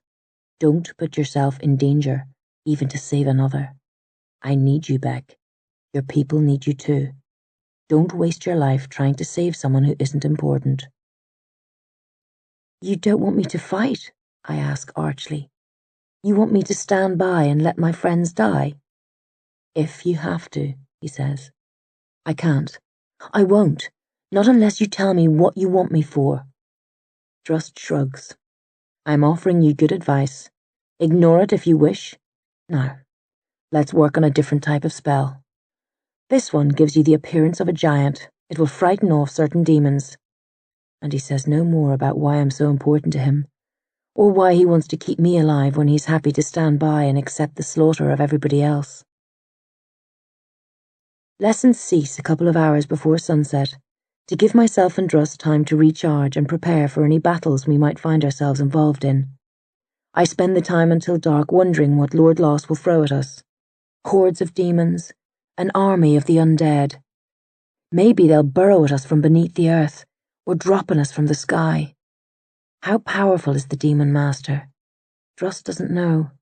There's no way of telling, not until we've studied the heartless beast in action. The others are nervous too, even Ronan and Lorcan, now that night is almost upon us. They're not afraid of death, but of being taken by surprise and dying in disgrace. Oddly enough, Connla seems the most assured. He was edgy earlier, but now walks cockily, urging us on, telling us not to worry. He's acting like a king, which isn't unusual, but he's doing it in the face of danger, which is strange. Maybe he's finally growing into the leader his father always wanted him to be. Half an hour before sunset, Druss halts on top of a hill and says, "Here!" Gall looks around. "Are you sure? We can be seen from all directions." "If Lord Loss plans to guide demons to us, he'll find us no matter where we are," Druss responds. "At least up here we can see them coming, and the exposure is good for Beck and me. We can draw strength from the stars easier at this height." As the others make camp, I asked Druss if that was true, or if he was just saying it to give Gall confidence. "It's true," he says. "High places with no trees are ideal for magicians who absorb power from the heavens." "But won't this place favour the demons too?" I ask. Druss shrugs. "Best not to think about that." When everyone's ready, Druss and I cast masking spells. The spells won't count for much if Lord Loss reveals our position to other demons, but they'll protect us if strays wander by. Time passes. It rains heavily, then eases, though the sky remains clogged with clouds. Nobody speaks. I realize after a few hours how hungry I am. We were so concerned with finding a good spot for the night that we never thought to hunt or pick berries. Oh well, too late now. I'll just have to wait for morning and hope I'm not eaten before then. Midnight. You can always tell, even when the moon and stars are blocked out. I want nothing more than to curl up and sleep. It's been a long day, coming on the back of a sleepless night. Hunger adds to my tiredness, but I dare not shut my eyes. There's no telling how swift the demons will be when they attack. Seconds of grogginess could spell the difference between life and death. Later. A few hours shy of dawn, I've been dozing, despite my desire to remain awake. Halfway between the worlds of dreams and flesh. A dangerous state, open to the threat of both realms. Bamba always told me to sleep or stay awake, never hover betwixt the two. A cry in the darkness jolts me out of my half-sleep. It sounds like a child, but it can't be. We passed no villages earlier, and no child would dare wander the world by night, not in these troubled times. I look around, everyone's awake, all eyes are focused on the spot from where the sound came. Ronan's bow is aimed, an arrow ready to fly at its target the moment he sights one. "Don't move," Rust whispers, just loud enough for all to hear. The spells are still intact. This might be nothing to do with... "Mother!" comes a cry, clearer this time. A girl's voice full of pain and grief. "Help us, Mother!" A different voice, this time a boy. "So cold, Mother." A third child, also a boy. He sounds younger than the other two. "What is that?" Lorcan asks, nervously tugging at his earrings. "I'm not sure," Trust answers. "Only demon masters can mimic human voices, and the undead don't retain the power of speech. Perhaps Lord Loss is manipulating a lesser demon." "Mother, hold us!" The girl again. Her voice sends shivers down the back of my neck. I want to run to her and wrap my arms around her, even knowing she can't be human. She sounds young, scared, lost. "I don't like this," Gull mutters, his eye darting left and right, trying to pick out figures in the darkness. "They might be real children," Fiachna says. "The demon could be using them to trap us." No, Orna says, and there's a tremble to her voice. Mother! The elder boy cries, as if in response to Orna's voice. Orna stands. No! Trust barks, but she ignores him and takes a step forward, hands clasped over her breasts, face torn between terror and delight. Something moves in the shadows. 3 shapes advance. Trust curses, then creates a ball of fire and sends it floating down the hill to illuminate the creatures. 3 children are revealed, stumbling forward. Undead. Their bodies are in good condition. Most of the limbs are attached. The flesh isn't ripped to pieces, heads on necks. But they're definitely not living children. They move sluggishly, and one boy's missing an eye, the other both its ears, the girl some fingers. My children, Orna croaks, and although I was cold with fear already, now I turn to ice. Orna takes a second step down the hill. Orna, Gall hisses. Stop! They're not your children. It's a trick. But they are, Orna says. Tears are flowing down her cheeks, the warrior no longer. All woman now. All mother. It's a glamour, Trust says softly. They're probably the bodies of other children disguised to look like yours. No, Orna says. I'd know my young loves anywhere. Cold mother. The youngest boy moans. Lonely mother. The girl wails. Orna takes a third step. They'll kill you, Fiachna says. He gets up, breaking his masking spell, moves towards her, hands outspread. If you go to them, they'll slaughter you, like the demons slaughtered them. It doesn't matter if they were your children. They're the Demonatas now. They're Lord Losses. He shouts, scaring us all. You're out there, aren't you, Demon Lord? Watching this and grinning, aye? No answer, except more cries from the undead children. Fiachna closes on Orna and reaches for her to lead her back to safety. Before his fingers touch her, she leaps away from him and draws a knife. Stay back, she snarls. Fiachna blinks and lowers his hands. Orna looks at the smith pitifully. They're my children, she whimpers. I can't leave them. They're calling me. Mother! All 3 wail at the same time. This is madness, Gall says, stepping up beside Fiachna. Orna points her knife at him. Gall glares at her with disgust, but with sympathy too. Put your weapon away and come to us. You'll see the folly of this in the morning. But they're my... No, Gall shouts. They're nothing except walking lumps of rotting flesh. Look at them, woman. Look with your eyes and brain, not your heart. Your children are dead. Accept that. Let this vision pass. But what if... Maybe they could... Orna's shoulders slump. Tears fall more freely. Fiachna moves towards her again. Gall stops him and shakes his head. Wait. Can we lift the spell? I asked Trust. Remove the glamour so she can see them as they really are. No, Trust says shortly. She's seeing with her heart now, not her eyes. No magic I know can combat a self-powered spell like that. I could shoot one of them with an arrow, Ronan says, squinting as he takes careful aim. Orna growls like a wild animal. You'll die on that spot if you do. Let her go, Conda laughs cruelly. If she's so desperate to mother demons, who are we to stop her?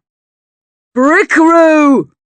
Gall roars, the foul curse for a meddler. Conla only smiles. Please, Orna, I mutter, trying another approach. I need you. You're like a mother to me. Let me be your daughter. I couldn't bear it if you left. Orna's eyes soften and she smiles. You're a good girl, Beck, and I love you almost as much as I loved my little lost ones. She shakes her head ever so slightly. But you're not mine. They are, and they're calling me. But I get no further. In an instant, taking us all by surprise, She leaps away and is racing down the hill towards the 3 undead children, who raise their arms and croon with delight. Fiachna starts after her, but Gall trips him. As he rises angrily, turning on Gall, the old warrior sticks his hand out, palms upwards, the sign for peace, then says softly, "Macha help her." The fury fades from Fiachna as he turns to watch along with the rest of us. "You should have let me go," he murmurs. "I might have caught her." "No," Gall replies. "She was too far ahead and too desperate." Orna reaches the children and stops. I expect them to attack, but they just stand there, staring at her, arms outstretched, waiting for her to hug them. For a moment I wonder if we were mistaken, if these are her children and mean her no harm. But then Drust nudges me and points to the right, further down the hill. I spot the outline of Lord Loss, inhuman eyes fixed on the woman and children, wicked smile visible even from here.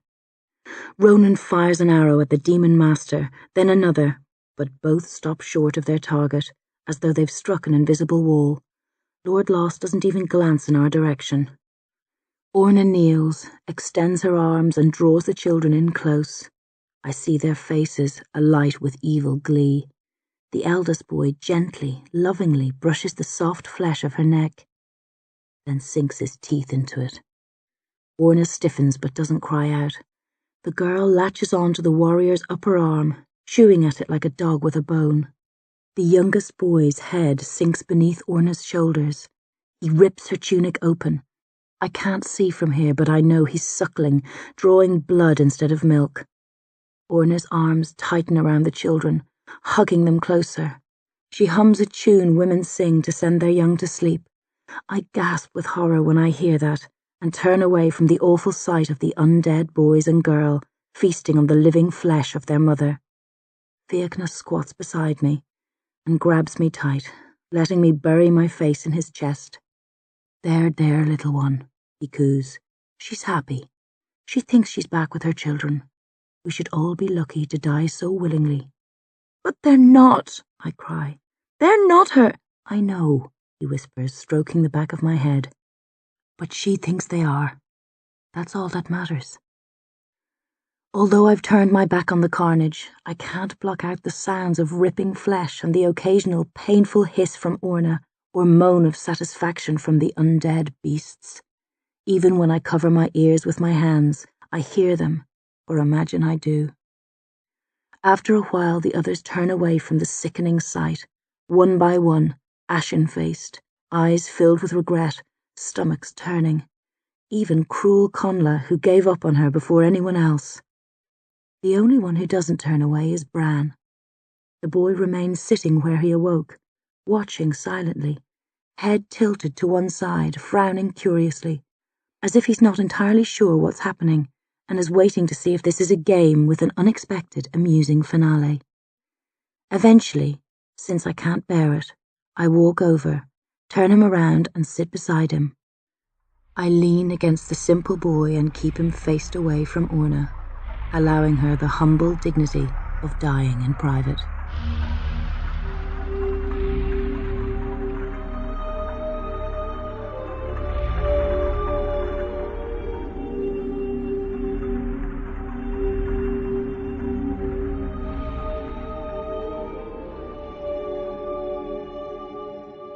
End of Disc 3. Disc 4.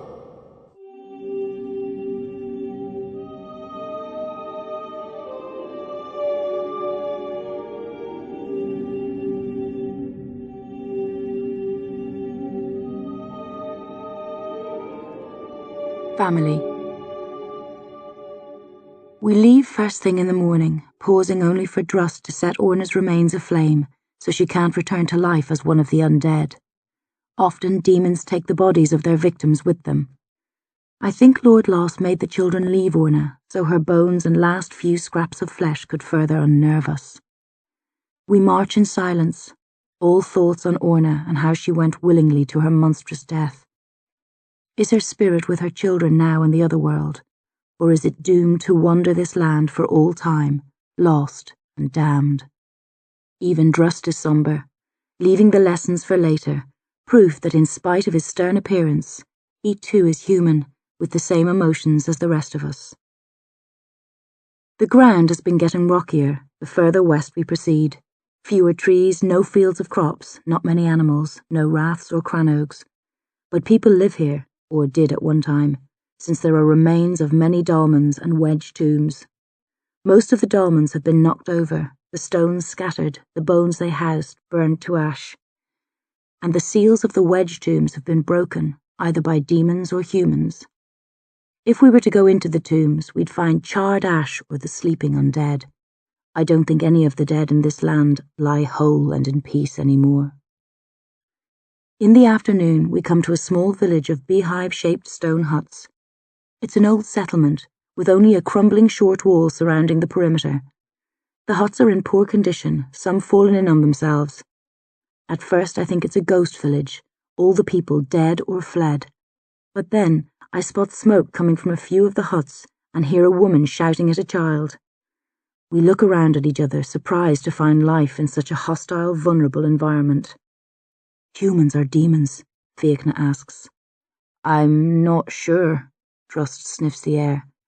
There's a scent of something inhuman, but... He smells the air again, eyes narrow slits. There are humans too. Peculiar. Should we avoid it? Gall asks. Trust thinks a while, then shakes his head. We need to rest. We've had little sleep recently. We must seek shelter. But if there are demons, Gall mutters. Trust glances up at the sky. It's a long time until sunset. We should be safe. And I'm curious. I want to know what these people are doing here and how they've avoided being butchered by the Demonata. There's a narrow gateway into the village, but we climb over the wall in case the entrance is set with traps. There are animals within, scraggly sheep and goats. They scatter when they see us, bleating loudly. A boy sticks his head out of a hut, a sling in one hand. He starts to shout. He thinks some animal has entered the village and scared the sheep and goats. Then he sees us and his shout changes from one of anger to one of alarm. Strangers! Within seconds, 2 men, 3 women and 3 children, 2 girls and the boy, are in front of the huts, spears and crude swords to hand facing us. We hold our ground, weapons raised defensively. Then Gall gives the order for us to lower our arms. He steps forward, right hand held palm up, and shouts a greeting. One of the men meets Gall halfway, face creased with suspicion, eyeing us beadily. The pair have a quick hushed conversation. At the end, Gall turns and nods us forward, while the man returns to his place among the others. When we're all together, Gall makes our introductions. The man who met him then tells us they're the McGrigor. His name is Darren, the other man's Ert. The women are Aideen, Dara and Fand. We aren't told the names of the children. They're on a quest, Darren says. He's a short, muscular man, dark-skinned. They want to stop the demons. One of the women, Fand, laughs. Just the 8 of them? One is all it takes, Trust responds. We don't have much respect for druids here, Ert says, spitting into the dirt at Trust's feet. Your kind aren't as powerful as you pretend to be. We had dealings with your lot before and they failed us. Failed you in what way? Trust asks with cold politeness. We'll talk of that later, Darren says, frowning at Ert. For now you're welcome. We won't turn you away. However, we can't feed you, so if you want to eat, you'll have to hunt. He squints at the sun. I wouldn't wait too long. The woman, called Aideen, points to a pair of huts near the wall, both in poor condition. You can stay there, she says. You'll be safe if you don't wander. We'll call for you later, the third woman, Dara, adds. Thank you, I mutter when the men don't respond. Our pleasure, Aideen replies. She starts to turn away, then stops and stares at me. Girl, she commands. Come here. I step forward cautiously. Aideen reaches for me sharply, and I draw back from her cracked nails, readying myself to bark a spell. She spreads her fingers to show she means no harm, then smiles crookedly. I stand still while she cups my chin and tilts my head back. What is it? Darren asks. Her face, Aideen murmurs, turning my chin towards Darren. The man frowns. She looks like... but she can't. Girl, What's your name? Where are you from? Beck, I tell him. I'm from the Wrath of the Macon. Are you of them? Torrin asks. Is your mother of the clan?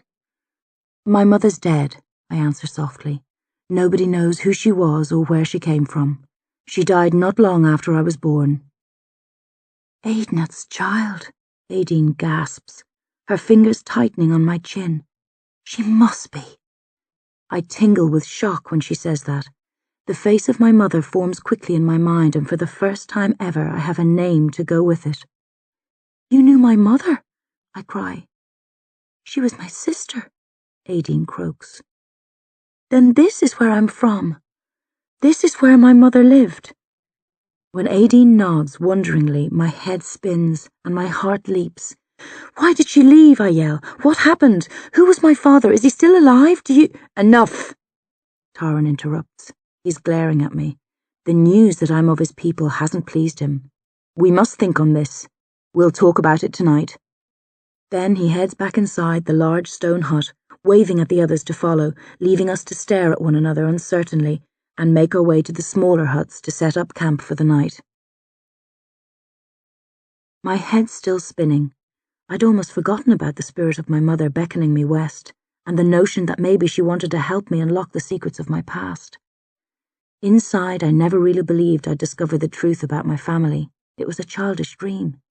Yet here I am, in the most unlikely of places, suddenly confronted with her name and the promise of my history. Aidnat. As soon as Aideen said it, I knew it was my mother. Maybe it's the magic that makes me sure, but I think I would have known, even if it had happened before my new power blossomed. But her name is all I know. Who was she? Why did she live in this wilderness with the others? And why leave her family to bear me in loneliness and die so far from home? I want to ask the questions now, find out the answers immediately. I want to rush to the large hut and demand the truth from Aideen and Torrin. But this is their home, meagre as it is, and it would be disrespectful to speak out of turn. If their wish is for me to wait, then wait I must, no matter how frustrating that is. Ronan and Lorcan hunt for food in the hours before sunset. Game is scarce in this rocky wilderness, but the twins return with 2 hares, a crow, and a cub fox. Fiachna, Bran, and I pick berries and wild roots while they're gone. It makes for a fine meal. There's even some left over, which we offer to Fand when she comes to fetch us shortly after sunset. We have our own food, she says curtly. As we're walking to the largest building, there's a ferocious howl from one of the huts in poor repair. The warriors in our group draw their weapons immediately, but Fand waves away their concerns. It's nothing, she says. That was a demon, Gaul growls, not lowering his sword.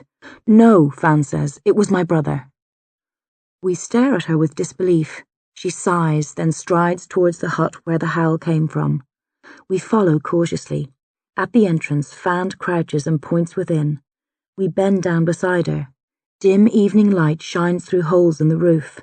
In the weak glow, we see an animal tied by a short length of rope to a rock in the middle of the hut. It's human-shaped, but covered in long, thick hair, with claws and dark yellow eyes. It snarls when it sees us and tries to attack, but is held back by the rope. That's your brother? Gaul asks suspiciously. His name was Finton, Fand says. What happened to him? I ask, staring uncomfortably at the yellow eyes. Disfigured as they are, they look disturbingly similar to mine. Is he undead? No, Fand stands. We'll tell you in the main hut. Come. When we hesitate, she manages a thin smile. Don't worry, you're safe here. Finton and the others are tied up tight. There are more like this, Ronan says. 4. Fand pauses and her expression darkens. For now. She goes to the largest hut and ducks inside. One last glance at the creature chained to the rock. It looks like a cross between a wolf and a man. Then we follow, gripping our weapons tight, watching the shadows for any sign of other unchained beasts. It's crowded inside the hut, with all 5 adults, the 3 children we saw earlier, 2 younger kids, one just a babe, and us. The MacGregor are poorly dressed. Most of the children are naked and scrawny. Dirty hair, rough tattoos, cracked nails, bloodshot eyes. They've seen Finton, Fand says when we're seated, after a few seconds of uneasy silence. Good, Torrin grunts. That saves some time. He collects his thoughts, glances at me, and then tells their sorry tale. My tale. Several generations ago, their ancestors bred with the Fomori.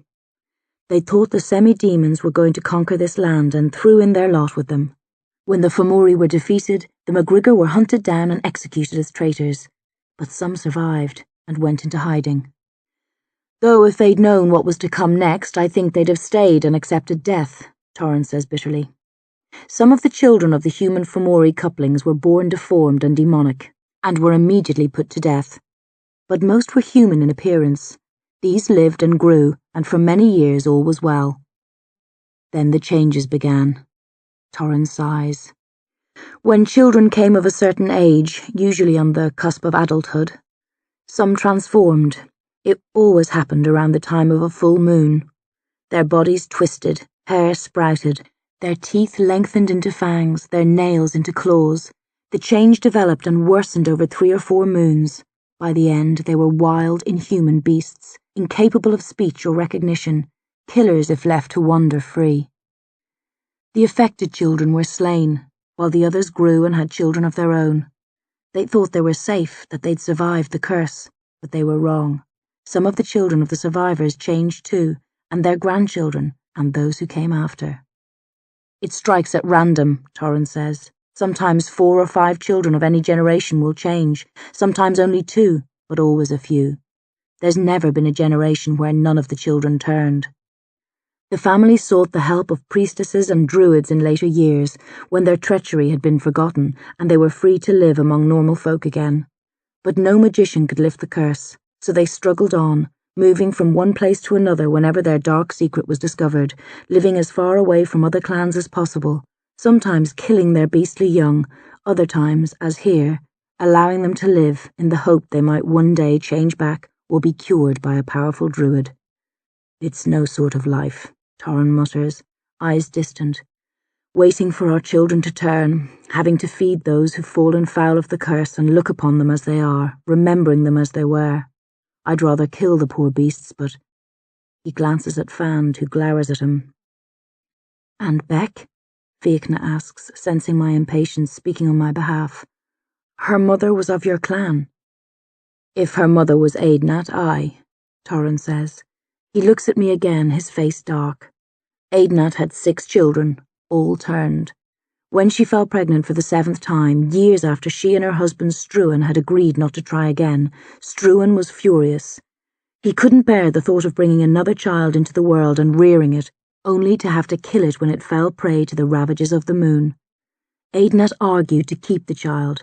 She thought she might be lucky this time, that the gods would never curse her 7 times in a row. She was old, at an age when most women can no longer conceive. She thought it was a sign that this child was blessed, that it would be safe. Struan didn't agree, neither did the rest of us. Some did, Aedion interrupts bitterly, but says no more when Torrin glares at her warningly. We decided to kill the child in the womb, Torrin continues gruffly.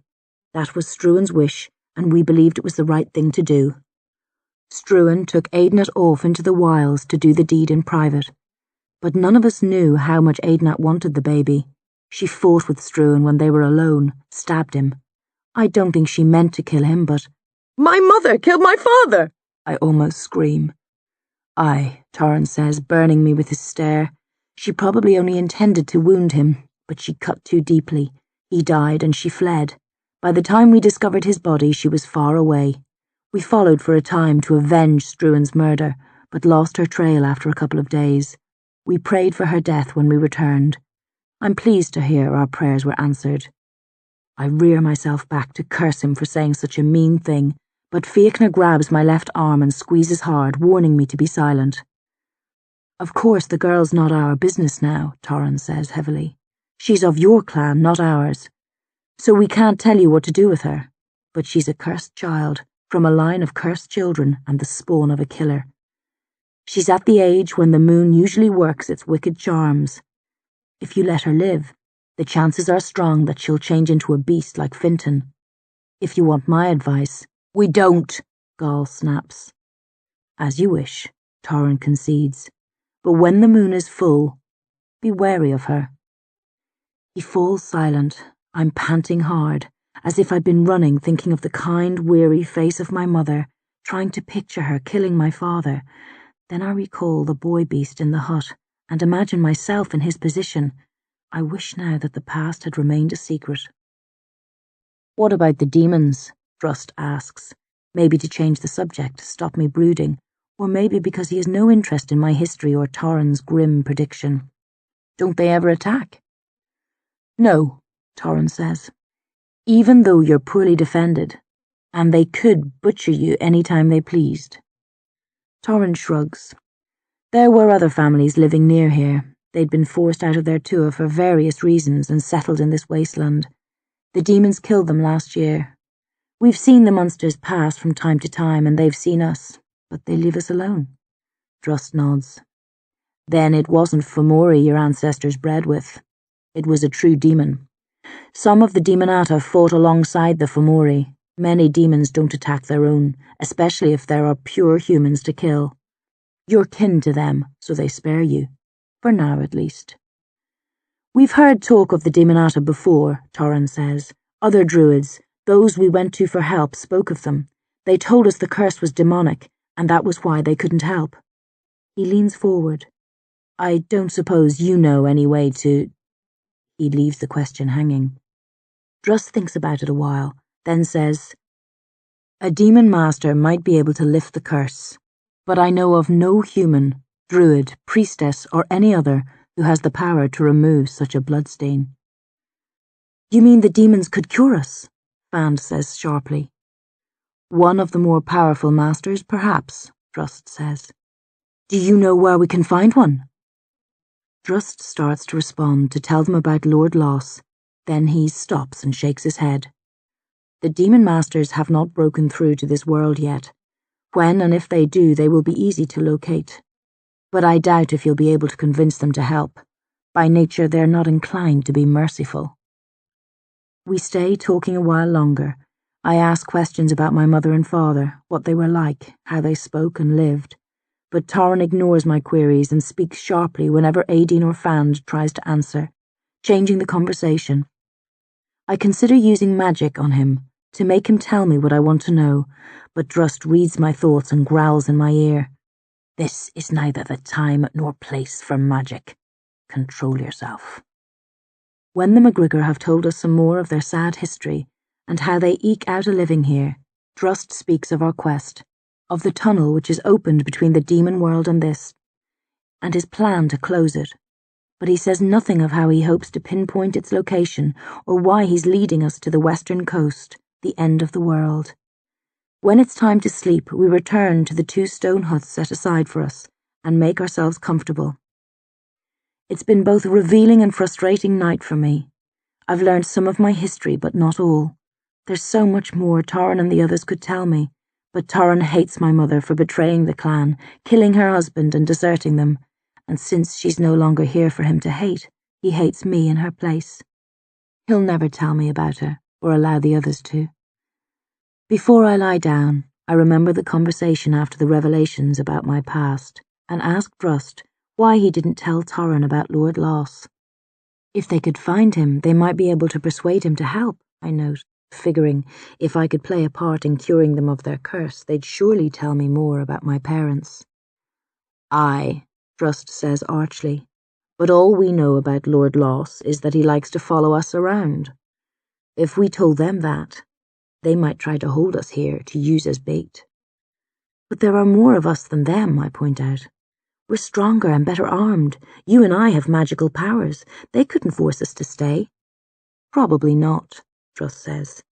But it's safer not to take the risk. This way they have no need to delay us and no conflict can come of it. The McGregor, or their descendants, will have to track down and petition a demon master another time. So saying, he rolls over and falls asleep, not even bothering to cast any masking spells, certain of our safety here in this bitterly charmed village of the damned.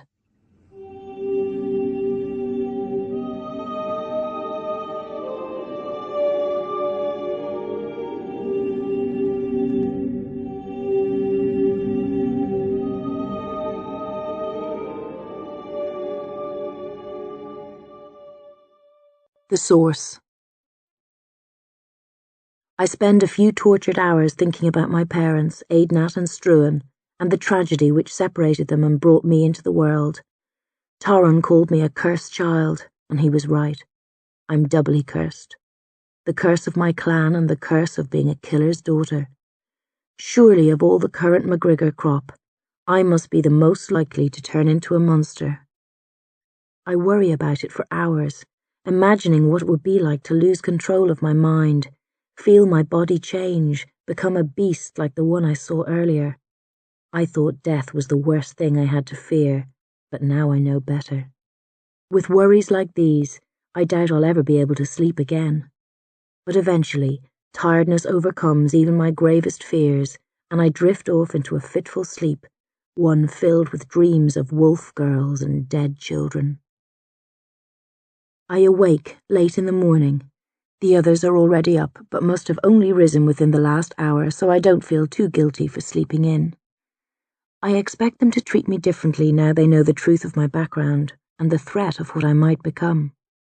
But it quickly becomes clear that they think of me no differently than they did yesterday. I suppose there's too much else to worry about. After all, what's one potential half-demon when judged against the hordes of genuine, fully formed Demonata we might yet have to face? Ronan and Lorcan have caught another hare, which Fiachna roasts on a spit. Along with the leftovers from the night before, it provides us with a filling meal to start the day. Again we offer to share it with the MacGregor, but again they refuse. They have too much pride to eat from another's fire. When we're finished, they point us in the easiest direction to the coast, then wave us off. Aideen looks like she wants to wish me well, but she dare not speak kindly to me in front of the glowering Torrin. I wish I could stay here and work on Torrin, earn his respect and love.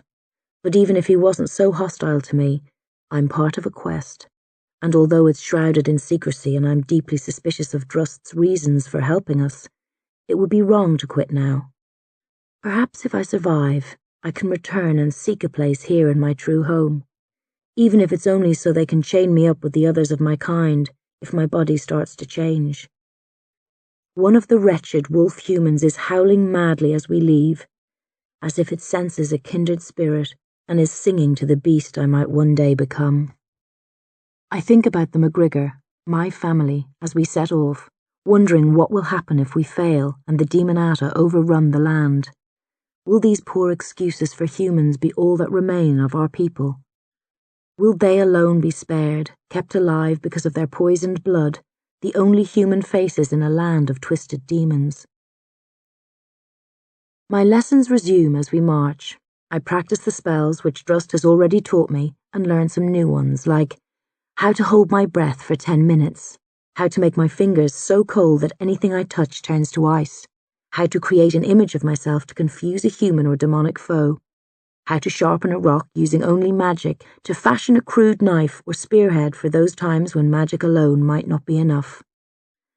I'm amazed at how swiftly I'm developing. Under Bamba, it would sometimes take me a week to master a new spell. Now I'm mastering some in minutes, almost before Drust has finished explaining how they work. And although they tire me, they don't drain me and I recover rapidly. Drust is surprised too. He keeps commenting on how fast I am, quicker to learn than anyone he's ever taught, how deep my magic runs. At first I think it's flattery designed to keep me happy and stop me thinking about the MacGregor. But as the day wears on, I realize he's actually worried about my progress. "What's wrong?" I snap, as for the 20th time he mutters darkly about my skills. "Aren't you glad that I'm learning quickly?" "Of course," Drust says. "Any teacher would be pleased to pass on so much with such little effort, but it's not natural. Of course, all magic is unnatural.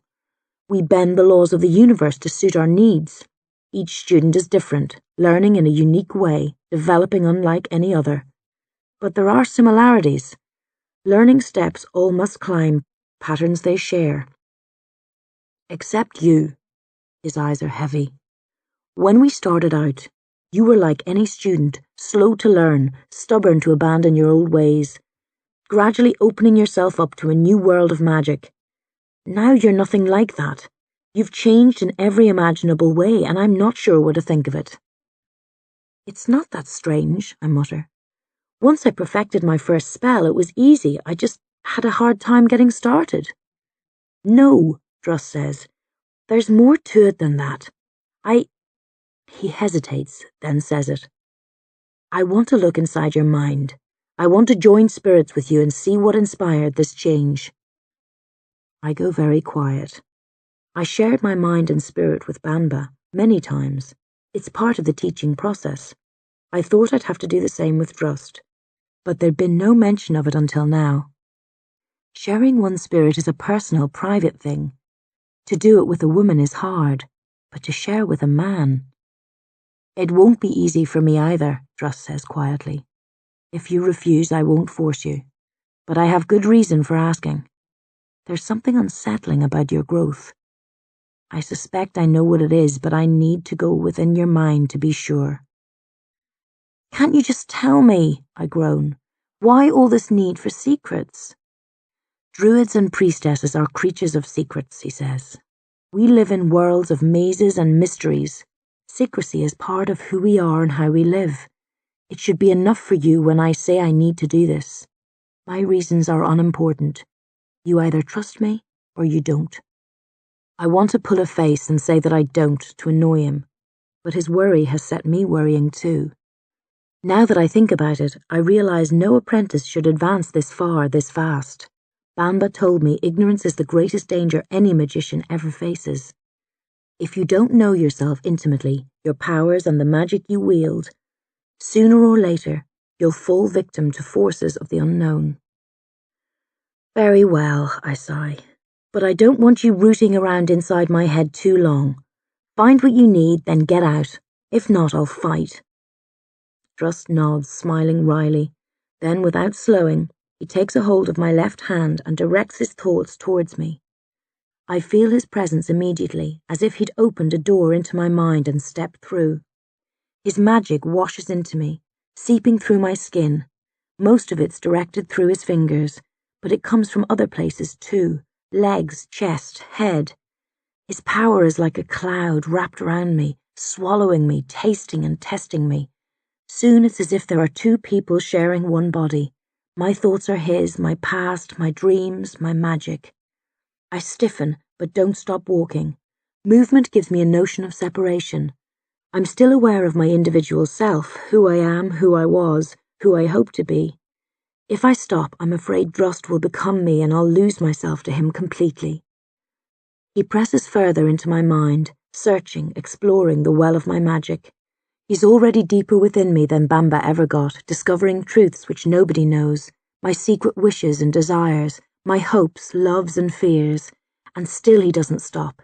He keeps going, working on the part of me that is pure magic, dragging himself down towards my core, deeper and deeper, searching. Something flares within me. I feel a bolt of lethal power shoot towards Drust. I know it will kill him upon contact, but I can't stop it. It's coming from a place I can't control, that I didn't know was there. The bolt flies straight at Drust, increasing in power. It's going to kill him. It will blow him apart. Suddenly he isn't there. Contact has been broken. He throws himself away physically, mind following, disappearing from my thoughts, crying out in pain, but not the sort of pain that accompanies death. I cry out too and drop, head on fire, screaming, feeling the bolt of power explode into nothingness, tearing at the rim of my mind but not damaging me, not like it would have destroyed Drust.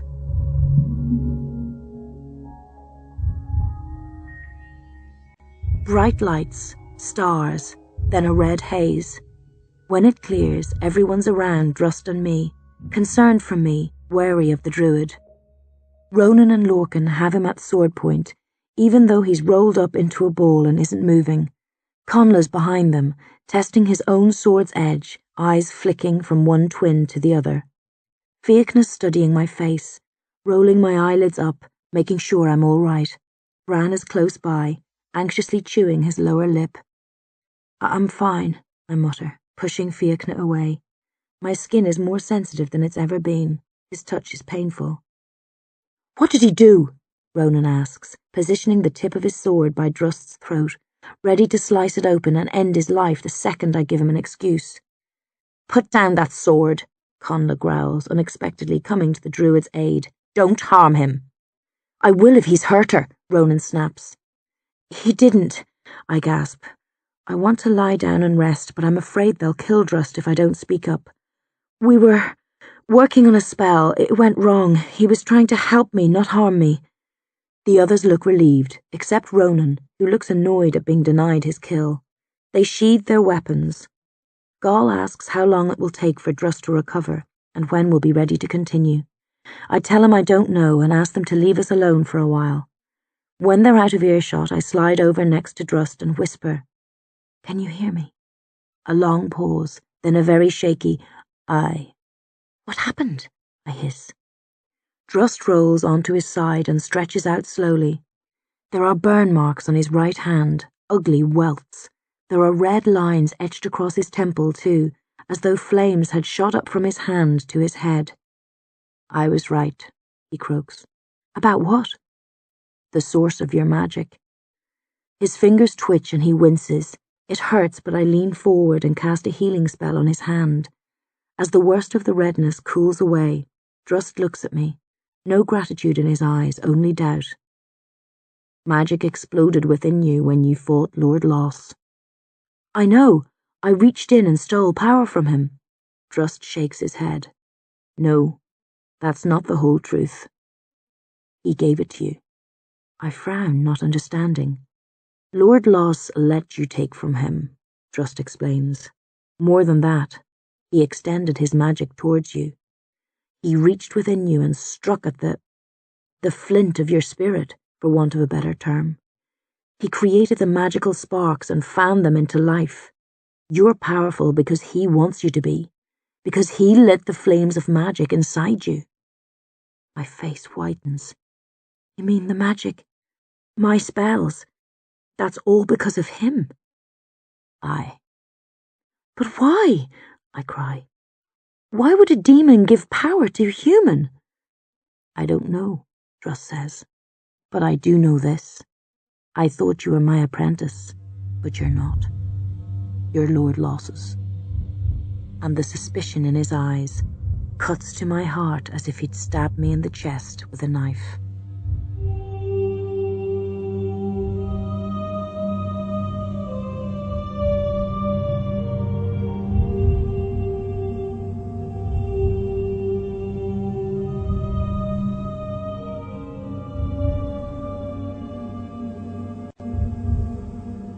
The emigrants.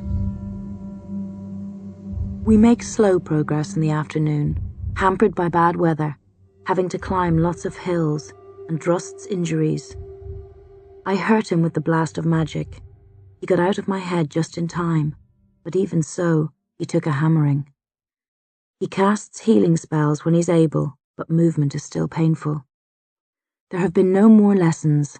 Drust has kept clear of me, walking close to Gaul and Fiachna, bringing up the rear of the group. I don't blame him. I'm suspicious of myself, too. There's no telling what Lord Loss got up to inside my skull and heart. Maybe he planted spells of destruction, and I'm doomed to betray my friends and kill them all. They should be told of the threat I pose, but Drust has said nothing, and I lack the courage to tell them. I don't think they'd kill me, but trust would be impossible. They'd cut me off. I'd be their friend no longer, merely a possible enemy. So I walk in silence and keep my fears to myself, wondering if and when the animal within me will burst forth, either the magical animal of Lord Loss's making, or the beast of my MacGregor heritage. It's late afternoon when we sight the sea, dark blue with white choppy waves smashing against the rocks of the shore, roaring like a monster. It stretches as far as the eye can see. I hoped I might glimpse the shores of Tirnanog from here, the legendary land which lies somewhere between this place and the other world. But if it's out there, as the legends claim, it lies beyond the sight of normal folk, and magical folk too. We stop atop a hill and marvel at the vision of the sea. Even Drust wipes a hand across his brow, then stares at the horizon with wide, childlike eyes, as though he can hardly believe it's there. A thing of wild beauty, Gaul murmurs, smiling as the wind whips at his beard and hair. He strokes the flesh of his blind eye. I saw it as a young man. I had perfect sight then, but it's just as wondrous seen with a single eye. Where does it end? Lorcan asks, looking left and right, then straight ahead. Nobody knows, Druss says, his first words of the afternoon. Some say it goes on forever, others that it comes to the edge of the world and drops away into nothingness. A few even claim that by some form of magic it leads to the other side of the world, that if you were to sail all the way across, you'd wash up at the lands to the east, but nobody really knows. And Tir na nog? Fiachna asks. Is it out there? Drust shrugs. Perhaps. There are. He pauses, sniffs the air, looks west. We will soon find some who believe they know where Tir na nog lies. You can ask them. They might be able to provide clearer answers than me. On that curious note, Druss starts down the hill, angling gently southwest to a point further along the coastline. The rest of us cherish one last long look at the sea. Then we follow, reluctantly abandoning sight of the great expanse of water, eagerly awaiting the moment when we come within view of it again. Night is close when we spot them. We've been walking along the edge of the coast for an hour, stumbling often on the strange flat cracked layers of rock underfoot. The strength of the sea can be felt first-hand here, the wind, the spray, the tremors in the ground from the pounding of the waves. I'm amazed the land has stood up to the battering for so long. I always knew there was power in the earth, but it must be much stronger than I imagined to resist such a relentless foe day after day, night after night, year after year. We're all focused on the sea, watching the waves rise and crash, no two alike. In some places where they strike, they rise in huge plumes like smoke, spreading their drops far in a fine mist. It's like a moving painting of never-ending designs. Because of this extraordinary show, we're almost upon the travellers before Lorcan, at the front of the group, glances up and realises we're not alone. People! He shouts, halting abruptly and pointing ahead, squinting because of the spray. I spot a procession of 20 or 30 figures heading to a large boat, bobbing up and down in a relatively calm cove. Demons? Conla asks, standing on his toes as if that will help him see better. No, Druss says, passing Lorcan without slowing. Humans? Gall calls after him. Not as such, is Drust's response. We look at each other uncertainly, then shuffle along after the druid.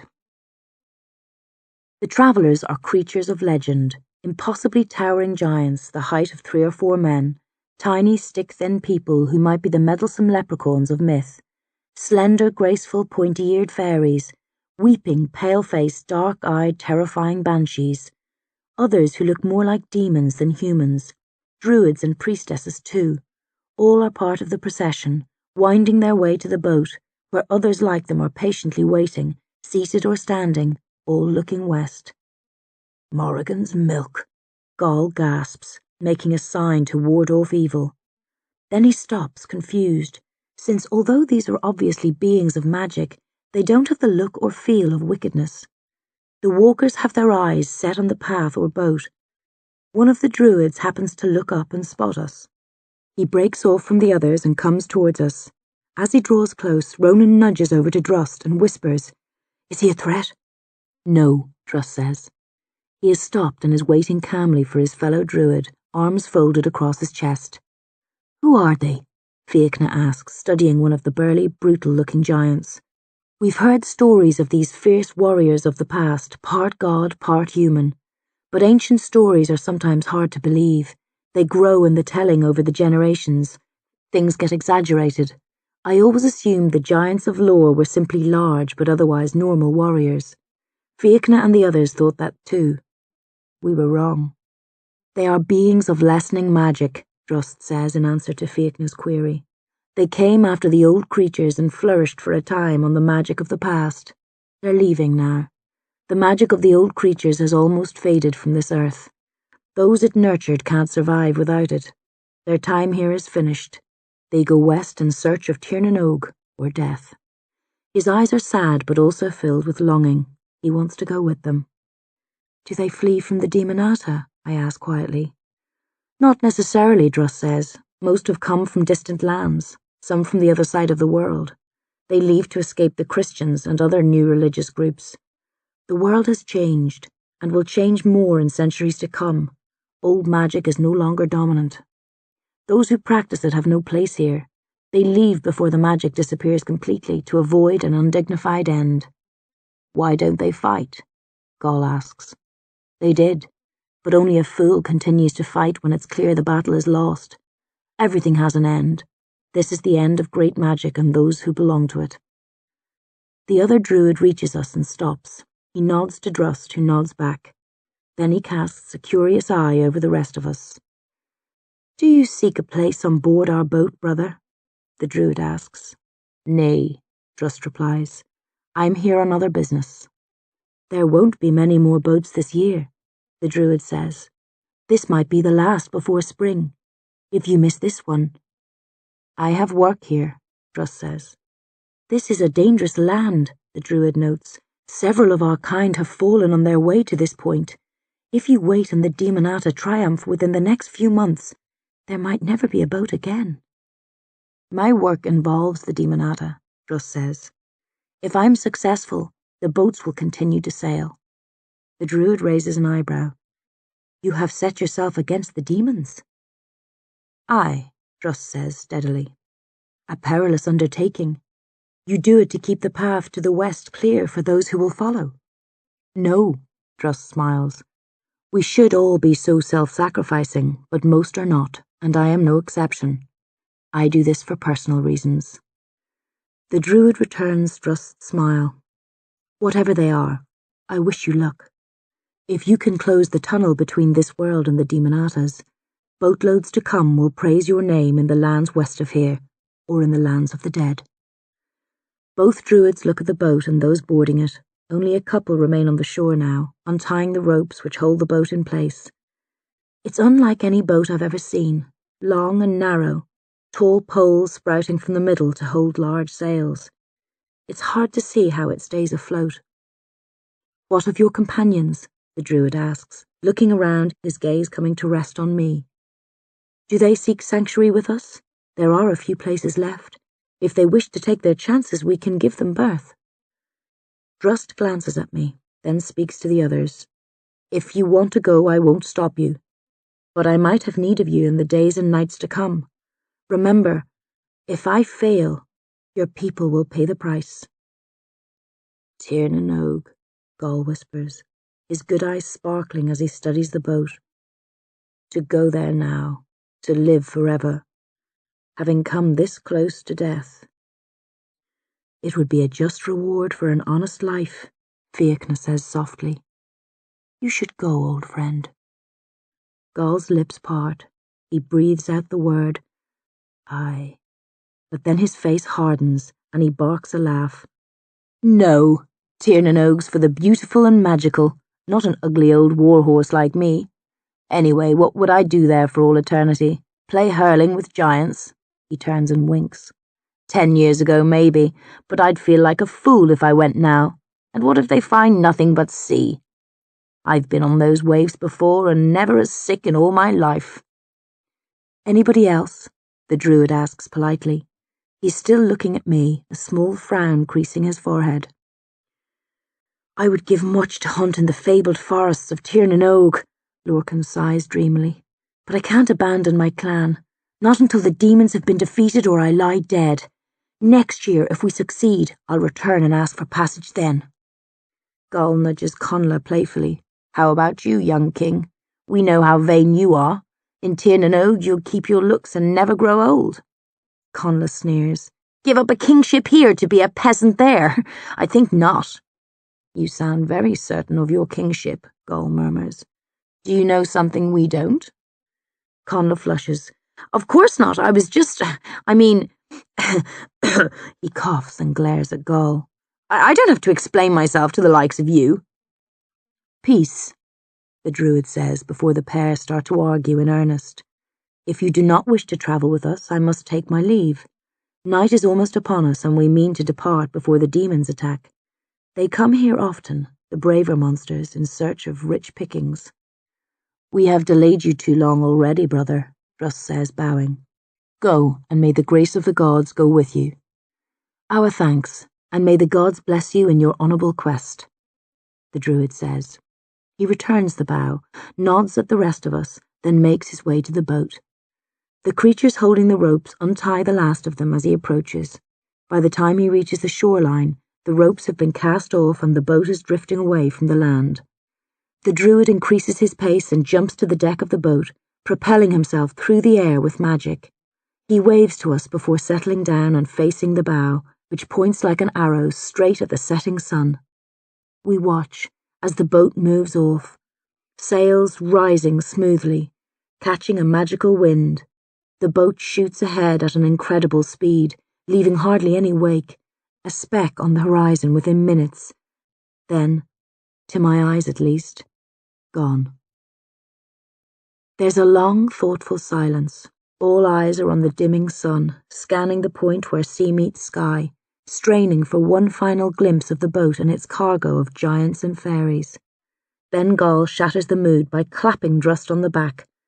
"So, druid," he drawls, "where shall we cast for tonight? Your friends are safe from the demons and undead at sea, but we're somewhat exposed out here, aye?"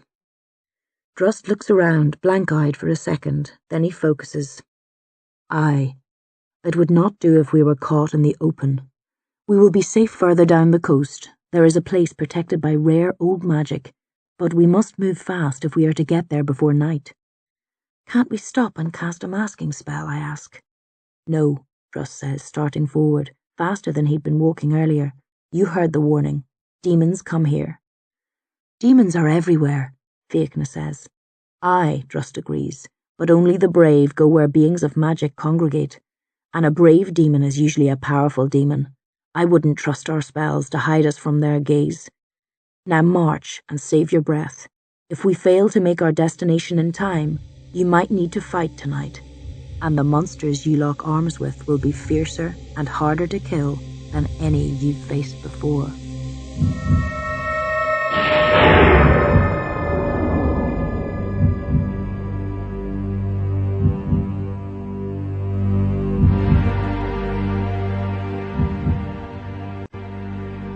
The Gesh. The day is in its final stages when we come to a cliff high above the sea. We've been climbing for the last half hour, out of sight of the waves. Now we stop, stunned by the new view. The cliff drops straight beneath us, as though the land had been cut away with a godly knife. I take an instant step back, terrified I'm going to fall. Most of the others retreat instinctively too. But Drust isn't afraid. He breaks into a smile and points towards a row of cliffs jutting out into the sea like gigantic fingers. It's amazing scenery. Even Gall hasn't seen anything like this. He was further north when he came to the coast as a young man. We gawp, astonished. "There," Drust says. "The third Jutland from the end. That's where we're going." He looks at the sun, then the land around us. We should be fine. Demons don't like the throb of old magic and usually avoid it. But let's not tarry, just in case. We push on, moving downhill now, following the coastline. Seagulls are settling in their nests for the night, cawing and screeching. Some rabbits watch us from a safe distance. Even further beyond the rabbits, a small rugged pony grazes alone. I can't see it lasting long by itself out here in the demon-pillaged wilds. At the foot of the dip there's hard, level ground. It's possible to crawl forward on your stomach and look down directly over the edge of the cliff. Drust doesn't pause. He's not interested in the view, intent on reaching the third jut of land. But the rest of us can't resist the opportunity to gaze upon the sea from such a spectacular viewpoint. Lying on our stomachs, we wriggle forward to the end of the world, and a sight that surpasses any I've ever dreamt about in the past. Unbelievable. With my chin resting over the edge and the rest of my body hugging the cliff edge for dear life, it's as if I'm suspended in mid-air, looking down at the sea as a bird or god must. I see the heads of seagulls nestled in the rock, the white of the waves as they batter the base of the cliff, visible even in the dim light of the advanced dusk, the rolling crashing sounds, the scent of birds and salt. The urge to throw myself over the edge is strong, to die so beautifully, so perfectly, to fly for a handful of seconds, become part of the sea, dashed against the rocks until I'm nothing, then swept away to the other world in the company of fish, mermaids, and all the other creatures of the deep. I ignore the suicidal urge, but it's difficult. I suppose people who live along the shore grow hardened to this call of the sea. But it's dangerous for land dwellers like us. When I look up, I see misty expressions on the faces of the others which prove I'm not alone in my desire to cast myself off. But there's something else in those expressions which I feel too. Triumph. Though I'm tempted by the call of the sea, I resist. It can't claim me. In a way, I'm stronger than the waves, and I feel good about that. Smug, even. We remain lying on the ledge for what seems a long time, but is probably no more than a few minutes. Conla's the first to crawl back and stand up when he's a safe distance from the edge, where the wind can't catch him and whip him over. Ronan rises next, but closer to the edge than Conla, not afraid of the whirling, whistling wind. The pair head after Drust. A minute later Gall follows, and that's the signal for the rest of us to retreat. Bran's the last to leave, laughing as he gazes down, pointing at seagulls and waving as though he knows them. I call to him to come with us, but he doesn't move. Annoyed, I've now had my fill of the sea, I double back, grab his legs, and reel him in.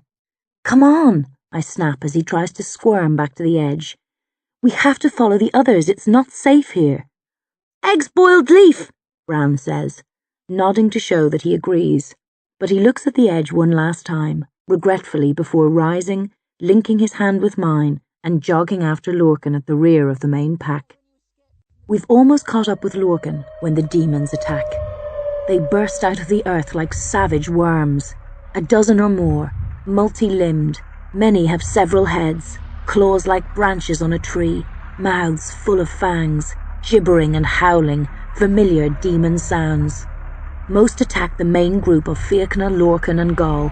A few go for Ronan and Conla. One lumbers after Drust far ahead on his own, and one surges at Bran and me.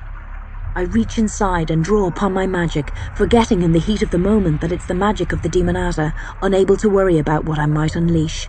Lips moving quickly, I fill my hands with fire, then blow flames at the demon which has two heads, one of a bear, one of a fox.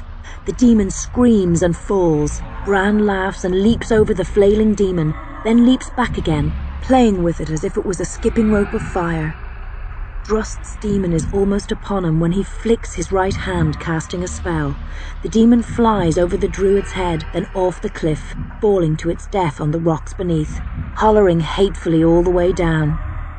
The others are battling, swords and axes flashing, hacking at demon flesh. Drust starts back to help, then pauses and stares inland. I follow the direction of his gaze and spot a figure in the distance, hovering above the earth. There's no mistaking him, even in this poor light. Lord Loss. Something that looks like a dog is jumping up and down beside him. Drust hesitates, then races along the cliff, heading for the Jutland where he said we'd be safe, leaving the rest of us to fight, and if we lose, perish. I curse the druid, then wade in to where Lorcan, Gall and Fiachna are struggling with the demons. The ground around them is slippery with blood, littered with demon limbs, chunks of flesh, even a head or two. But still the demons press on, driving the warriors and Smith towards the edge of the cliff, seeking to push them over. I touch the back of a leathery demon about twice my height. It looks down at me and laughs. I say a word and the nails of my fingers instantly lengthen, digging deep into the monster, piercing its skin, bones, inner organs. The hellish creature chokes, blood gurgling up his throat. My nails burst out the far side of its body. I say another word and jerk my hand away, snapping free of the nails, leaving them buried within. The demon collapses, shudders, then goes still. Another of the demonic pack sees what I've done. It screeches and hurls itself at me. No time for magic. I drop to my back, stick my legs up and halt the demon's charge with my feet. It swipes at me with a clawed hand, barely misses my eyes. I point at its face. Words leap from my tongue and its head explodes, splattering me with blood and bits of bone and brain. Rising, turning to deal with a third demon, I hear a human scream from further away. No time to check it out.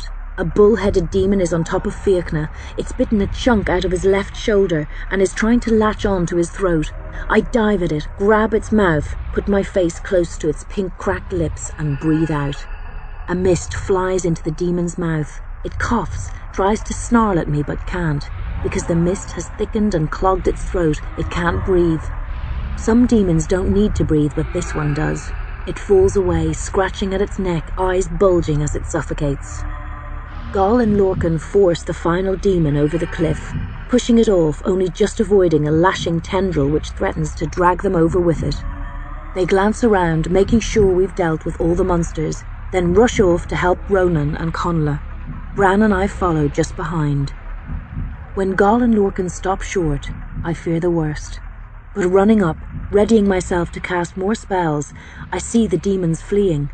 Conla standing proudly by the cliff's edge, sword raised, bellowing colourful curses after the monsters. We approach uncertainly. Conla beams at us, his blade grey and green with demon blood. "Cowards," he laughs. "They didn't have the guts to fight. I ran them off. Did you see how fast they—" "Ronan," Lorcan interrupts, scanning the area. "Where's my brother?" Conla sighs. "They forced him over." Lorcan stares at Conla, then walks to the edge of the cliff and looks down. The rest of us hang our heads, the joy of victory already forgotten. There's a lump in my throat that makes breathing almost as hard as it must have been for the demon I choked to death. I flash on images of Ronan fighting, hunting, laughing, flicking blood from his long, curly hair as he raced from the pack of demons who first pursued us. He would have wanted to die this way, fighting, but that doesn't make his loss any easier for me to bear. "He fought bravely," Conla says. He probably means to comfort Lorcan, but he sounds patronising, as though talking to a child. "Did he fall before or after the demons ran?" Gall asks. "Before, of course," Conla frowns. "They forced him over. He was close to the edge. He never stood a chance." "Yet they left you alone."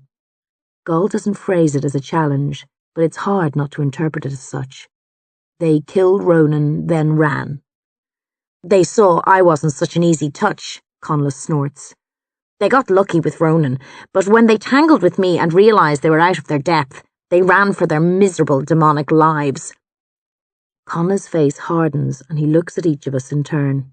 "You don't seem too pleased," he mutters darkly. "It's strange," Fiachna says uneasily. "Demons don't fight that way. To catch a person in the open, outnumbering him, night just beginning, then running off." "What are you—" Connaught starts to roar. "Enough!" Lorcan stops him, and the rest of us too. He turns from the edge of the cliff, face strained, but resigned. "Ronan's dead. That's the end of it. I don't care why the demons ran. There will be no arguments. Not at a time like this." Gall and Fiachna look down uncomfortably, Conla too. "He didn't die through any fault of his own," Conla says. "They took him by surprise. It was just bad luck that he was so close to the edge. I would have saved him if I could." Lorcan nods slowly. "Luck will always turn against a warrior in the end. You have nothing to answer for." He looks off into the distance, to where Drust is still running, closing in on the Jutland. A light flares in Lorcan's eyes. "That coward, on the other hand." He sets off after Drust at top speed. I share a worried look with the rest of the group, then hurry after him, afraid of what will happen if he catches up with the druid in this dark mood. Drust has reached the Jutland by the time we get to him. A long stretch of cliff sticking out into the sea, grass growing thickly along the top, blowing ever easterly from the winds coming in from the west. He's sitting in a spot in the middle of the Jutland, hunched over against the wind, his chest set on the grass in front of him, studying the figures. "You!" Lorcan shouts, striding up to the druid. Drust doesn't look up at the furious teenager. "You abandoned us and left us to the demons. What do you have to say in defense of yourself?" No answer. Drust is fully focused on the chess game. Lorcan's axe is in his left hand. He raises it, his youthful face twisted with hatred. I want to stop him, but I dare not interfere. And to be honest, part of me loathes Drust for running out on us and wants to see him punished. Connla roars a warning and reaches for his knife to intervene, but before he can, Drust says quietly, "You cannot harm me here. You will suffer if you try." "Suffer this!" Lorcan screams and brings his axe down. The head of the axe melts, the handle turns into a shaft of fire. Lorcan yells with pain and drops it. I blink dumbly. This is the work of magic, but it didn't come from Drust. It seemed to come from the earth itself. "Violence is not permitted here," Drust says, and he looks up. "If you try that again, you'll die." Lorcan snatches for his sword with his unharmed right hand, stops and curses, kicks the smouldering remains of his axe and turns away, disgusted. Drust looks around at us, meeting our accusing gazes without any hint of shame. Lord Loss orchestrated the attack. He set the demons in place, knowing we must pass this way. I thought it was an ambush, so I fled for my life, as I was duty-bound to. I see now it was merely a cruel game, but I was not to know that at the time. I acted correctly. "What are you talking about?" Gaul snarls. "Ronan died. It was no game." Drust shakes his head. If it had been a real ambush, they'd have jumped me. Having trailed us this far and listened to our conversations, Lord Loss must know what our plan is. If he truly wished to stop us at this point, he'd have killed me. The rest of you don't matter. That was why I ran. I couldn't let myself fall, not this close to the end. Fancy words, but it boils down to the same thing. Cowardice, Fiachna says.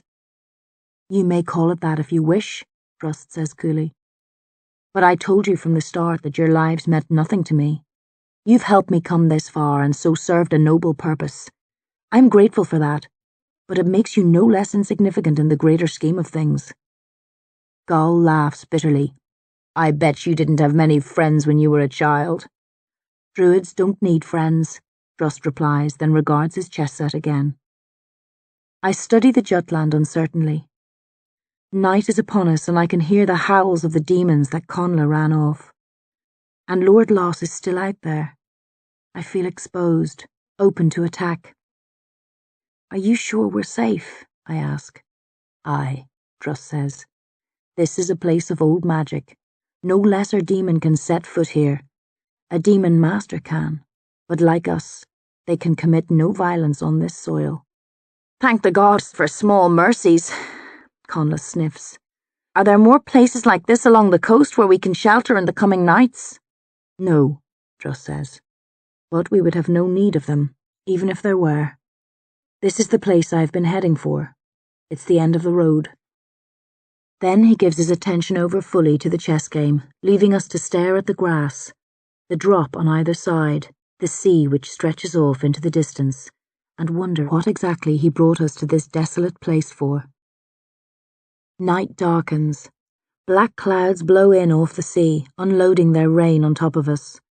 I'm glad of the rain at first. It washes the worst of the blood from my face and neck, but its appeal quickly fades as a chill sets in. To combat the rain and sharp, bitter wind, I create a fire using magic, and we huddle around it, capes and cloaks pulled over our heads, shivering from the damp and cold. I've treated Fiachna's wounded shoulder, but it's a nasty purple colour. I'm not sure I cleaned out all the demon's poison. It doesn't look too dangerous at the moment, but I'll be keeping a close eye on it. Lorcan is silent and distant, thinking of his dead brother. There's not much you can say to a warrior when a loved one dies. Death is something all warriors learn to embrace. It's part of their trade. At least Ronan died in battle. Lorcan will miss him, but life must go on. There's no benefit to be had from weeping or wailing like a woman or a child. Drust continues with his game, head bent over the board to shelter it from the rain, moving figures around slowly after much deliberation. Maybe this was his aim, to escape to a place where he'd be protected, safe to play his game of chess all night and day in peace. After an hour, the rain eases and moonlight breaks through the clouds. We should be grateful, but now that we can see more clearly, we spot Lord Loss hovering near where the Jutland starts, watching us intently. With shouts and cries, we scramble to our feet and the men draw their weapons. Gall starts forward, roaring, then halts, remembering what happened to Lorcan's axe. He lowers his sword and studies Lord Loss nervously. The demon master ignores the old warrior and tilts his head sideways for a better view of Drust. He seems fascinated by the game the druid's playing. He drifts closer. Something moves near where his legs end in long strips of flesh. I recall the dog-like creature I saw earlier. Peering down, I see that it has a large dog's body, but its head is long and curiously flat, a dark green or brown colour with evil yellow eyes, and it has human hands instead of paws, a woman's hands. Lord Loss passes Gall. The dog demon starts to follow, then stops, growls, and retreats a few steps. Drust was right about this place being out of bounds for lesser demons. Lord Loss drifts to a halt close to where Drust is sitting. We surround him, suspicious yet captivated. We've never been this close to a living demon for such a long period of time, free to study him at will. It's a strange sensation. I feel the magic around him lightly crackling, not that different to the power Drust and I create when we cast a spell, except his magic is constant, never changing. Finally, the game ends, and Drust begins rearranging the pieces. What is that you play?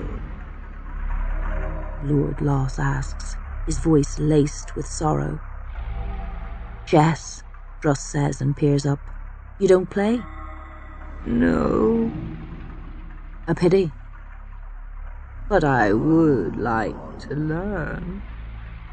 Drust pauses, surprised. Do demons play human games? No, Lord Loss says.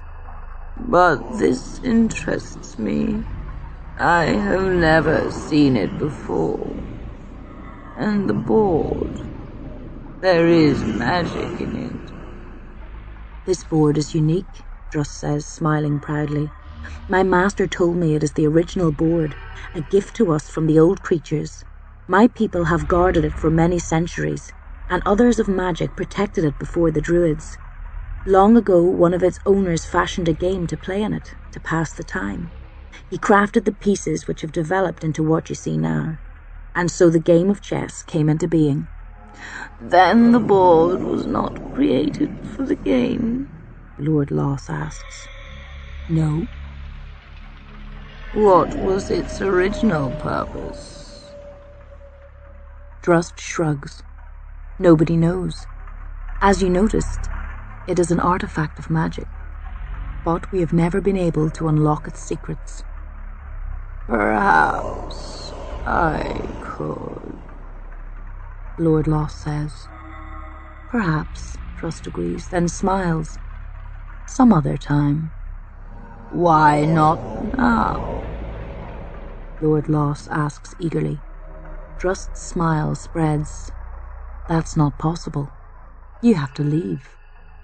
I do not. Lord Loss frowns. Aye, Drust says. You do. He raises a hand and Lord Loss drifts backwards. What's happening?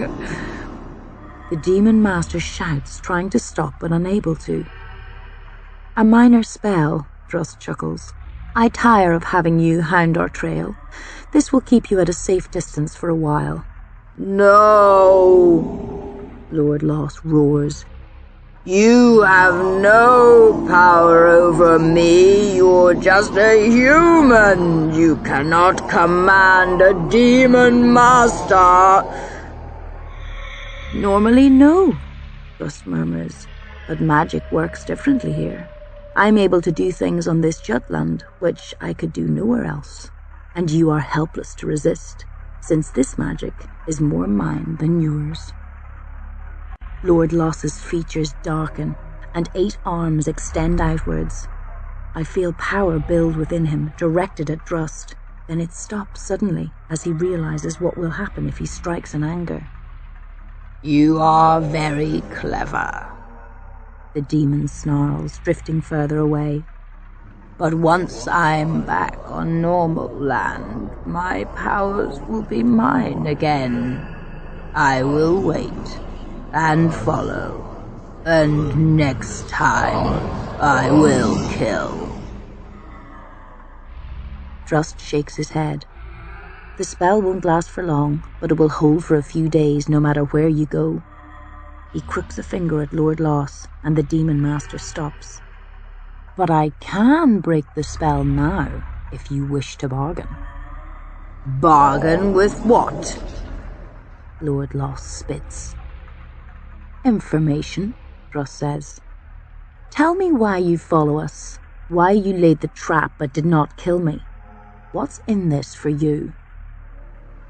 I feed on the sorrow of others, Lord Loss says stiffly. I follow you because I know misery is your destiny. Your suffering brings me pleasure. No, Drust says. This land is full of suffering. I don't believe you'd pick us at random out of all the thousands of tortured souls for special attention. Lord Loss shrugs and smiles. What other reason could there be? You interfered with the girl, Drust says.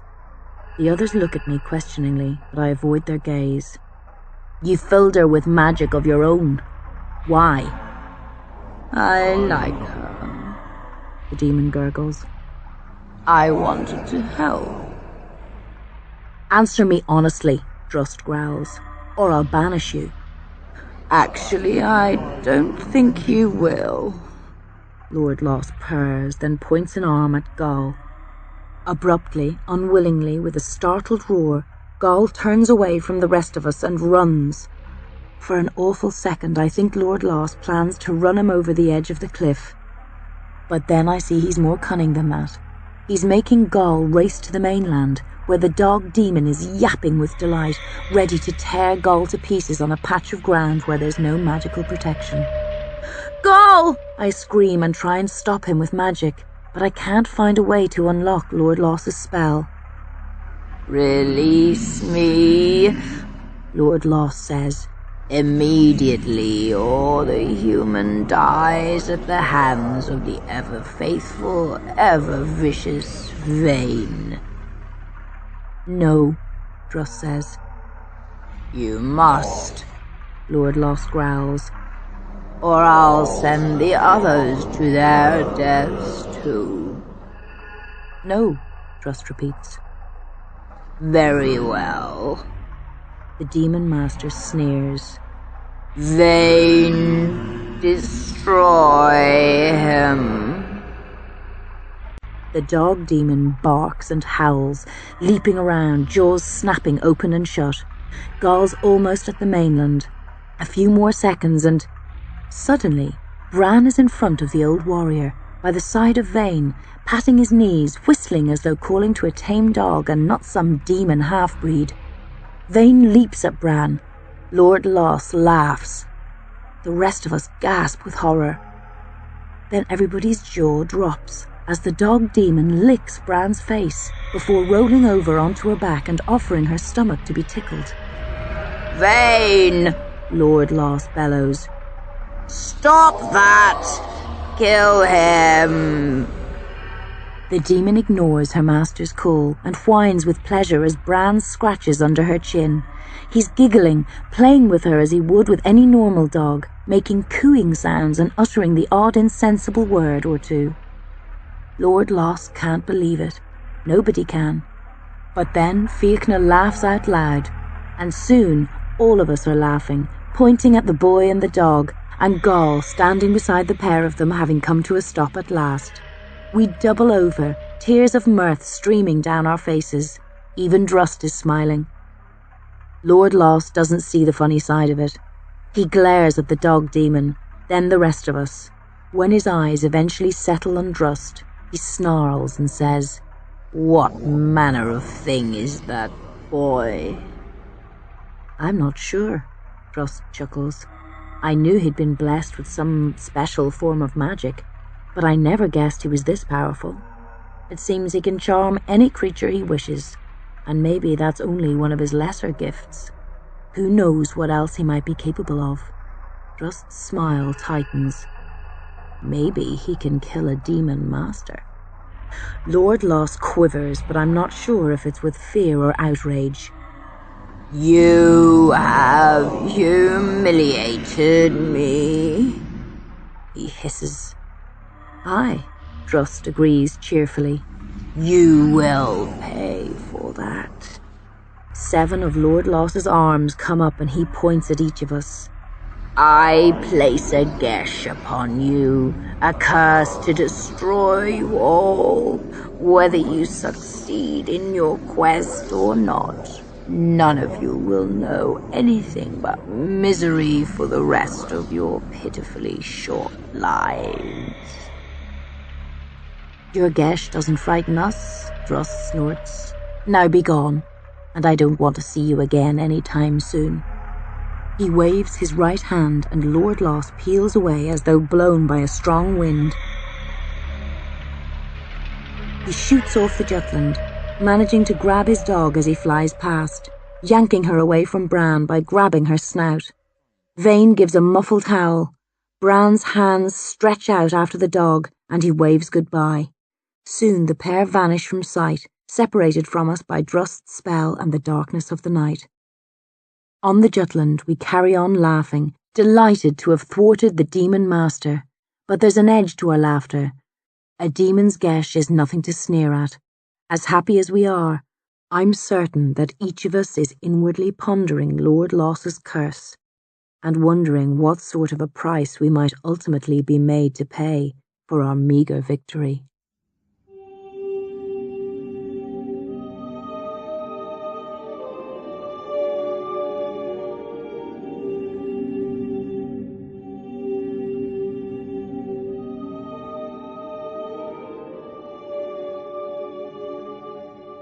End of Disc 4.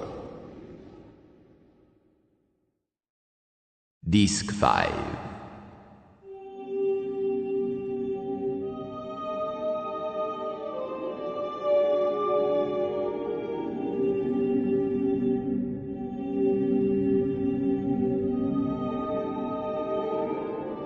Old creatures. Drust is still playing chess. The rest of us are gathered around the fire. Now that danger has passed, my clansfolk discuss the conversation between Drust and Lord Loss, and I feel eyes settle on me suspiciously. Finally, Fiachna asks the question which is on all their tongues. What did Drust mean about Lord Loss interfering with you? I sigh miserably. My magic has grown faster than it should. I've leapt from being a poor apprentice to being almost as strong as Drust, with the ability to be a lot stronger because of Lord Loss. He reached within me and gave me power. Thanks to him, I'm able to do things which nobody of my limited experience should be able to. Why would he do that? Gall asks gruffly. We don't know, I answer honestly. We'd be fools to think he did it to help. But we can't see how my being so strong can be a drawback. Unless... I gulp, then say what I've been thinking since Drust revealed the truth about my powers. Unless he left a secret spell behind.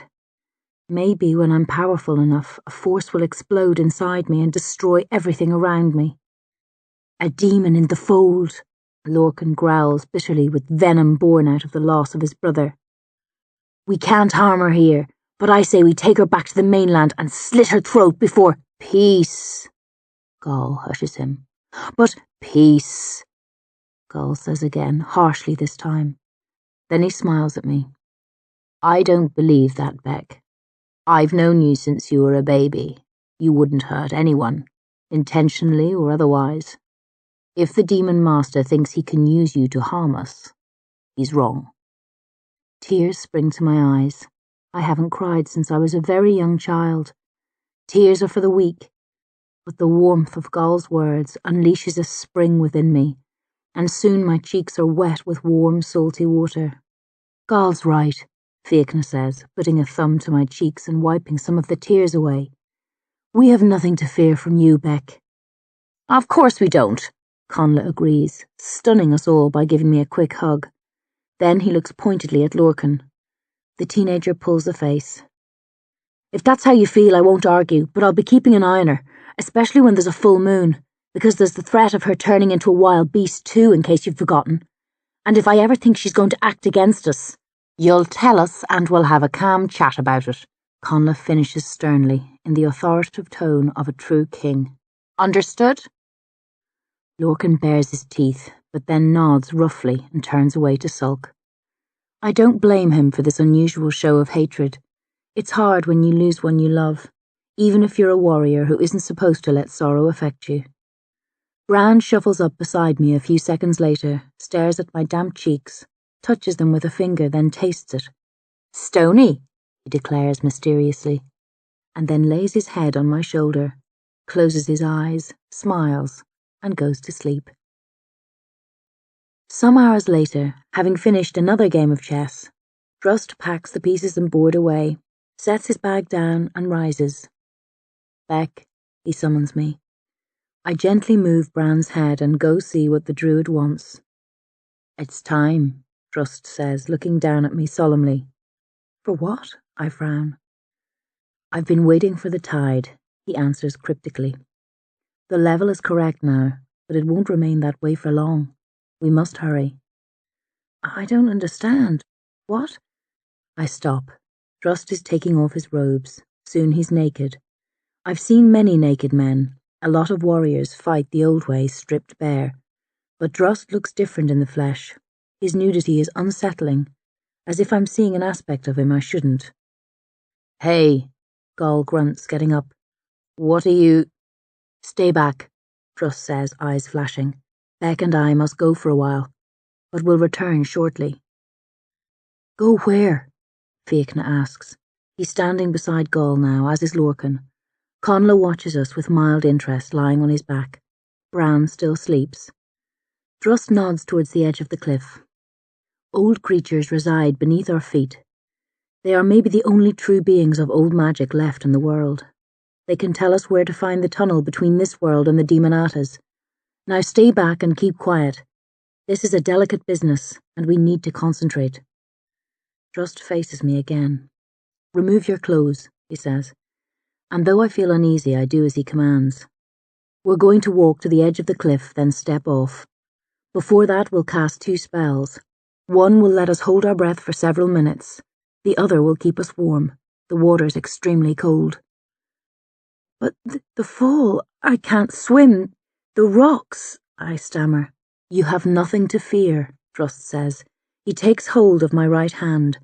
I'll be with you. I'll guide you. As long as you cast the spells correctly and don't panic, you'll be fine. But how will we get back up? Climb, he says, then laughs at my incredulous expression. It's easier than it sounds. Trust me. You're no good to me dead. I'll not see you come to harm. You left me for the demons tonight, I mutter. Aye, he agrees, but I thought I'd perish if I went back for you. It was better that one of us survived than none at all. But I need you, Beck. If you'd died, I'd have had to search for another apprentice. Why, I ask. Why am I so important to you? You'll find out soon, Drust promises, then turns to face the edge of the cliff. Will you do this with me? Take my word that the future of your land and people rests upon it?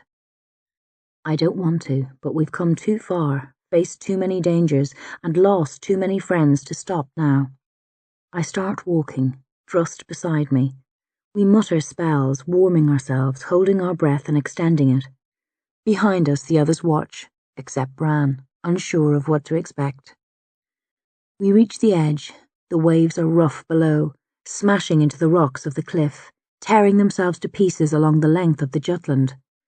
It looks like the mouth into the other world. Only a fool could stare down and not feel fear, and only someone far beyond ordinary foolishness would even think for a moment of leaping into that roaring, forbidding abyss. I look up quickly at Drust, starting to unlock the breathing spell. To tell him I've changed my mind. This is madness. I'm not going to do it.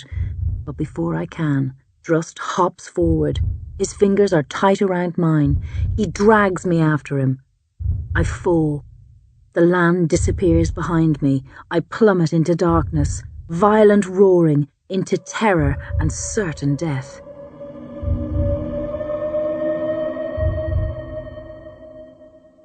The fall doesn't last as long as I thought it would. A couple of seconds, surely no longer. Then the collision. Our feet hit hard. We shoot underwater. My teeth shake in my jaw, threatening to snap loose and burst up into my brain. Even with the warming spell, the water is colder than anything I've experienced.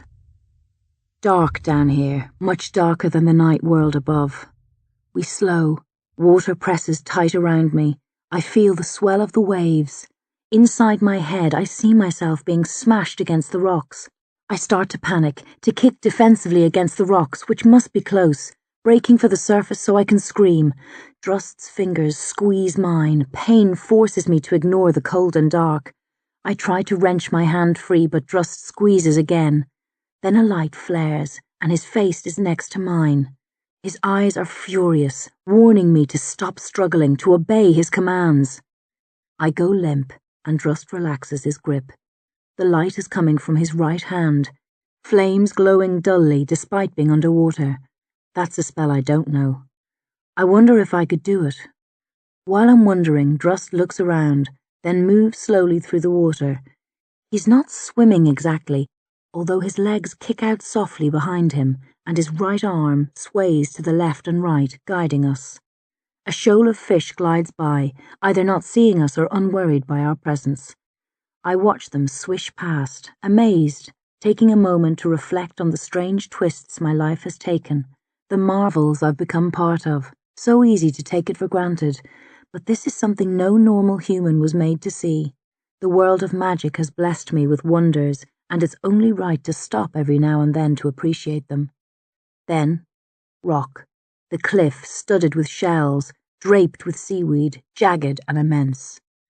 Drust is heading straight for it, coming up fast. He angles downwards. It looks like we're going to hit the rock and be torn to shreds, but at the last moment I spot a hole, the entrance to a tunnel. We're swept through the mouth of the tunnel. I'm not sure if magic propels us or the thrust of the tide. We pass along smoothly, protected from the walls by the water and Drust's spell. The light in Drust's hand fades, plunging us into total darkness. For a while there's just the rush and noise of the water. I don't feel afraid. It's oddly comforting. It reminds me of when I was born, entering the world through the tunnel from my mother's womb. Then there's a glow ahead of us. Seconds later we're out, shot into a pool of comparatively warm water. We float to the surface, where Drust pushes me onto land and crawls out after me. He touches my lips and nods. I stop the breathing spell and draw in a lungful of fresh air, shivering from the chill of the water. Drust stands and offers me his hand. Clutching it, I let him draw me to my feet. He smiles at me when I'm standing, then places a hand on my left shoulder. Heat flares within me and I dry quickly. Drust releases me and looks up. I follow his gaze and gasp. We're in the middle of a huge cave. I can't see the roof, it's so far above us. All around are thick stone pillars, 20, 30 more. And on each pillar, something. I can't think of any other word to describe them. Slowly shifting shapes of coloured light, taller than 10 men stacked one on top of the other, the colours changing as their shapes twist and swirl, casting a dim light which illuminates the massive cave. There's magic in these shapes, strong magic, but unlike any I've felt before. No, that's not true. I have felt it a couple of times, in the ring of stones when the demons were repelled, and earlier tonight when Lorcan's axe melted. What are they? I whisper. Old creatures, Drust whispers back. He's smiling strangely, gazing at the lights as a child might regard a new toy. The magicians of the ancient past, the creators of land, life, maybe even the gods. Some say they came from the stars, others that they are the stars, or at least their worldly forms. He walks forward, then around in a slow circle, studying each pillar and shape. Most of the pillars boast scores of old etchings, but not like those found on Ogham stones. These are long, complicated signs. If they represent words, the language must be much more complicated than ours. Nobody knows how many there were, Drust says as he walks. Maybe thousands. This world was theirs. A playpen, a breeding ground, an experiment. We can only guess. Most have moved on, taken their magic with them, returned to the stars or wherever they came from. Or maybe they've died. We're not sure. The old creatures communicated openly with our ancestors, but they've been silent for several generations. Many druids mourned the passing of our original masters and begged them to stay to help us protect this world from the threat of the Demonata, to teach us more of the wonders and magic of the stars. But even the old creatures must obey the laws of the universe, and those laws state that for everything there is a time. Nothing remains unchanged forever. He stops before one of the shapes and stares up at it, reaches out, then draws his hand back, fingers twitching. I was told that when the final old creature leaves this world, all life will fade, all lands will fall, everything will turn to dust and blow away in the savage winds which will lash the world in their wake. But I don't believe that. I think if they created this world and all its beings, especially us, they created it with love. Maybe they've created others and will create more worlds later, a string of them throughout the universe. They give birth, help us through our infancy, then move on, leaving us to our own devices, maybe returning in the far-off future to see how we fared. One day, our descendants might be like them, mothers and fathers of worlds and life. He trails to a halt. His words are strange, hard for me to understand. I've never heard anyone speak of such things before. My head's spinning as I try to see the universe as Drust imagines it, speckled with beings greater than gods. And then one of the shapes, or all of them together, speaks. "Why have you come?" The accent is all the accents I've ever heard. The words are both lyrical and flat, loud and soft, coming from within my head and all around, warm and comforting, no malice or threat, only tired curiosity. "To seek answers," Drust says, bowing his head. "I know it's bold to ask, to disturb you when you wish for peace, but these are troubling times." The voice finishes. A pause. "The Demonata have crossed. We were not aware of it, but it was not unexpected. They have always been a threat, and always will be. The battle between demons and humans must be fought over and over until they defeat you. Or we defeat them," Drust says hopefully. "No," the voice says. "The Demonata are creatures of pure magic. Their power is beyond that of humanity. That is something no force can change. In the past, we protected humans and prevented demonic incursions. But we must move on. We cannot stay and repulse the demon hordes indefinitely." "But you can help us stop this current assault," Drust groans, voice laced with more than a hint of desperation. He looks up and his eyes are red. I realize he's crying.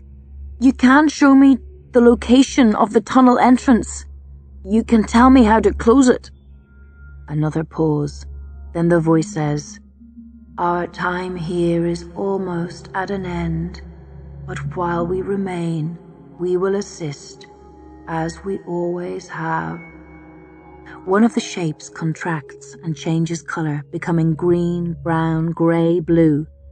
It takes on the form of land, only much smaller than real land. I haven't seen one of these before, but I know what it is. "A map," I mutter. "Aye," Drust says, studying the map eagerly. reading it in ways I cannot. To the right, there's a shining dot the size of my smallest nail. That's where the tunnel entrance lies, Drust asks. It is. That's not so far. Drust looks excited. We can be there in 8 or 9 days if we march hard. Indeed. The map changes and the shape resumes its original ever-shifting form. But you do not have such temporal luxury. Drust frowns. What do you mean? The Demonata gather, the voice says. We can sense them now that we have focused. They press and rip at the fabric of this universe. In 2 days and nights, the first demon masters will cross. Drust's face turns a sickly grey colour. No, they can't. Not when we're so close. We have to stop them. You must help us. We cannot, the voice says. We are confined here and our powers are fading fast.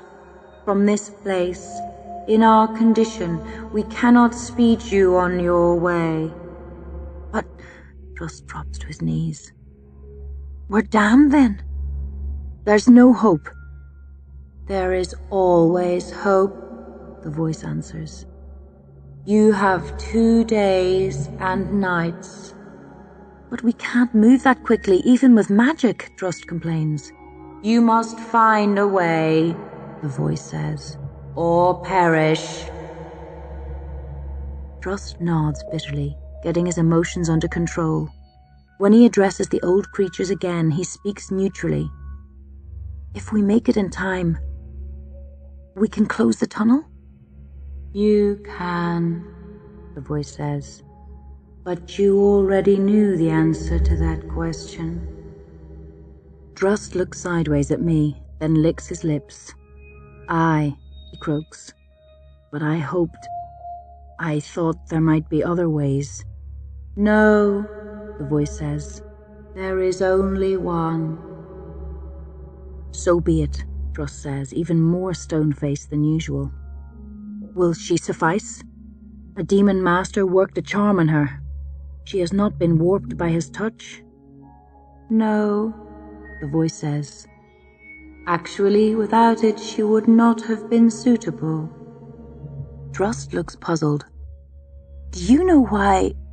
He begins, but I interrupt before he finishes, unable to hold my tongue any longer. Pardon me, I say, my voice trembling. But how can we close the tunnel? What's my part in this? Quiet, Drust snaps. You have no right to speak. This place is... Peace, the voice cuts in, gently but firmly. All who come before us have the right to be heard. The girl has asked a question. It will be answered. But I only brought her to make sure she was pure, Drust shouts. She has no... The rock beneath our feet shudders. It's all the warning Drust requires. He closes his mouth and hangs his head. The tunnel between your universe and the Demonatas has been created by a human magician, the voice explains. He must be eradicated for the tunnel to be closed, but that spell requires a sacrifice. A human sacrifice, I guess. It is more specific than that. The killing of a human would not generate the power necessary to destroy the tunnel. A magician must be slaughtered in order for the spell to work. The voice pauses. Drust looks up at me with haunted but firm, unapologetic eyes. A druid must be killed, the voice concludes. Or a priestess.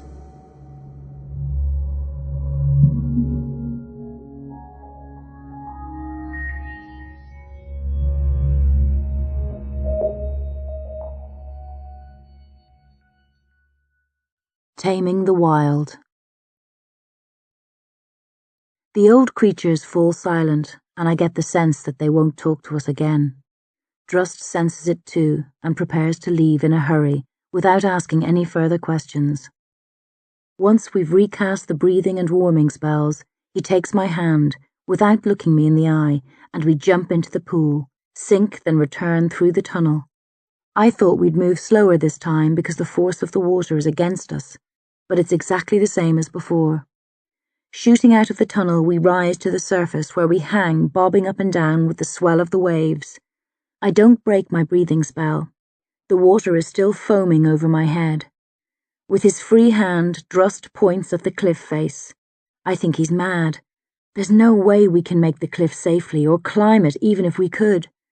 But I don't argue as he guides us towards it, opposing the pull and cut of the waves. We move on the surface of the sea as we moved below, propelled by magic, not swimming, but gliding like seabirds across the surf. The wind and waves lash us angrily, as though enraged by our ability to defy them. Closer to the lethal screen of the cliff, closer, almost upon it. One more sweep of a wave, and I'll be able to reach out and touch it. We come to a stop and hang calmly in the water, rising and falling with the swell of the waves, but not moving towards or away from the cliff. Drust puts his free hand on mine and moves it forward until I make contact with the rock. He then nudges my other hand up beside it and releases both at the same time. As soon as he lets go, the wind and waves bite at me, trying to rip me loose. I cling to the cliff by my fingertips and scream, shattering the breathing spell. Then Drust's arm is around me and he's shouting in my ear, "Climb! Keep going! Don't look down!" "I'll fall!" I shriek. "I'll drown!" "You will if you don't climb!" he bellows, digging his chin hard into my neck. Since I've no choice but to climb and risk death, or stay and die for certain, I push my left hand up, searching for a handhold. After a second or two I find one and rest a moment, face turned away from the spray of the waves. Then I move my right hand up. My feet follow automatically, scrabbling for toeholds. Drust keeps his hand on me, steadying me by placing pressure on my shoulder, then my back, my bottom, my legs, finally my feet. When I move out of reach, he shouts at me to stop, then climbs up after me until we're level. Then it's my turn to lead again. That's how we progress, a small stretch of cliff at a time, dragging our way up, defying the angry howls of the sea, disturbing seagulls in their slumber. Drust only uses magic when I slip to keep me hanging in the air momentarily so that I can grab hold of a piece of rock again. I look down once and immediately wish I hadn't. "We'll never make it," I sob, feeling my strength ebb away, certain I'll collapse soon, not even able to keep myself going with magic. "We will," Drust replies stubbornly, then pinches me to get me moving again. Finally, when I've started to think this is a nightmare from which I'll never awake, we make it to the top, and friendly hands pull us over the edge of the cliff, then carry us to our clothes. Fiachna has to help me slip into mine. My fingers are too numb to grasp and manipulate the material. They ask what happened, where we've been, how we survived, what we saw. They were sure we'd drowned. Their excitement at finding us alive makes them babble like children. Drust ignores the questions and pulls on his robes. I ignore them as well, too exhausted to provide answers. When we're fully dressed, the clothes deliciously warm on my cold blue skin, Drust tells the others we need some time on our own. He marches me along the cliff to where a jutting rock shelters us from the wind. Settling behind it, Drust starts a fire using magic, makes it expand so the flames are 3 times their normal size, then sits staring into the heart of the blaze, saying nothing. "Why didn't you tell me?" I say eventually, when I'm warm enough to speak. "I couldn't," he replies. "You wouldn't have come with me." "I might." "No, you wouldn't have trusted me, nor would the others." "So, you were going to keep it a secret?" I snort. "Not telling me until we got to the tunnel, then kill me without asking?" "Aye." He looks at me sideways, torn between arrogance and shame. "That's part of the reason I was so hard on you to begin with. Yes, I needed to bring your magic out. You weren't powerful enough the way you were. But I also didn't want to get close to you because I knew I'd have to. He stops and looks at the fire again. Was there another magician with you when you first set off, I ask. He nods. An apprentice. No grown druid would accompany me. As I told you before, they have no love for Christians, and will be quite pleased if the Demonata take over this land. But I found an apprentice who was born here, whose families still live on these shores. He was happy to lay down his life if necessary. If? I sneer. You told him it might not be. Drust blushes. I said there might be other ways. It wasn't a total lie. Until I asked the old creatures, I still hoped. He trails off into silence. Is it truly the only way?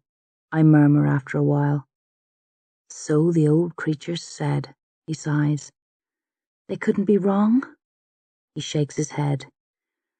Then we must go there and you must kill me, I mutter, and his neck practically snaps as his head lifts sharply. What? He gasps. If that's the only way to close the tunnel, we must do it. You mean you'll let me? He stops and scratches his head. Why? Now that you know, you don't have to come. You can flee, sail for safe lands to the east. With your power, you could become a priestess of high standing, or even a druid. There's never been a female druid, but you can control male magic, so perhaps you'd be the first. You don't have to stay or die. I stare at him as if he's insane. But the tunnel would remain open, I say slowly. The demon masters would cross, they'd kill everyone, then make them walk around as undead slaves. I can't let that happen. Even if it means your own death? Drust asks. Of course, I frown. Why do you ask me this? You feel the same way, otherwise, why come on this quest and risk your life? He shifts uncomfortably. My reasons are not the same as yours. These aren't my people, so I don't really care whether they live or die. And I never planned to perish. The risks were high, but I hoped, still hope, to get out of here alive. But if you go on, it's to certain death, one way or the other. How can you do that? How can I not? I reply simply. One life is nothing when measured against thousands. I'd give it 1,000 times over to save the lives of those I care about. And those you don't know who mean nothing to you? Aye. Drust chuckles darkly. A teacher of mine once said we druids knew nothing of ordinary people, that we'd been apart from them so long we couldn't understand them anymore. I didn't agree. But I see now that he was wiser than me. Your way of thinking is opposite to ours. No druid would throw away his life to save others. Some let themselves be sacrificed when they believe it will lead to greater power in the other world. But I know none who'd offer themselves as you have. Then they're fools, I tell him. A single person is nothing, only the clan matters. Drust shakes his head again. So different, he mumbles, then looks at me with fresh respect. Very well, Beck. Our quest continues, even though I believe it's doomed and we won't make the tunnel in time. But if we do, you know what must be done. Aye. You'll accept my guidance, follow my orders, let me kill you. A short pause, then softly but firmly. Aye. You are a true hero. He smiles wanly. Now get some sleep, little girl. We must leave as soon as possible, but we're in no condition to march tonight. We'll wait for morning, and then make our way east as quickly as we can. Is it all right if I sleep with the others? I ask. You're tired of my company? Before I can answer, he grunts. Of course, they're your people. Spend as much time with them as you wish. Thank you. I rise and make my way around the rock, bowing my head against the wind. As I round the rock, there's a noise like hooves skittering over grass. I glance up, but the wind and rain are in my eyes, and it's a few seconds before I can see clearly. When I look, there's nothing nearby. I don't worry about it as I tramp back to camp. Nothing can harm us here. But I wonder, because if it wasn't my imagination, It was probably just a rabbit or fox, but it might have been a human, one who could move very, very fast. When I'm back with the group, I ask Bran if he was listening to what Drust and I were saying. The boy smiles foolishly, as he normally does, and gabbles a few meaningless words. I feel uneasy about it as I settle down to sleep. Then Bran snuggles up beside me for warmth and murmurs, "Flower," under his breath as he folds his arms around me. I laugh at myself, misgivings vanishing. It probably wasn't Bran I heard when I was coming back, only a wild animal. And even if it was him, what of it? We've nothing to fear from Bran. What harm could a poor, innocent, muddled boy like him do? Drust addresses us early in the morning. He says the location of the tunnel has been revealed to him, but doesn't mention the fact that I have to be sacrificed to close it. Then he outlines our main problem. "The tunnel lies to the east of your village," he says. "A march of at least a week, probably longer. But we only have 2 days and nights. Then the demon masters will break through and we're finished. It will be too late to repair the damage." "Then we've lost," Gaul says softly. "We came too late." "Probably," Drust agrees. "But we have to try. We'll push on as quickly as we can, run in bursts, use boats or rafts on rivers and streams where possible, and pray to the gods that the demons encounter some unexpected delay." "What about magic?" Fiachna asks. "Can't you use that to make us go quicker?" He's had a hard night. The demon poison from the bite has spread and the whole of his upper body is an ugly purple colour. He has the shakes and is sweating badly. I tried to cure him without success. I asked Drust if he could help, but he said this wasn't something he had any knowledge of. "There are spells which would allow us to run much faster," Drust says, "but they're incredibly tiring. They'd let us push our bodies to their limits, but we could easily pass those limits without knowing and drop dead. If it was a matter of a day or two's march, I'd risk it, but the distance is too great. When we're closer, we'll gamble, but not now." "What if you cast the spell on only a few of us?" Lorcan asks. "We could provide rides for the rest of you." Drust blinks. "Use you as horses?" he says, astonished. "Why not?" the teenager shrugs. "We'll die anyway if the demons break through. Beck and Bran are too small, and Fiachna's in no shape to carry anyone, but the rest of us could—" "Not me," Conla barks. "I'm not running myself dead for that damn druid." "You'd rather perish at the hands of demons?" Gaul asks coolly. "I won't—" Conla starts to shout, then stops and growls. "I mean, I'd rather take my chances with the monsters. I trust them more than this one. You know where you stand with demons." "You're a fool," Gaul says bluntly, then faces Drust. "Even without our young king, Lorcan and I could carry you and Beck, and Bran could keep up, the speed he runs at. It means leaving Fiachna behind, but he'll probably die soon anyway." He grins bleakly at Fiachna. "Sorry for being so blunt." "Don't worry about it," Fiachna wheezes, grinning back. "Maybe Lorcan doesn't want to carry me," I say quietly, recalling his outburst the night before. Lorcan grumbles something, then raises his voice, but keeps his eyes lowered. "I was upset about losing Ronan. I reacted savagely and said things I didn't mean. I beg your pardon." "You don't need to," I smile. Lorcan looks up, returns my smile, then squints at Drust. "Well, will it work?" "I'm not sure," Drust says, and does some quick calculations. "We could cover maybe half the distance in a day if we did it your way, but only if you ran non-stop, which would certainly mean your deaths." "Never mind that," Gaul snorts. "If we get you halfway, it leaves you with a 3 or 4 day march. If you walk by night as well as day—" "We still won't be quick enough," Drust mutters. "Beck and I could use magic to run faster after you died, but we'd have to rest often to arrive fit enough to cast our spells. It would take at least 2 days, making 3 in total. The demon masters will have crossed by then." "But we've more hope this way," Lorcan notes, "so we'll have to chance it, aye?" "If you're willing to make that sacrifice," Drust says slowly, "then aye." "You're mad!" Connla sneers. You'll kill yourselves for nothing instead of doing the wise thing. And what's that? Gall inquires with all the sweetness of a bat's bite. Connla points west. We're on the coast, fools. Find a boat, set sail, get out of here before the demons slaughter you all. Gall shakes his head. I never had a high opinion of you, but I wouldn't have expected this. Flee when there's a chance to save those we left behind. Run when there's a war to be fought. I don't believe you're of our people. I think Con reared a changeling. Is that so?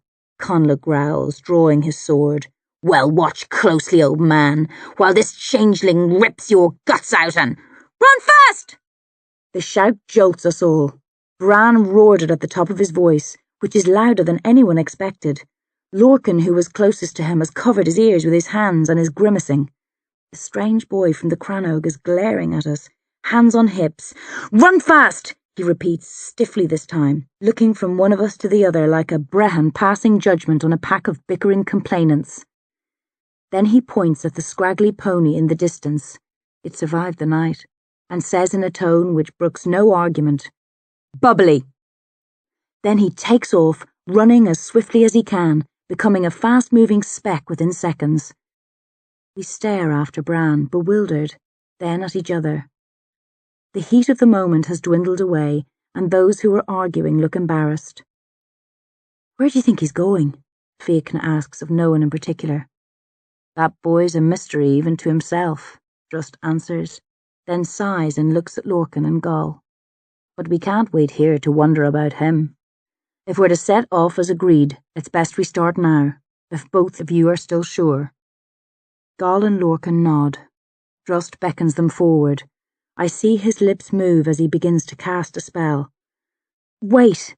I step between the warriors and Drust, my eyes on the far-off form of Bran. I think we should leave it a while.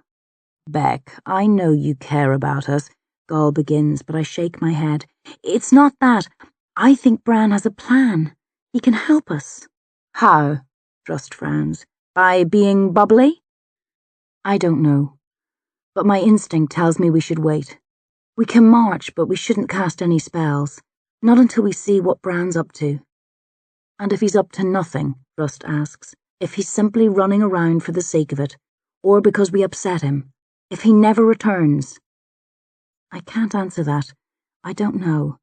I just think it would be a mistake to use our magic now. Drust studies me in silence, troubled. The others are staring at me too, but it's clear from their expressions that they'll leave this decision to the druid. So be it, Drust huffs, then laughs. I must be as mad as the boy, but I'll go with your instinct. We'll leave the magic for a while. I'm not setting a time limit, but if I start to feel he's a lost cause, that's that. Agreed? I nod reluctantly, and mutter a quick prayer under my breath that I'm not wrong about the brain-addled Bran. We make good early progress, me riding piggyback on Lorcan, but Fiachna finds it hard to keep the pace. It's clear we'll have to leave him behind soon, to die alone in the wilderness. My heart weeps at the thought, as I remember my childish dreams of putting magic behind me and becoming his wife. But dreams are dreams, and reality's reality. Few, if any of us, are going to survive the next few days. We can't be foolish about this. If Fiachna can't keep up, he must be abandoned. As I'm thinking that, Fiachna stumbles. Gall has been half supporting him, then slumps to the ground and rests, massaging his neck, which is pure purple. I'm finished, he says quietly. Leave me. We could, if you want, Gall mumbles, touching the hilt of his sword. No, Fiachna smiles weakly. I'd rather lie here, watch the clouds drift across the sky and die in my own natural time. It's peaceful. But the pain, Gall inquires. Not so bad, Fiachna says. It was worse in the night. The fires turned to ice. It still hurts, but I can bear it. Very well, Gall salutes the blacksmith. Lorcan salutes too, and so does Connla, though his salute is quick and disinterested. Drust spreads his hand over Fiachna. I will pray for your spirit, and if we succeed, I'll tell people of your bravery and the debt they owe you. Thank you, Fiachna coughs, then shudders. I kneel beside him. A few weeks ago I would have fought not to cry, but now I let tears flow freely. I don't care how I'm supposed to behave. I'll miss Fiachna dreadfully, and I want him to know that. I could, if there's anything, I wish. I can't find suitable words. In the end, I abandon speech, throw my arms around Fiachna, and kiss him fully. A kiss between a woman and a man. It's the first time I've ever kissed someone this way. It will also probably be the last. Fiachna smiles when I break the embrace. I had my eye on you for a few years, little one. If you hadn't been a priestess. He touches my left cheek with cold, trembling fingers. Perhaps in the other world. I'll pray for it, I sob, then rise and stumble away, wiping tears from my cheeks, not looking back for fear I'd crumble completely and beg to stay with him. There's no time for that. He must die by himself on this miserable day if we are to press on and prevent many more from dying soon after. I hear Lorcan ask, "Do you need a weapon?" Fiachna replies, "No, I have my knife. If I'm not dead by nightfall and the demons come, that will take care of the job." Then I'm gone. The others soon come after me, Conla among them, although I half expected him to part from us here, our ranks lessened by the fall of yet one more much-loved friend.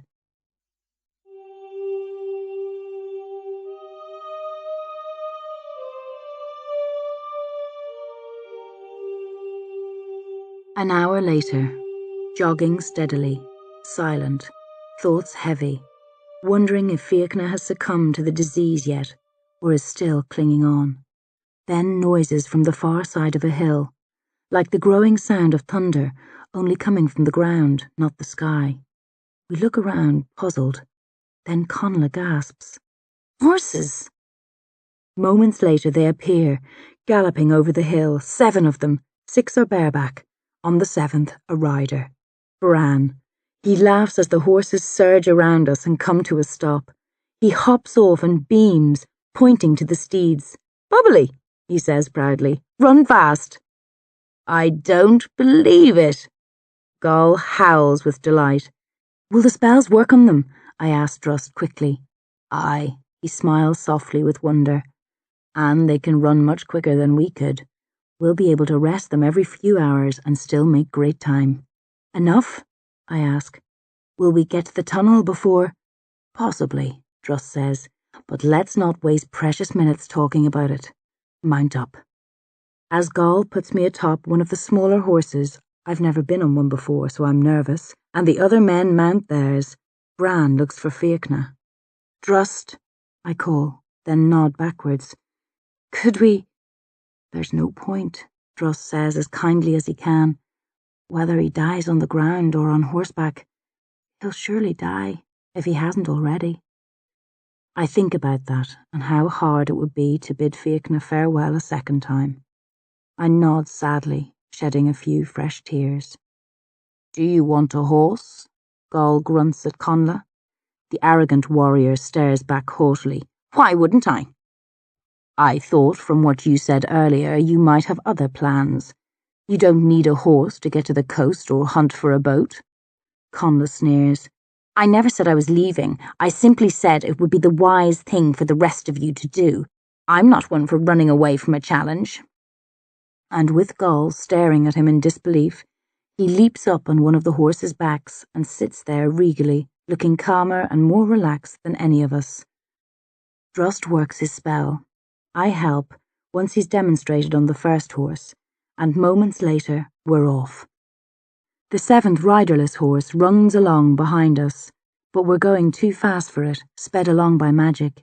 It soon gives up and turns aside to head back wherever it came from, leaving us to charge across the land ahead of even the jealous wind.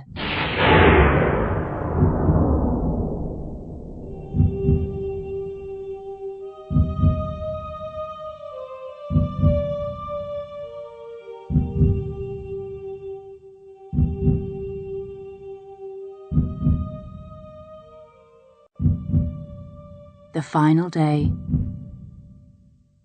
We move so fast, it's as though we're not really part of the world. The horses push on at tremendous speeds without appearing to tire.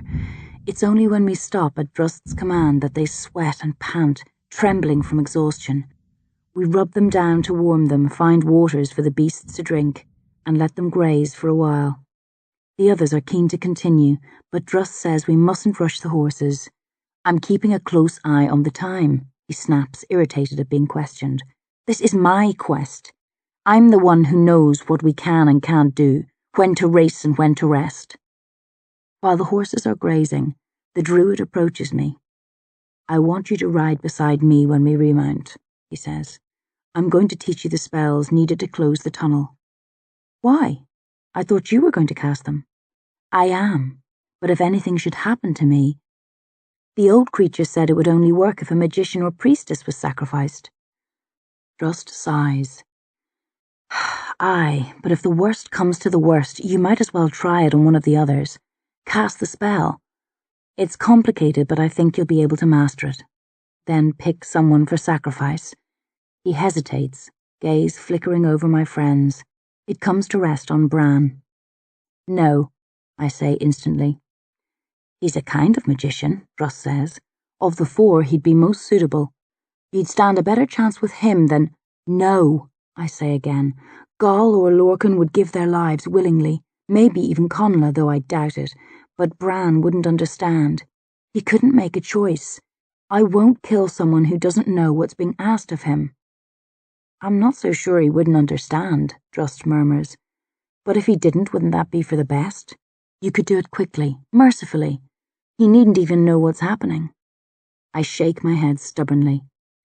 If I have to, I'll ask one of the others, but I won't murder Bran. Even knowing the consequences if we fail, Drust asks menacingly. Even then, I mutter.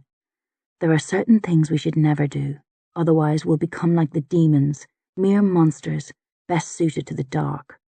Drust shrugs sourly. As you wish. If luck is with us, it won't come to that, but I thought I'd make you aware of your options just in case. He rises and shouts at Bran to gather the horses. Though they obey us when we're on their backs, they revert to creatures of the wild when left to graze, and only Bran can get close to them. Soon we're off, racing through a forest, Drust riding beside me, teaching me the spells, which will hopefully destroy the tunnel between this world and the Demonatas. We rest several times over the course of the day. The third time, one of the horses collapses and dies. I ride with Bran after that, my hands loose around his waist. I can tell he enjoys having me behind him by the way he tilts his head back to nuzzle my cheek. We stop for nightfall. This time, Lorcan and Gall don't question Drust's judgment, but it's plain from their worried expressions that they think we should press on. Drust sees this, and though he scowls, he takes the time to reassure them. We've made excellent progress today. If we rest the horses tonight, we can push them hard tomorrow and arrive at the tunnel by afternoon. If we continued now, they'd die before dawn, leaving us to walk. We wouldn't make it on time. Many demons pass us during the night, snuffling and snorting, more than I've ever seen before. It must be because we're so close to the tunnel through which they cross. It's hard masking the horses from the demons, but Bran gathered them in a small circle before dusk and dozes in the middle of them, waking whenever one stirs, shushing them, keeping them motionless. I don't sleep. I can't. This is probably my last night alive. It's horrible, lying here shivering with cold and fear, knowing what's to come, thinking about death and all that I'll lose. Why couldn't I have fallen in battle, killed quickly, no time to worry about the other world and what I was leaving behind? This waiting is worse than death itself. I have moments of doubt in the middle of the night, when the world is a lonely place. I could run, desert with Connla. I'm not sure why he's stuck with us this long. He could have left when we were at the coast, or when Bran brought the horses. He said he wasn't one to flee a challenge, but maybe it's just that he fears running by himself, with no one to watch his back. If I said I'd go with him, I'm certain he'd jump at the chance. With his strength and standing, allied to my magical abilities, we could be a mighty pair, set ourselves up as rulers of some far-off Thua, Conla a king, me a priestess queen, all-powerful. It's tempting. I know my duty, and I believe my suffering will be brief, that I'll find peace in the other world. But in my heart I'm a young girl, afraid of the darkness of death, wanting to grow up and see more of the world, taste more of life. I cry quietly to myself, thinking of the terrible sacrifice I must make, the joys I will never know, the love I'll now definitely never find. Part of me wants to slither across to Conla, put my offer to him, then leap on a horse and ride out of this nightmare as fast as I can. But I don't. Duty wins out over fear in the end.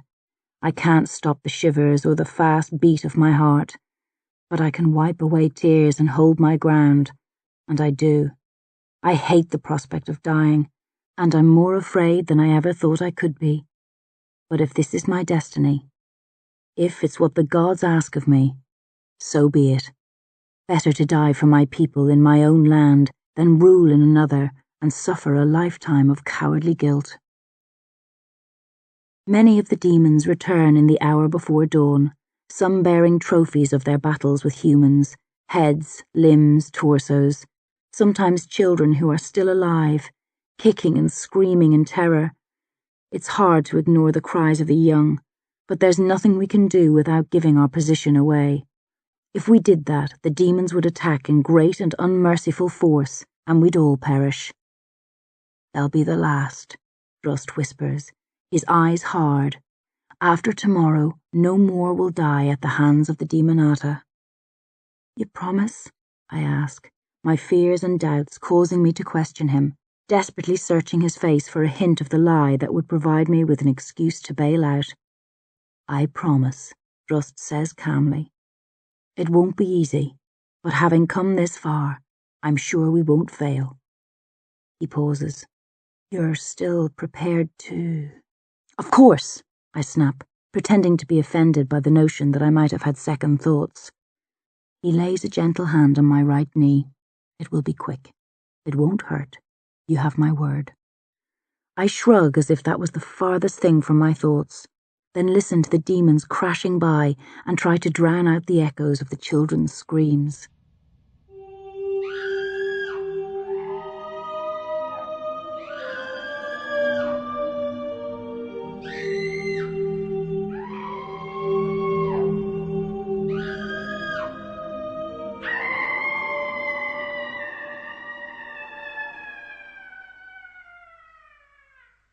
Day.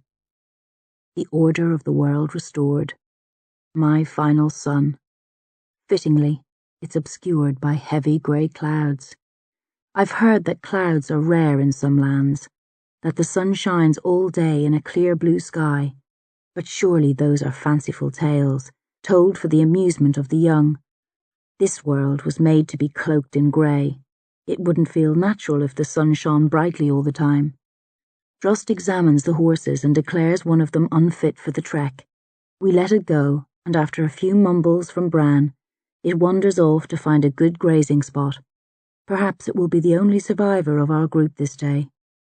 Before we leave, Drust makes a final speech, looking around slowly, his gaze lingering on each of us in turn.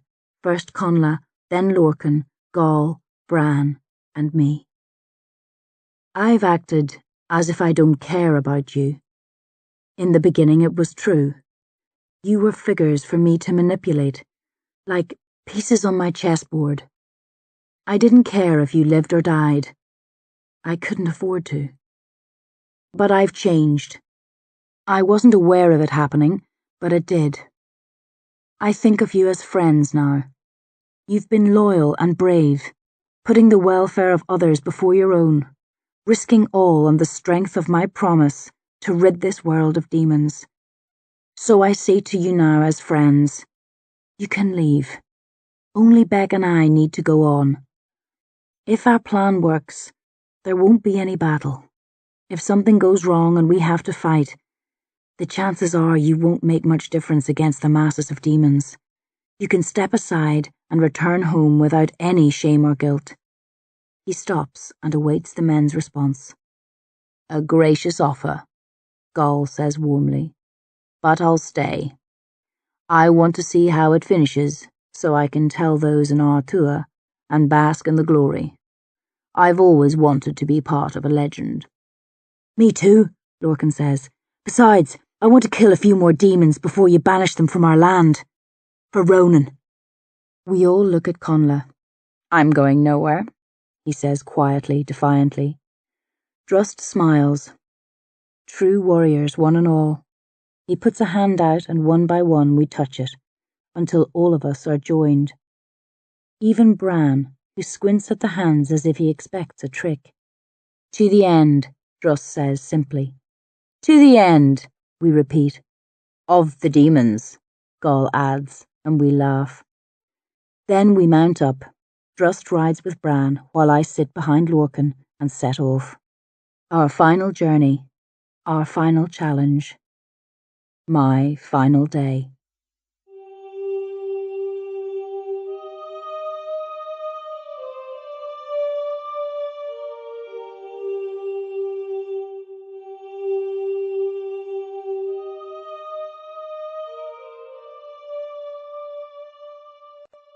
Working on the spells of closure. Not one spell, but several. Spells to join split rock back together, move earth, seal magical gaps. The most difficult spells I've ever tried to learn. Even with my vastly expanded powers, I have trouble mastering them. My tongue trips on the words. Despite my perfect memory, I get the order wrong and muddle them up. Drust doesn't lose his temper. He repeats the spells over and over, making me slowly practice the words and phrases which are particularly difficult. This is helpful for me too, he says, as we take a short break. I've never cast these spells before. It's good that I get the order straight within my mind and the words clear on my tongue. If I have to replace you, I say, when do I make the sacrifice? You'll know when the time comes, he says. The spells will direct you. There's no single right moment. These spells react to the threat which the caster faces. So they're different each time.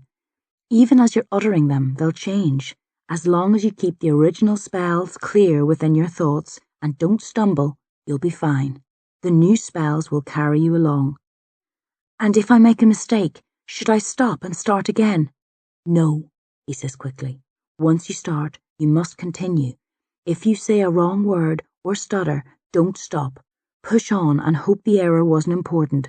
There will be forces working in opposition to our magic. Once the Demonata realize what we're doing, they'll set themselves against us.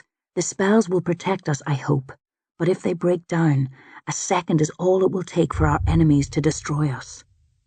I wish he could be more encouraging. But this is a time for the truth, however troubling it might be. So I listen and repeat and hope that I'm never charged with the task of having to do this. Because I'm not only unsure whether or not I'd be able to get the spells right, I also don't know if I could bring myself to take up a weapon against one of my friends and kill him.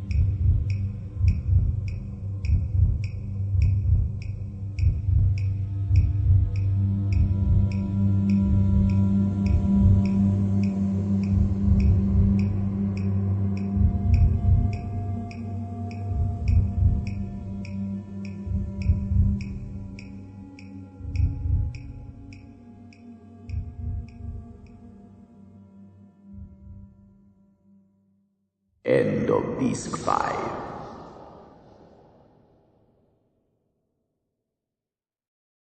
Disc 6.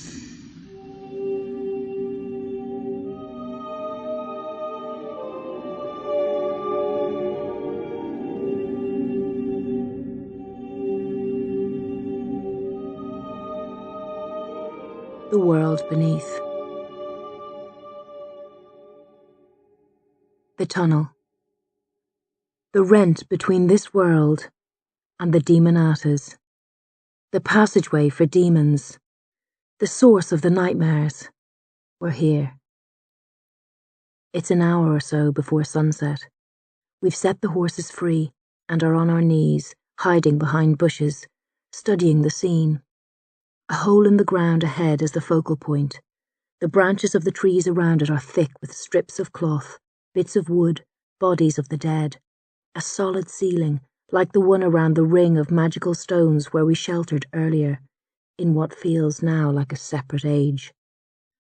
Beneath the cover of the trees, hordes of demons, most sleeping, some fighting, playing with dead bodies, eating. Every disgusting shape and shade imaginable. Some undead, too, but not many. We'll never get through them all, Gaul whispers. I could create a diversion, Lorcan suggests. Attack at one side and draw them away. The rest of you could sneak in while they were dealing with me. No, Gaul says. That wouldn't work. Maybe Bran could dance and lead them astray. Run fast, Bran says, nodding vigorously. Too many, Drust mutters. Not all would be lured away. Magic? I ask. A masking spell? Drust nods. That's our best hope, but we can't count on it. These are superior to most of the demons we've faced. They're some of the more powerful demons who have crossed, placed here by their masters to guard the opening. Then they might see through the spell, I note. Aye, but we'll have to risk it. We'll cast a strong spell over you, me, and Bran, then advance. Gaul, Lorcan, and Conla can attack at the same time at different spots to create distractions. Sounds good to me, Gaul says. How about you, my fine young... He stops, brow furrowing, as he stares at Conla. The vain warrior has cut the flesh of both his palms, and is daubing his cheeks and forehead with blood, quietly muttering words which could be either a spell or a prayer. What are you doing? Gaul asks suspiciously. Conla finishes the spell or prayer, then smiles. A bit of added protection. That won't help, Drust says. We'll see, Conla chuckles, casually glancing over the top of the bush at the demons. Well, I'm ready. Make up your minds, tell me what you want to do, and on we'll go. Drust regards Conla with uneasy surprise. Some warriors are never afraid going into battle, but Conla isn't one of them. Yet here he squats, more at peace than anyone, looking like a man with nothing to lose or no notion of losing. You understand what we're discussing? Drust asks. If you fight, you'll die. It will take time to cast the spells of closure. The demons will kill you while we're at work. Just worry about your magic, Druid, Conla laughs. Leave us to handle the fighting. A man at last, Gaul remarks wryly, then faces Drust. So the three of us will attack the demons while you, Bran, and Beck forge ahead on your own. Drust hesitates, then abruptly changes his mind. No. Some demons may have orders to stay by the entrance in case of an attack. It might be better if we don't give them advance warning. We'll stick together and push on as a group. If they see through the spell, Beck and I will make a dash for the hole and the rest of you can fight then. We won't let you down, Conla says grandly. Drust and I concentrate and draw upon our magic. The night's rest has done me a world of good, even though I didn't sleep. I feel power bubbling up inside, stronger than ever. When I cast the masking spell, I add a few twists to it, improvising, improving on the spell which Drust taught me. The druid feels the strength of the new spell. He's surprised, but follows my lead, and we carefully wrap our small group safely within it. The spell will trail us, I tell Drust when we're finished. We won't need to maintain it as we walk. We can focus on the task ahead. How did you manage that? He asks, slightly jealous. I shrug. It just came to me. Drust sighs. Such promise. There's so much you could do. Maybe more than any magician has ever done. I wish... He stops and steels himself, checks that everybody has a weapon to hand, except simple Bran. Then we push through the bush and enter the camp of the Demonata.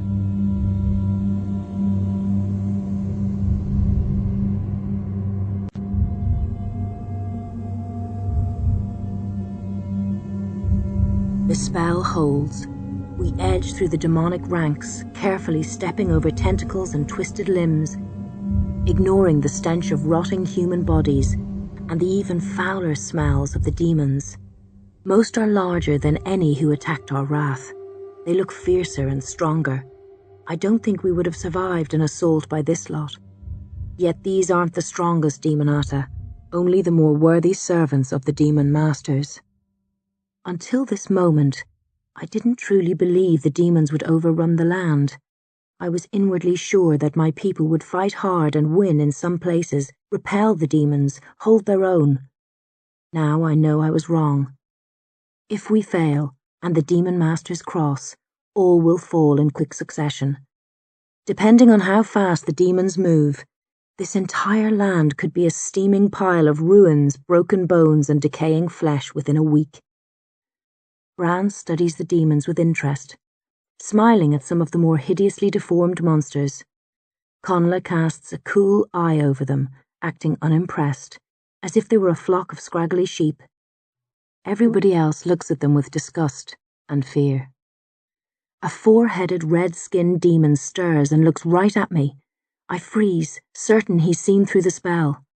But then it belches, spits out a chewed-up hand, and lowers its head again. I step over the half-dissolved, bile-speckled hand and fight to keep my stomach quiet as we pass the dozing monster. Close to the hole, it looks like a natural rip in the earth, though the area around it has been torn at and dug up to enlarge the mouth. No demons rest close by. They keep at least 6 or 7 paces away from the hole. We slip through a space between two misshapen demons and enter the clearing. Drust walks to the rim of the hole and looks down. I step up beside him and see a long shaft angling down deep into the earth. Unnatural heat billows from it. I want Drust to start the spells here, close the tunnel from this point, not lead us down that shaft to whatever horrors lie beneath. But Drust points down, as I knew he would. He makes sure we all understand, then lowers himself into the hole, searching for handholds, descending into the darkness of the pit. I go next, then Bran, Lorcan, Gall. Connla brings up the rear. The rock is hot to the touch, but bearable. Lots of holes, easy to climb. The shaft turns to the left after a while, pure darkness around the bend. I pause, look up at the overcast but beautiful human evening sky one last time, then slide across into eternal demonic night. We climb for 5 minutes, 10, slowly feeling our way down. I could cast a lighting spell, but Drust hasn't, so I don't think I should either. I'm expecting the descent to last for ages, but a few minutes later we hit level ground and are soon standing in a huddle, not sure what to do next, afraid to continue in case we're on a platform overhanging a deadly drop. I am going to feel ahead with magic, Drust whispers. You try too. Explore with your mind. Try and determine where we are and what lies ahead. I close my eyes, not that it makes any difference in this place, and send out mental feelers. But I'm not very good at this type of magic. I get the sense of a large space around us, a cave, I think, but I can't be sure of its exact size. And I've no idea what the ground is like underfoot, whether it's solid, breaks off into nothingness after a few feet, or is littered with traps. Fortunately, Drust is more accomplished at this than me, and a minute later he sighs the contented sigh of a man who has finally found what he's been looking long and hard for. It's all right, he says, excitement in his voice. We're here. Light flares dimly in his left hand. Slowly he lets it grow and expand, filling his palm, and then rising to hang in the hot air above us. It lights up the entire cave, revealing a sight of beautiful wonders and a wretched terror. The wonders, V-shaped, glistening formations of a substance not quite rock. Some reach up from the floor, others hang from the ceiling, all sorts of sizes. Water drips from the tips of some of the overhanging shapes to splash over the floor of the cave or one of the uprising V's. In some places, it's as if the shapes are reaching for each other, growing towards one another. There are other formations stretched between the floor and ceiling, some huge, others tiny bulges, and an underground waterfall to our right, the water appearing as if by magic from high up the wall, vanishing through a crack in the rocks underneath, flowing on to who knows where. This is what I imagine the other world, or Tir na n Og, to be like. It doesn't feel as if it belongs to our world. It's so quiet, except for the noise of the waterfall, and peaceful. I feel like if I fell asleep, I could snooze for 100 years and not be any different when I awoke. Time doesn't touch this cave, or if it does, it touches it softly, slowly, subtly. But then there's the wretched terror, which is almost impossible to comprehend and difficult to describe. There's a hole, the start of the tunnel, in one of the walls of the cave, and around and within it, the head and warped body of a man. The head hangs just above the hole, limp, its neck jutting out of the rock. Its body is spread out around it, mixed in with the rock, part of the wall. An arm far off to the left, a leg farther down to the right, the chest and stomach torn open, surrounding the hole, some inner organs visible inside the mouth of the tunnel. At first, I think it's a trick of the rock formation, that the head has been stuck there to emphasize the strange nature of the hole. Then I think that the body just adorns the outside of the rock, that bits and pieces have been stuck on or crammed into cracks. But as we move closer, drawn to it in silent fascination and horror, I see that isn't right either. The body is the rock. Somehow, the two exist together, occupying the same space. It's as if the rock melted and the man stepped into it, coming apart as the rock grew hard again around him. It must have been a painful way to die. Was he sacrificed? Did demons melt the rock and then... The head bobs up, and its eyes flicker open. I stifle a scream. There are gasps all around me. Gall, Lorcan and Connla raise their weapons automatically. "No," Drust says, signalling for calm. "It's all right. He can't harm us." "Don't be so sure," the man in the rock croaks. "Balor's eye," Gall exclaims. "It speaks." "What is it?" Lorcan asks. "What manner of—" He stops, eyes narrowing, takes a step ahead of everyone, gazes at the face for a long moment, then looks back at Drust. "Druid, what spell is this? That face is yours." I don't understand what he's saying until I look again and see that the face hanging from the rock is very similar to Drust's. Stubbly hair, agonized eyes, a fuller beard, but his shape, his mouth, his expression.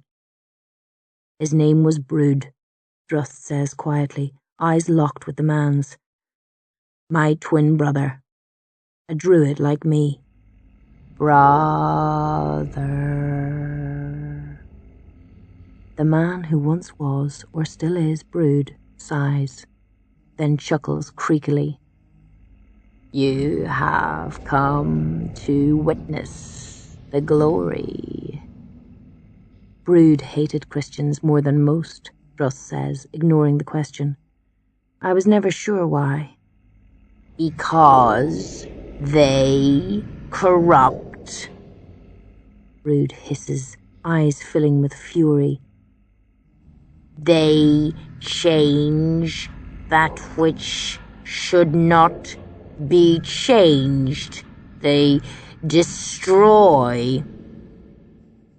He decided to fight them, Drust continues. He sought a way to defeat them. Magic failed him. So did brute force when he tried to organize an army to lead against them. In the end, he resorted to... He trails off into silence for a moment, then speaks again, louder this time. He opened the tunnel between our world and the Demonatas, invited the demons to cross. He's responsible for all the savagery and deaths. He's the one we must stop if we are to close the... "That's why you came," I cry suddenly. "The other druids refused to help, but your twin was the cause of the invasion. You felt guilty. You couldn't bear to let so many people die because of him." Drust nods slowly. "We were like two parts of the same person when we were children. If he cut himself, I hurt. When I was happy, he laughed. That changed with time, but the bond was always there, linking us, binding us. What he's doing is wrong. Christianity can't be fought. And even if it can, it should be fought by human means, not demonic. I couldn't stand by and let my brother, my own flesh and blood, commit such an atrocity against the entire human race. I had to stop him. Not such a noble cause, then, Conla snickers. You didn't rush to our rescue because you cared for us, but because you didn't like what your twin was up to. Rust shrugs. Do my motives matter? I came. I wish to put a stop to the madness. That should be enough. Can't stop, Brood growls. Now that I'm closer, I can see his heart beating slowly within the wall, the rock pulsing along with it. So he's not just alive within the rock is alive too. It has to stop, Druss says. This is wrong, Brood. The Demonata will destroy everything. They won't stay on this island. They'll find a way to cross the sea and spread throughout the world, killing all in their path. Good, Brood gurgles. I want them to accept our kind. The druids will stand firm. We won't fall. The weak will perish. The strong will remain the way it should be. Rust shakes his head. Even the druids would fall in the end. The Demonata don't share or even rule. They consume. All would fall to them. Human, priestess, druid, all. Brood sneers. If so, so be it. Better a world of demons than one of Christian stain. This is pointless, Gaul grunts. We could stand here arguing forever and not get anywhere. Will I chop his head off at the neck and have done with it? That won't stop him, Druss says, moving closer, breaking eye contact with his brother to motion me forward. Brood's spirit is infused with the rock. He has become part of the tunnel between worlds. He is beyond physical harm. We can only kill him by closing the tunnel. Then do it, quick, and let's be out of here, Lorcan says, eyeing Brood uneasily, tugging nervously at his earrings, one after the other. You are a twin too, Brood says bitterly. I can tell. What would you think if your brother spoke of killing you? If I was in your place, I'd say it every right to spill my blood, Lorcan answers stiffly. You lie, Brood snarls. Twins should never raise a hand against twin. His snarl turns to a smile. But in this case, I don't think it will come to that.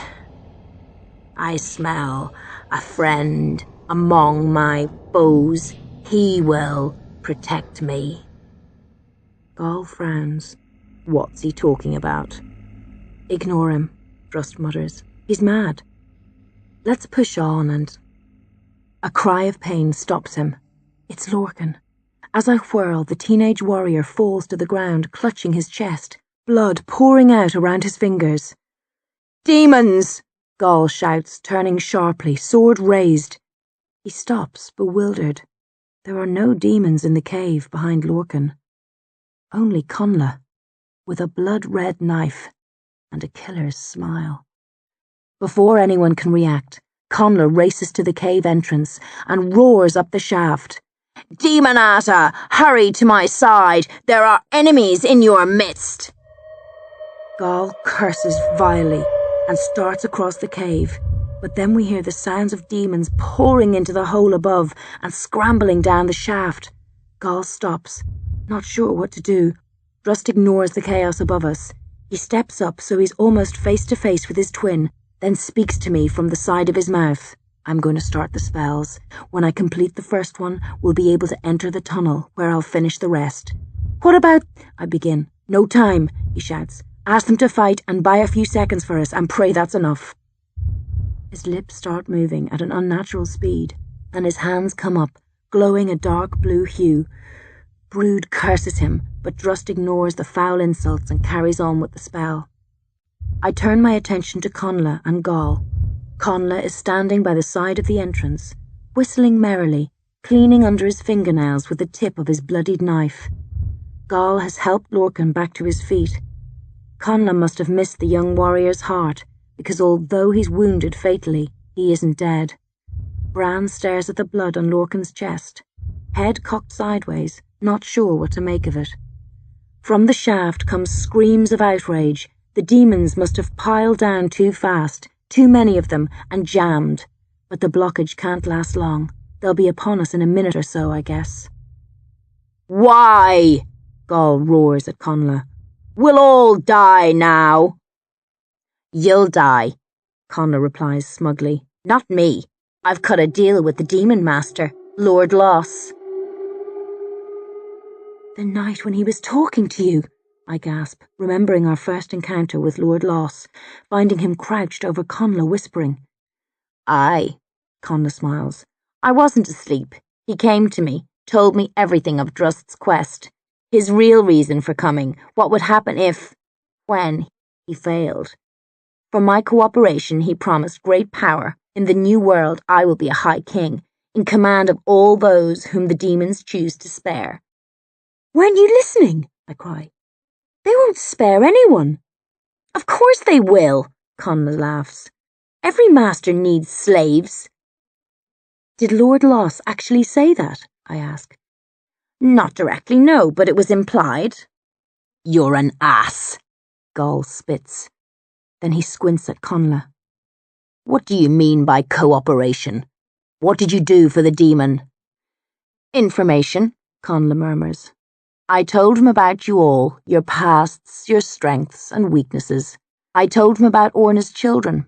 That's how he knew to fetch them. And then there were the services rendered. From the sounds in the shaft, the jam has cleared and the demons are moving forward again. Time's almost up. I glance desperately at Drust, but his lips are still moving and he hasn't stepped forward. Be quick, Gall shouts at Conla. They'll be on us in seconds and I don't want to die without knowing the full extent of your treachery. Very well, Conla grins at Lorcan. I killed Ronan. I pushed him off the cliff. Lorcan tries to curse, but his face twists with pain and he only doubles over and grunts. And Fiachna, Conla continues, laughing at me now. Lord Loss gave me a pouch of poisoned powder. I rubbed it into Fiachna's wound after he'd been bitten by the demon. When everyone was asleep or preoccupied, Whatever he was about to say is lost as the first demon crashes through the entrance into the cave. It falls on its face, but is up in an instant, head swiveling, searching for the source of danger. It spots Conla, takes a step towards him, then sniffs the air, pauses and turns its gaze on the rest of us, leaving the smirking traitor alone. The demon bounds forward, shrieking. Gall meets it solidly, drives his sword through the tip of its head, then kicks it into the path of those which are following. Lorcan shrugs off his death and lays into the demons with his sword, pushing forward, keeping one hand over the hole in his chest to stem the flow of blood. Bran dances around the cave, over, under, and around the demons, spilling into it, confusing and enraging them, doing what he can to draw their attention away from the rest of us, and especially from Drust, still muttering his spell in front of the abusive brood. I reach within, call upon my magic, and unleash it. I set a demon on fire, make another's eyes pop. I drive one mad by squeezing its brain. In its madness it attacks those around it. The spells come quickly to my tongue, power flowing through me, building up and dispersing through my fingers, lips and eyes at a frightening speed. I make one demon's stomach explode. I cause a host of the V-shaped formations overhead to snap free and fall, killing several demons in the process. But it isn't enough.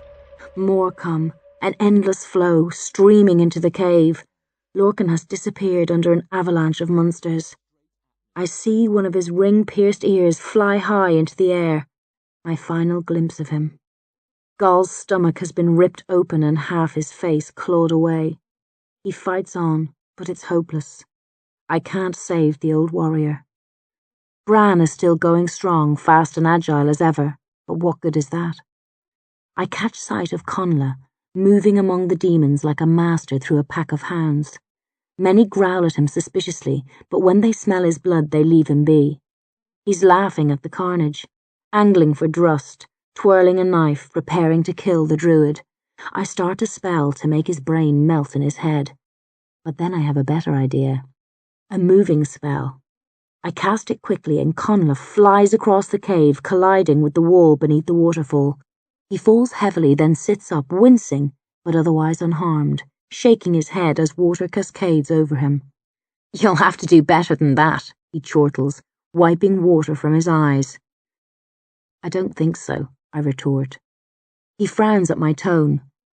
A demon standing close to him with a head that's mostly human except for an extra eye in the middle of its forehead, sniffs at Connla uncertainly, then hisses with delight. Its mouth opens wider than any human's, row upon row of dagger-like teeth and 2 forked tongues. Connla stares at the demon, confused. Then he realizes. The water has washed the blood from his face. A moment of panic. He tries to cut his palms again to redaub his cheeks, but the demon's upon him before he can restore his protective spell. It bites at his face, catches his lips. It looks as though the pair are kissing, until the demon rips free, tearing Connla's mouth away, leaving him to fall, gibbering madly, and be set upon by a handful of other savage demons. "Ha!" Gaul shouts, taking great pleasure from Connla's savage death. "That'll teach him. Well done, little one." Then a demon knocks the old warrior's legs out from under him. He falls. Demonic bodies fill the space around him, and the one-eyed ex-king, who is like a father to me, who gave me my name, is gone. Alone. No time to mourn. The demons are closing in, ignoring the dancing Bran, focusing on me. I lash out at them with every spell at my disposal, wreaking havoc, but I can't kill them all. They're getting closer, almost upon me. Any second now, one will lurch within striking distance, and then a hand grabs the neck of my tunic. I'm hauled backwards. I cry out, but the cry is cut short by the V of the tunic digging into my throat. I land hard on the ground, scrabble to my feet, trying to clear my throat, to cast a spell, to take at least one more demon down with me before I stop. I'm in the gut-studded tunnel. Drust is beside me. The demons are at the mouth, howling, reaching for us, lashing out with all their force and fury, but not connecting, unable to break through the invisible barrier which separates Drust and me from them. "A positive start," the druid says. He smiles quickly, then half closes his eyes and moves down the tunnel, muttering the words of the next spell.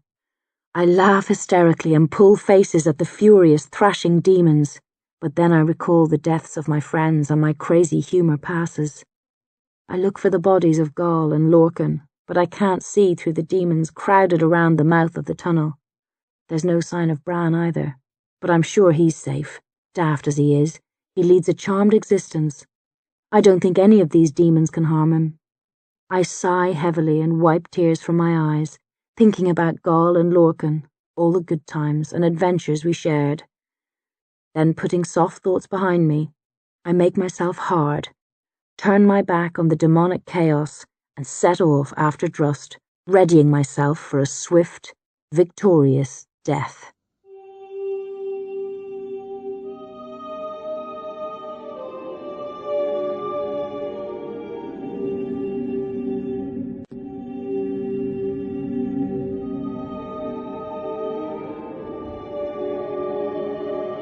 The sacrifice. The walls of the tunnel are hot and fleshy, both to the look and touch. By the glow coming from Drust's hands, I can see more of Brood from here, more than I want to. Almost all the bits inside him, the bits of a person which are supposed to remain hidden, are obscenely revealed, pulsing, bubbling and gurgling within the transformed layers of rock. Brood screams at us as we invade the tunnel of his body, his voice only just audible above the bellowing and mewling of the demons. He curses us, threatens a violent end, warns us to turn back. When that fails, he tries to win us over with promises of power, long lives and protection from the Demonata. We ignore him and proceed, Drust chanting words of powerful magic, me following obediently, awaiting his command. Brood's voice fades as we move down the tunnel until it's nothing more than a low murmur. The walls around us change too, hardening, becoming more like real rock, although with small lines running through them. I think they're veins. I expect Drust to stop, complete his spells, and make the sacrifice, but he keeps moving, slow but sure, following the path of the tunnel as it curves and dips ever lower. I want to ask why he doesn't end it here, so he can get out quickly if successful, before the walls close around him, but I dare not interrupt while he's casting the spells, for I fear I'd break his concentration, shatter the web of magic and free the demons to hurtle down the tunnel after us. Eventually, the tunnel leads us to another cave. This one's smaller than the first, with none of the spectacular formations. Most of the floor is covered by a pool of water. An island of bones juts out of the middle of the pool. In the centre stands a large rectangular stone which reminds me of the ring of old stones where we sought shelter from the demons. Drust stands by the edge of the water observing the stone for several minutes, muttering more spells. Then he stops and looks at me, smiling tiredly. "A lodestone," he says. "A reservoir of ancient magic. Very powerful. We think the old creatures used stones like this to mark the position of our world, so they could find their way here from the stars. The old creatures have drained most of the remaining lodestones of their power, but they either missed this one or deliberately left it charged for one reason or another. Brood found it and used it to open the tunnel. We'll turn it against him now." "Is it safe for you to stop?" I ask nervously, glancing back up the tunnel. "For a moment," Drust says. "The spells I've cast are at work on the walls of the rock.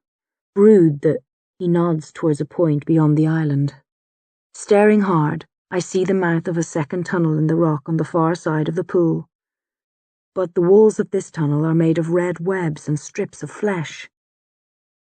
"That's the tunnel into the Demonata's world?" I ask. "Aye. On their side, a demon master has undergone a transformation like Brood, creating that tunnel. The lodestone links the pair. It's been absorbing magic from Brood and the demon master, uniting their forms, slowly knitting together the fabric of the two tunnels. The lesser demons have been able to squeeze through during the process. When the tunnels become one, the masters will be able to follow their servants to our world. If that happens, mankind is finished." "What if a demon comes through when you're casting the rest of your spells?" I ask. Drust pauses. "I won't be able to stop. You'll have to fight it." He runs an eye over me. "Are you all right?" "Yes." I lick my lips, mouth dry from the heat of the tunnel and cave. Gall and Lorcan are dead, Conla too. I removed his protective spell. The demons killed him. "Good," Drust grunts. "And Bran?" "I don't know. He was alive when we entered the tunnel, but there were so many demons." "If I make it back, I'll look for the boy," Drust promises. "If he's alive, I'll take care of him." He straightens, casts his tiredness off, and steps into the water, starting on the next set of spells. I stare at the island of bones for a second, impossible to tell if they're human or demon, or a mix of the two, then step in after him. Despite the heat of the cave, the water's cold, but not as cold as the sea was. No need for a warming spell. I wade after Drust, eyes on the lodestone and bones, morbidly wondering if he'll leave my bones there on top of the pile when he's done. The water's shallow, no higher than my lower thigh. It doesn't take us long to reach the island. When we're there, Drust climbs up onto the mound of bones. The bones are brittle and many snap under his feet. He takes no notice, continues with the spells, clambering his way over to the lodestone, beckoning me to follow. The glow in Drust's hands has changed from blue to a pinkish red. The bones, especially the skulls, look as though they're aflame. I try to keep my eyes off them as I crawl to where Drust is kneeling, hands stretched out on either side of the lodestone, ready to clasp it when the moment's right. As Drust casts spells, I move slightly to one side of him, so I have a clear view of the tunnel to the Demonata's universe.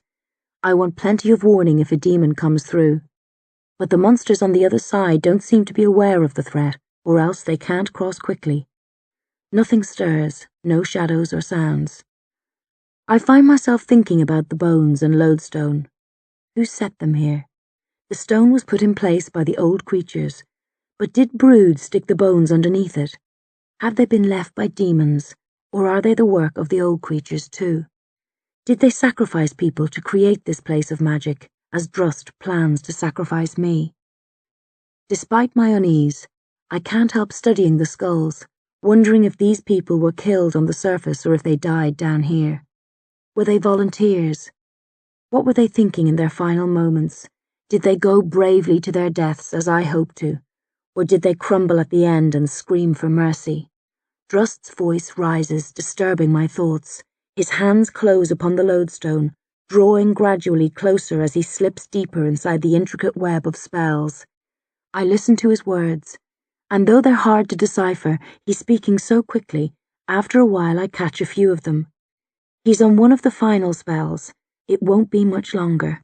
If I want to offer up any last prayers for myself, I'd better do so now, before... Drust cries out. His hands fly wide apart, then dart to the small of his back. My eyes shoot down and I spot a dagger, sticking out of his flesh, handle quivering, buried to the hilt. I whirl, summoning magic, expecting Conlo or a demon, but it's neither. It's Bran. The boy stands at the edge of the pool, arm extended. He threw the knife. His face is curiously blank. My heart leaps. Has Bran's innocence been an act all along, a spy in our midst, playing us for fools, waiting for the ultimate moment to strike? Impossible. Nobody could have been that convincing an actor, but there he stands, hand outstretched, dagger buried in Drust's back. Drust topples aside and sees Bran. He yells with astonishment, then groans with pain. I falter.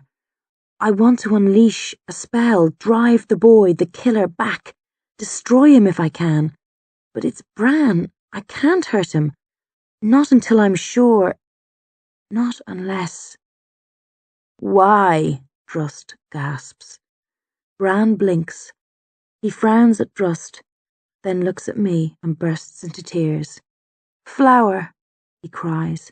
Starting forward, he wades sluggishly through the water, arms flailing, displaying none of his customary lightness of movement. Beck, Drust croaks. Stop him. No, I sigh, letting the spell die on my lips, understanding by his tears what has happened. It's all right, he won't do any more damage. Bran makes it to the island of bones, wailing and sobbing.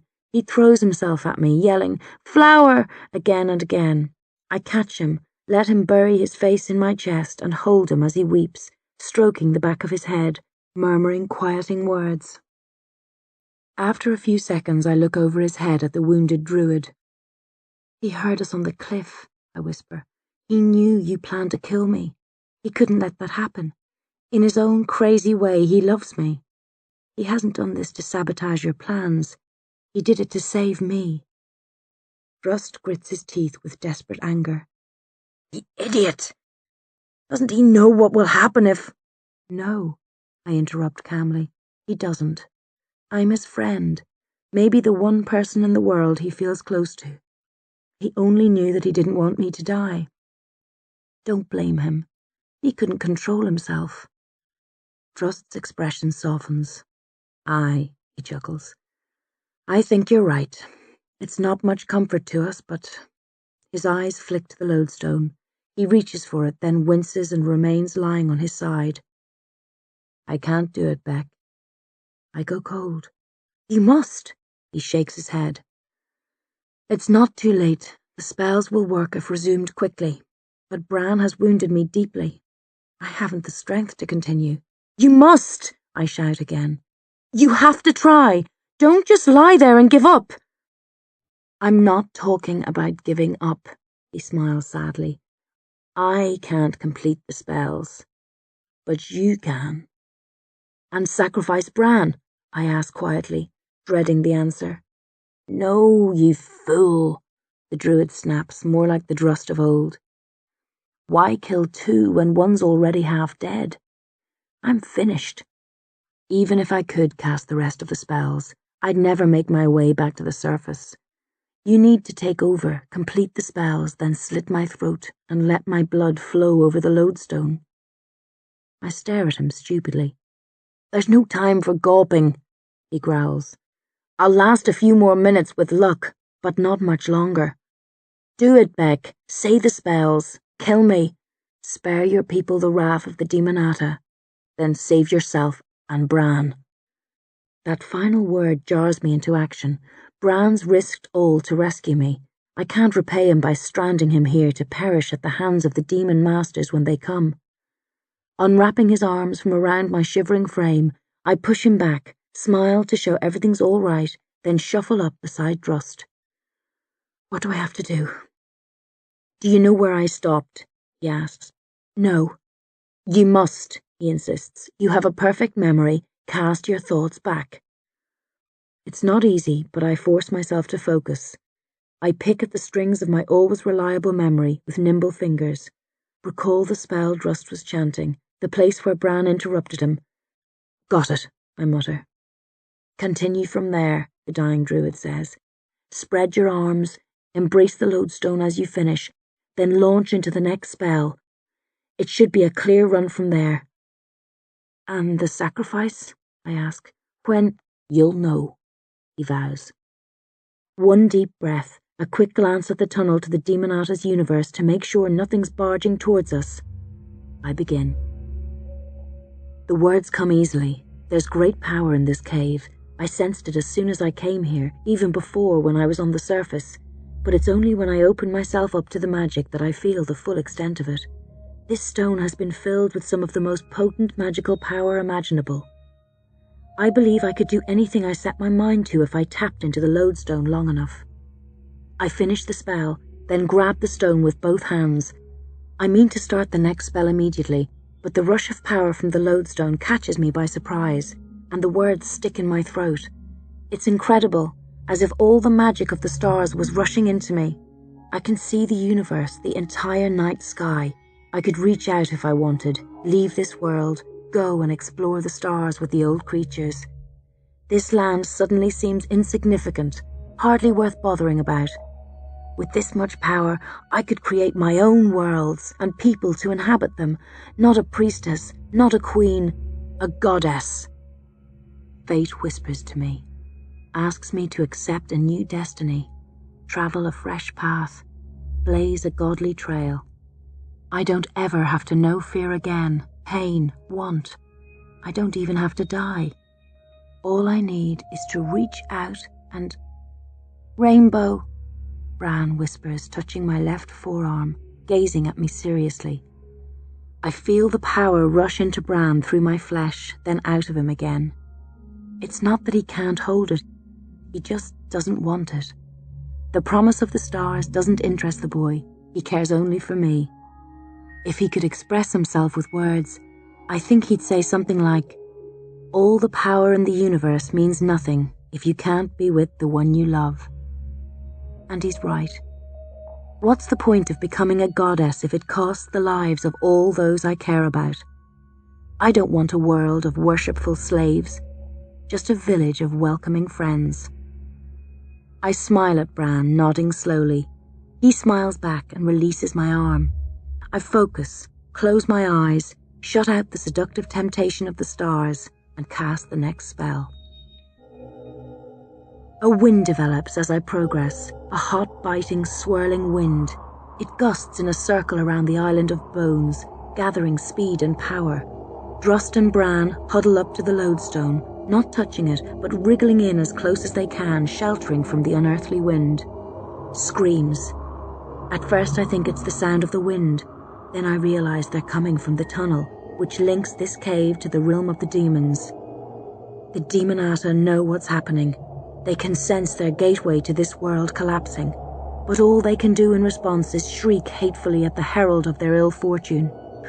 The spells race off my tongue. I'm barely aware of what I'm saying. I was foolish to worry about making a mistake. The spells are almost chanting themselves. I don't think I could stop even if I wanted. I'm not in control now. The magic is.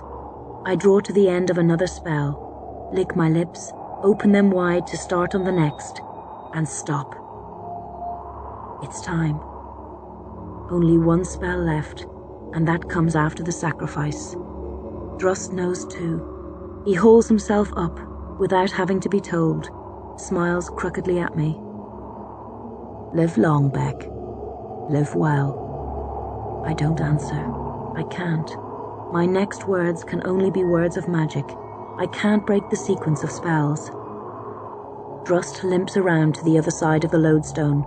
He leans forward so his chin is directly over the rock. Then he tilts his head back, offering his throat. I let go of the lodestone with my right hand and press the nail of my index finger to the flesh of his throat. I smile at him, a tear trickling from my left eye. Then I swipe the magically hardened and sharpened nail across. Blood gushes. The lodestone is soaked. It absorbs, then thirstily gulps the blood. Drust trembles but doesn't fall away. I can't see his eyes, only his throat. I'm glad of that. He remains upright, feeding his blood to the stone, held up by magic or sheer willpower. I'm not sure which. And then, as the stone flashes with a blinding yellow light, Drust slumps. No time to grieve. With a bellow of triumph, I roar the words of the final spell. The lodestone quivers, the cave shakes, the wind howls to a climax, ripping the outer layers of bones off the island, threatening to pick loose Bran and me and dash us to death against the walls. But before it can, release. The wind roars up the tunnel, Brood's tunnel, increasing in strength as it tears through the druid's form. It fills the cave beyond, then explodes up the shaft and billows outwards at an unnatural speed in all directions, scraping every demon and undead spirit free of the earth. It's like a giant wave, washing away all things demonic in its path, carrying them tumbling and screaming to the very edge of the land, not stopping until it reaches the sea, where it pauses for one long, dreadful moment. Then sweeps back, drawn to its source, this point. After that, it will drag its demonic prisoners back to their own world and crudely dump them there. I don't wait for that. Magic has brought understanding. I know that when the last of the demons has been blown back to its own land by the final gust of wind, Brood's rock-infused bones will follow, then the tunnel will close, the rip between worlds will heal, and anyone still here will be crushed by rock or trapped underground to die slowly and horribly in the darkness.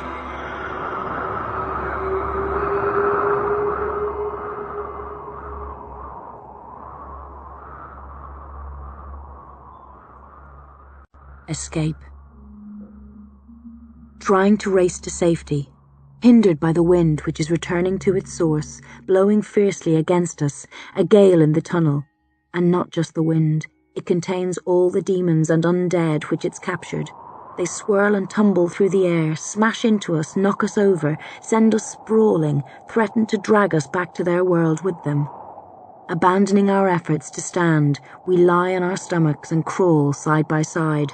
But even this would be impossible if we were normal, since the wind and its captive demons fills the tunnel. But we're not normal. We're beings of magic, and I use that power to protect us. I draw from deep down and around me, using the magic in my body and the walls of the tunnel, creating a barrier around us. It doesn't keep out the wind, but most of the demons bounce off it without harming us. Most, not all. Sometimes a limb, claw, or fang breaks through and bundles us over, bruising or cutting us. Bran was laughing when we started up the tunnel. He thought it was great fun. He's not laughing now. Blood coats his face. I can see him in the glow of the light I created to guide us, and his right arm hangs uselessly by his side, snapped in 2 or 3 places. I'm in no better shape. I have to pause frequently to wipe blood from my eyes. A few of the toes on my left foot have been ripped off. I don't stop for a close examination. The tunic on my back has been torn to tattered shreds and much of the flesh underneath too. I ignore the terrible pain. battle against the savage wind, shrug off the blows of the beastly demons, and drag myself ever further up the tunnel towards the promise of escape and life. Crawling, panting, the demons hitting us more often as my power dwindles. The closing spells took a lot out of me. I was all-powerful clutching the lodestone, but now I'm the weakest I've been in a long time.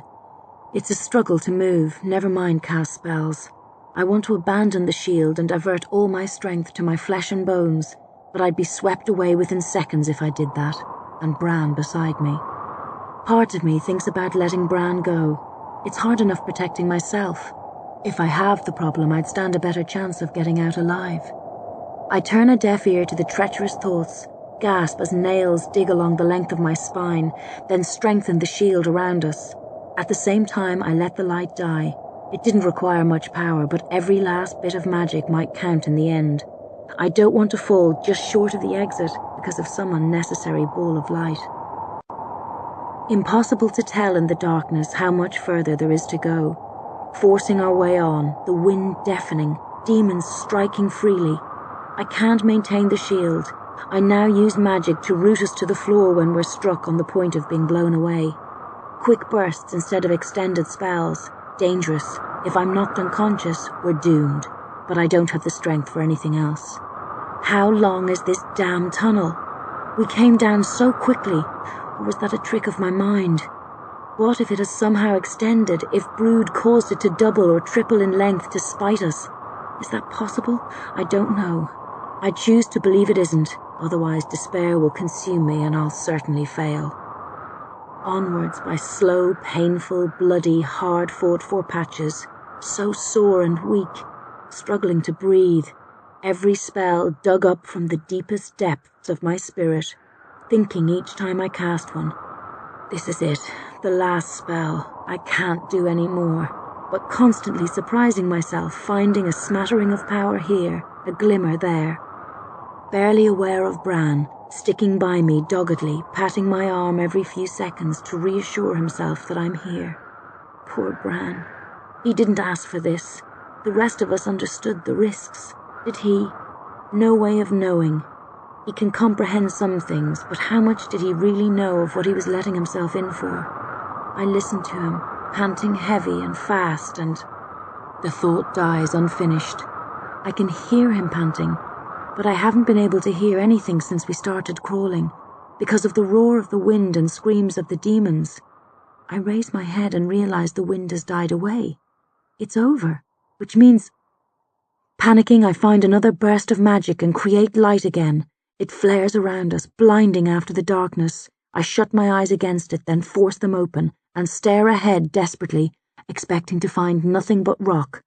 The pair of us buried alive, to die beneath the earth in a ready-made tomb. For a moment I think we're lost, that we've won the battle but surrendered our lives in the process. My heart sinks. I ready myself to sob with terror. But then, a gap. The exit still exists, and we're close to it. The walls are just walls now. No traces of Brood's veins or guts, but they're grinding together. The mouth of the tunnel tightening and closing. There's enough space for us to get out, but there won't be for much longer. We have to move. Fast. Now. Bran! I gasp, struggling to my feet. So weak, near the end of my resources. But one last surge, one final effort, then we'll be safe. We can sleep, recover. No demons. We'll have all the time we need. Bran! I shout, dragging his head up. He looks around, dazed, defeated. Then he spots the opening and cries out with fresh hope. He leaps up beside me, stumbles, then finds his feet and lurches forward, taking my hand, gurgling happily. We reel towards the exit, a pair of barely living, impossibly weary spirits. The hole in the rock continues to close, but at the same regular pace. If we keep moving as we are, if we don't collapse, if we don't give up, we'll make it. I don't want to let myself hope too strongly. That might tempt the gods to act against us, but if we can maintain our slow, steady stagger, I'm sure we'll... Something clatters into my back. I fall, crying out with pain and surprise, teeth locked around my right leg, and bite through to the bone. I scream and try and shake my attacker loose, but can't. The light fades, but in the dimness I catch sight of my assailant, Lord Loss's pet demon, Vane.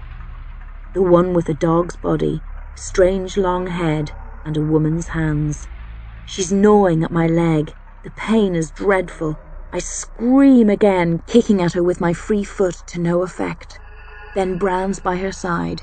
He tries to tug the demon loose. When that fails, he kneels beside her and murmurs desperately, stroking her head, smiling shakily. After a few seconds, Vane stops biting, lets go, and yaps at Bran with delight, falling under his spell as she did before. As soon as I'm free, I freeze out the pain, leave Bran to deal with the demon, and turn and focus on the gap. My insides harden. The delays ruined us. The hole has been narrowing steadily.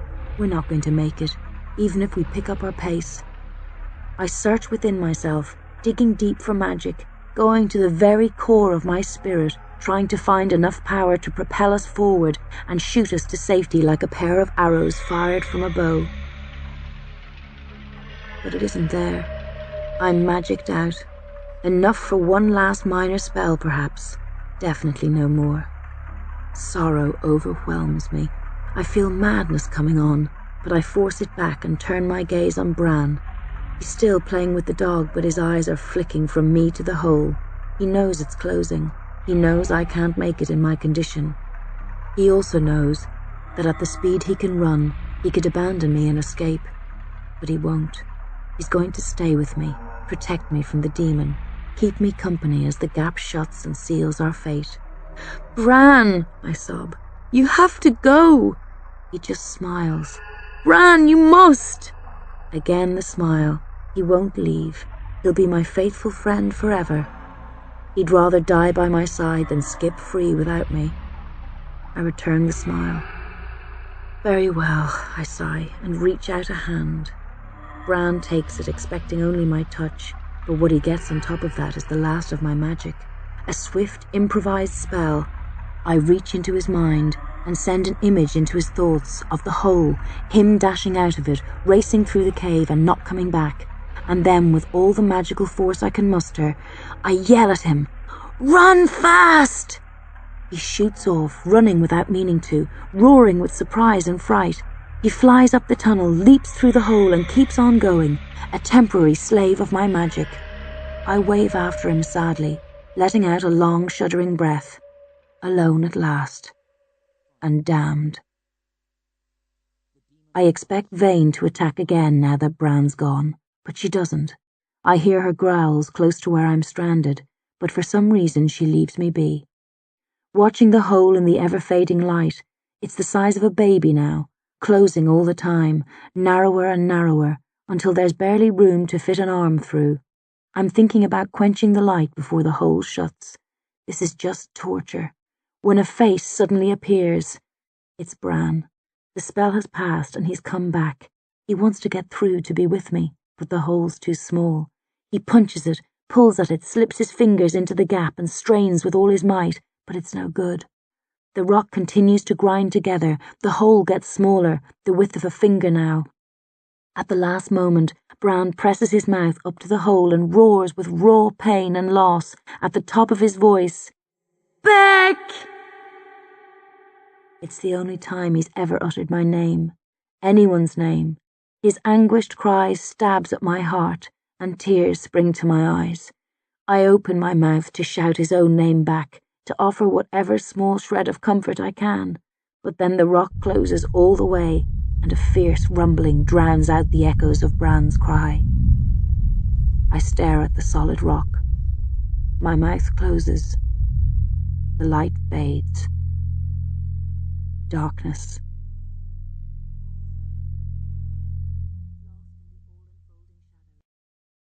Full circle. Lost in the all-enfolding shadows, I pull myself forward, away from Vane. She stopped growling, towards the place where the hole used to be. I wonder if the rest of the tunnel will close the way the hole did.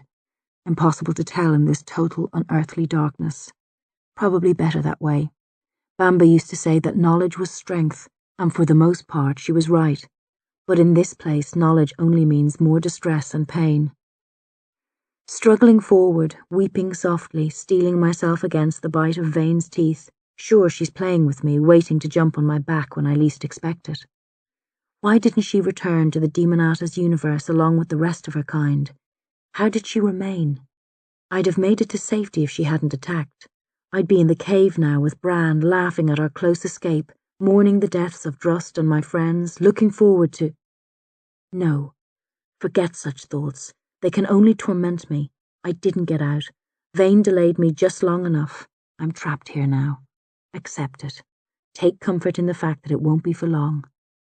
My left hand touches rock, the end of the tunnel. I press an ear to the rock in case I can still hear Bran, but there's nothing, not even the rumbling sound, not as warm as it was either. The rock is cooling quickly now that it's rid of the druid brood.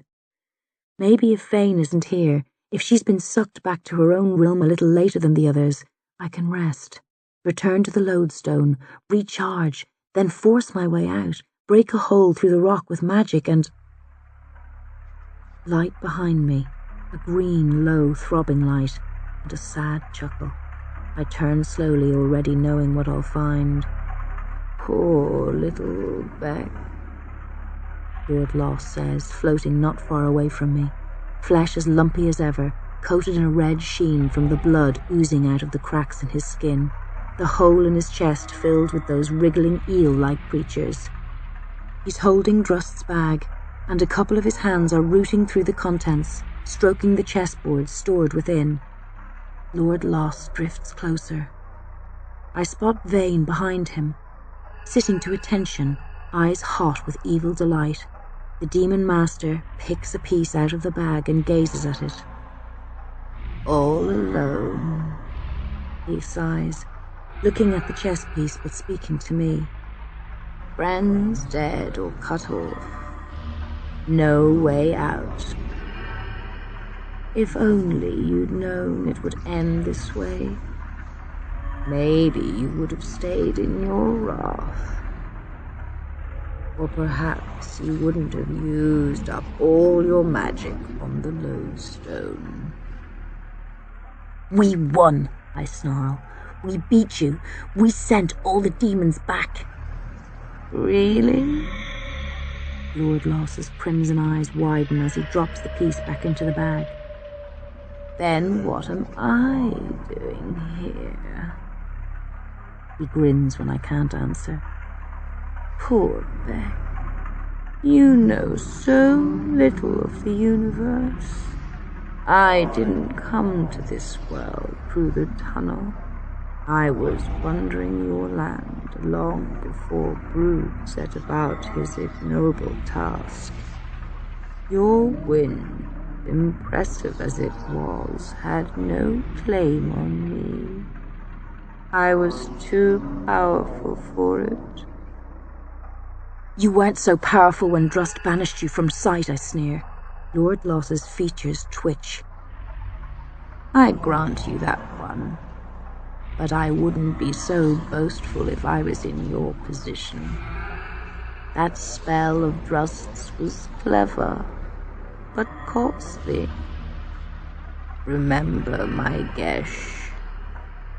I'm not afraid of a demon's gesh, I tell him. You should be, he replies, face darkening. Humans should never mock a demon master. We make perilous enemies.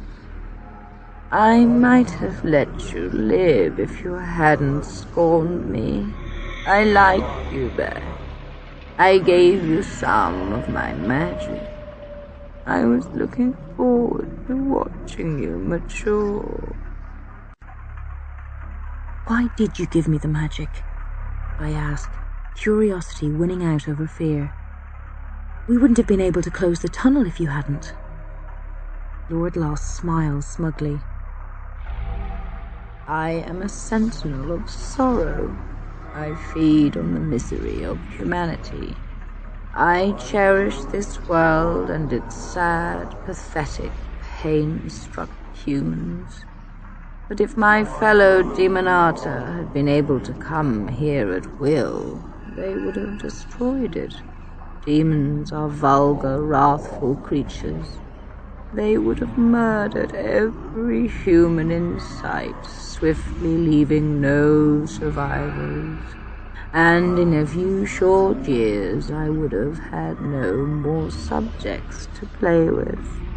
I couldn't let that happen, could I? I stare at him with disbelief. You betrayed your own kind. You tricked them. You gave me power so that I could close the tunnel. Of course, he chuckles. I couldn't act too obviously. I don't want hordes of Demonata screaming for my head. But by slyly interfering, providing you with the means of stopping brood, I was able to secure peace for this world, thus preserving my mortal minions of misery. But my head's a whirl. I can see it all now. Connla was working for you. That's why he protected Drust whenever he was threatened. My wolf in the fold. Lord Lost laughs. I let him kill some of the others for sport, but warned him not to let any harm befall you or the druid. He forgot that at the end and summoned the demons to butcher you all. He almost ruined everything. I'm glad you dealt with him, though I would have preferred to do it myself. I'd have made him suffer much more. Why use him at all? I cry.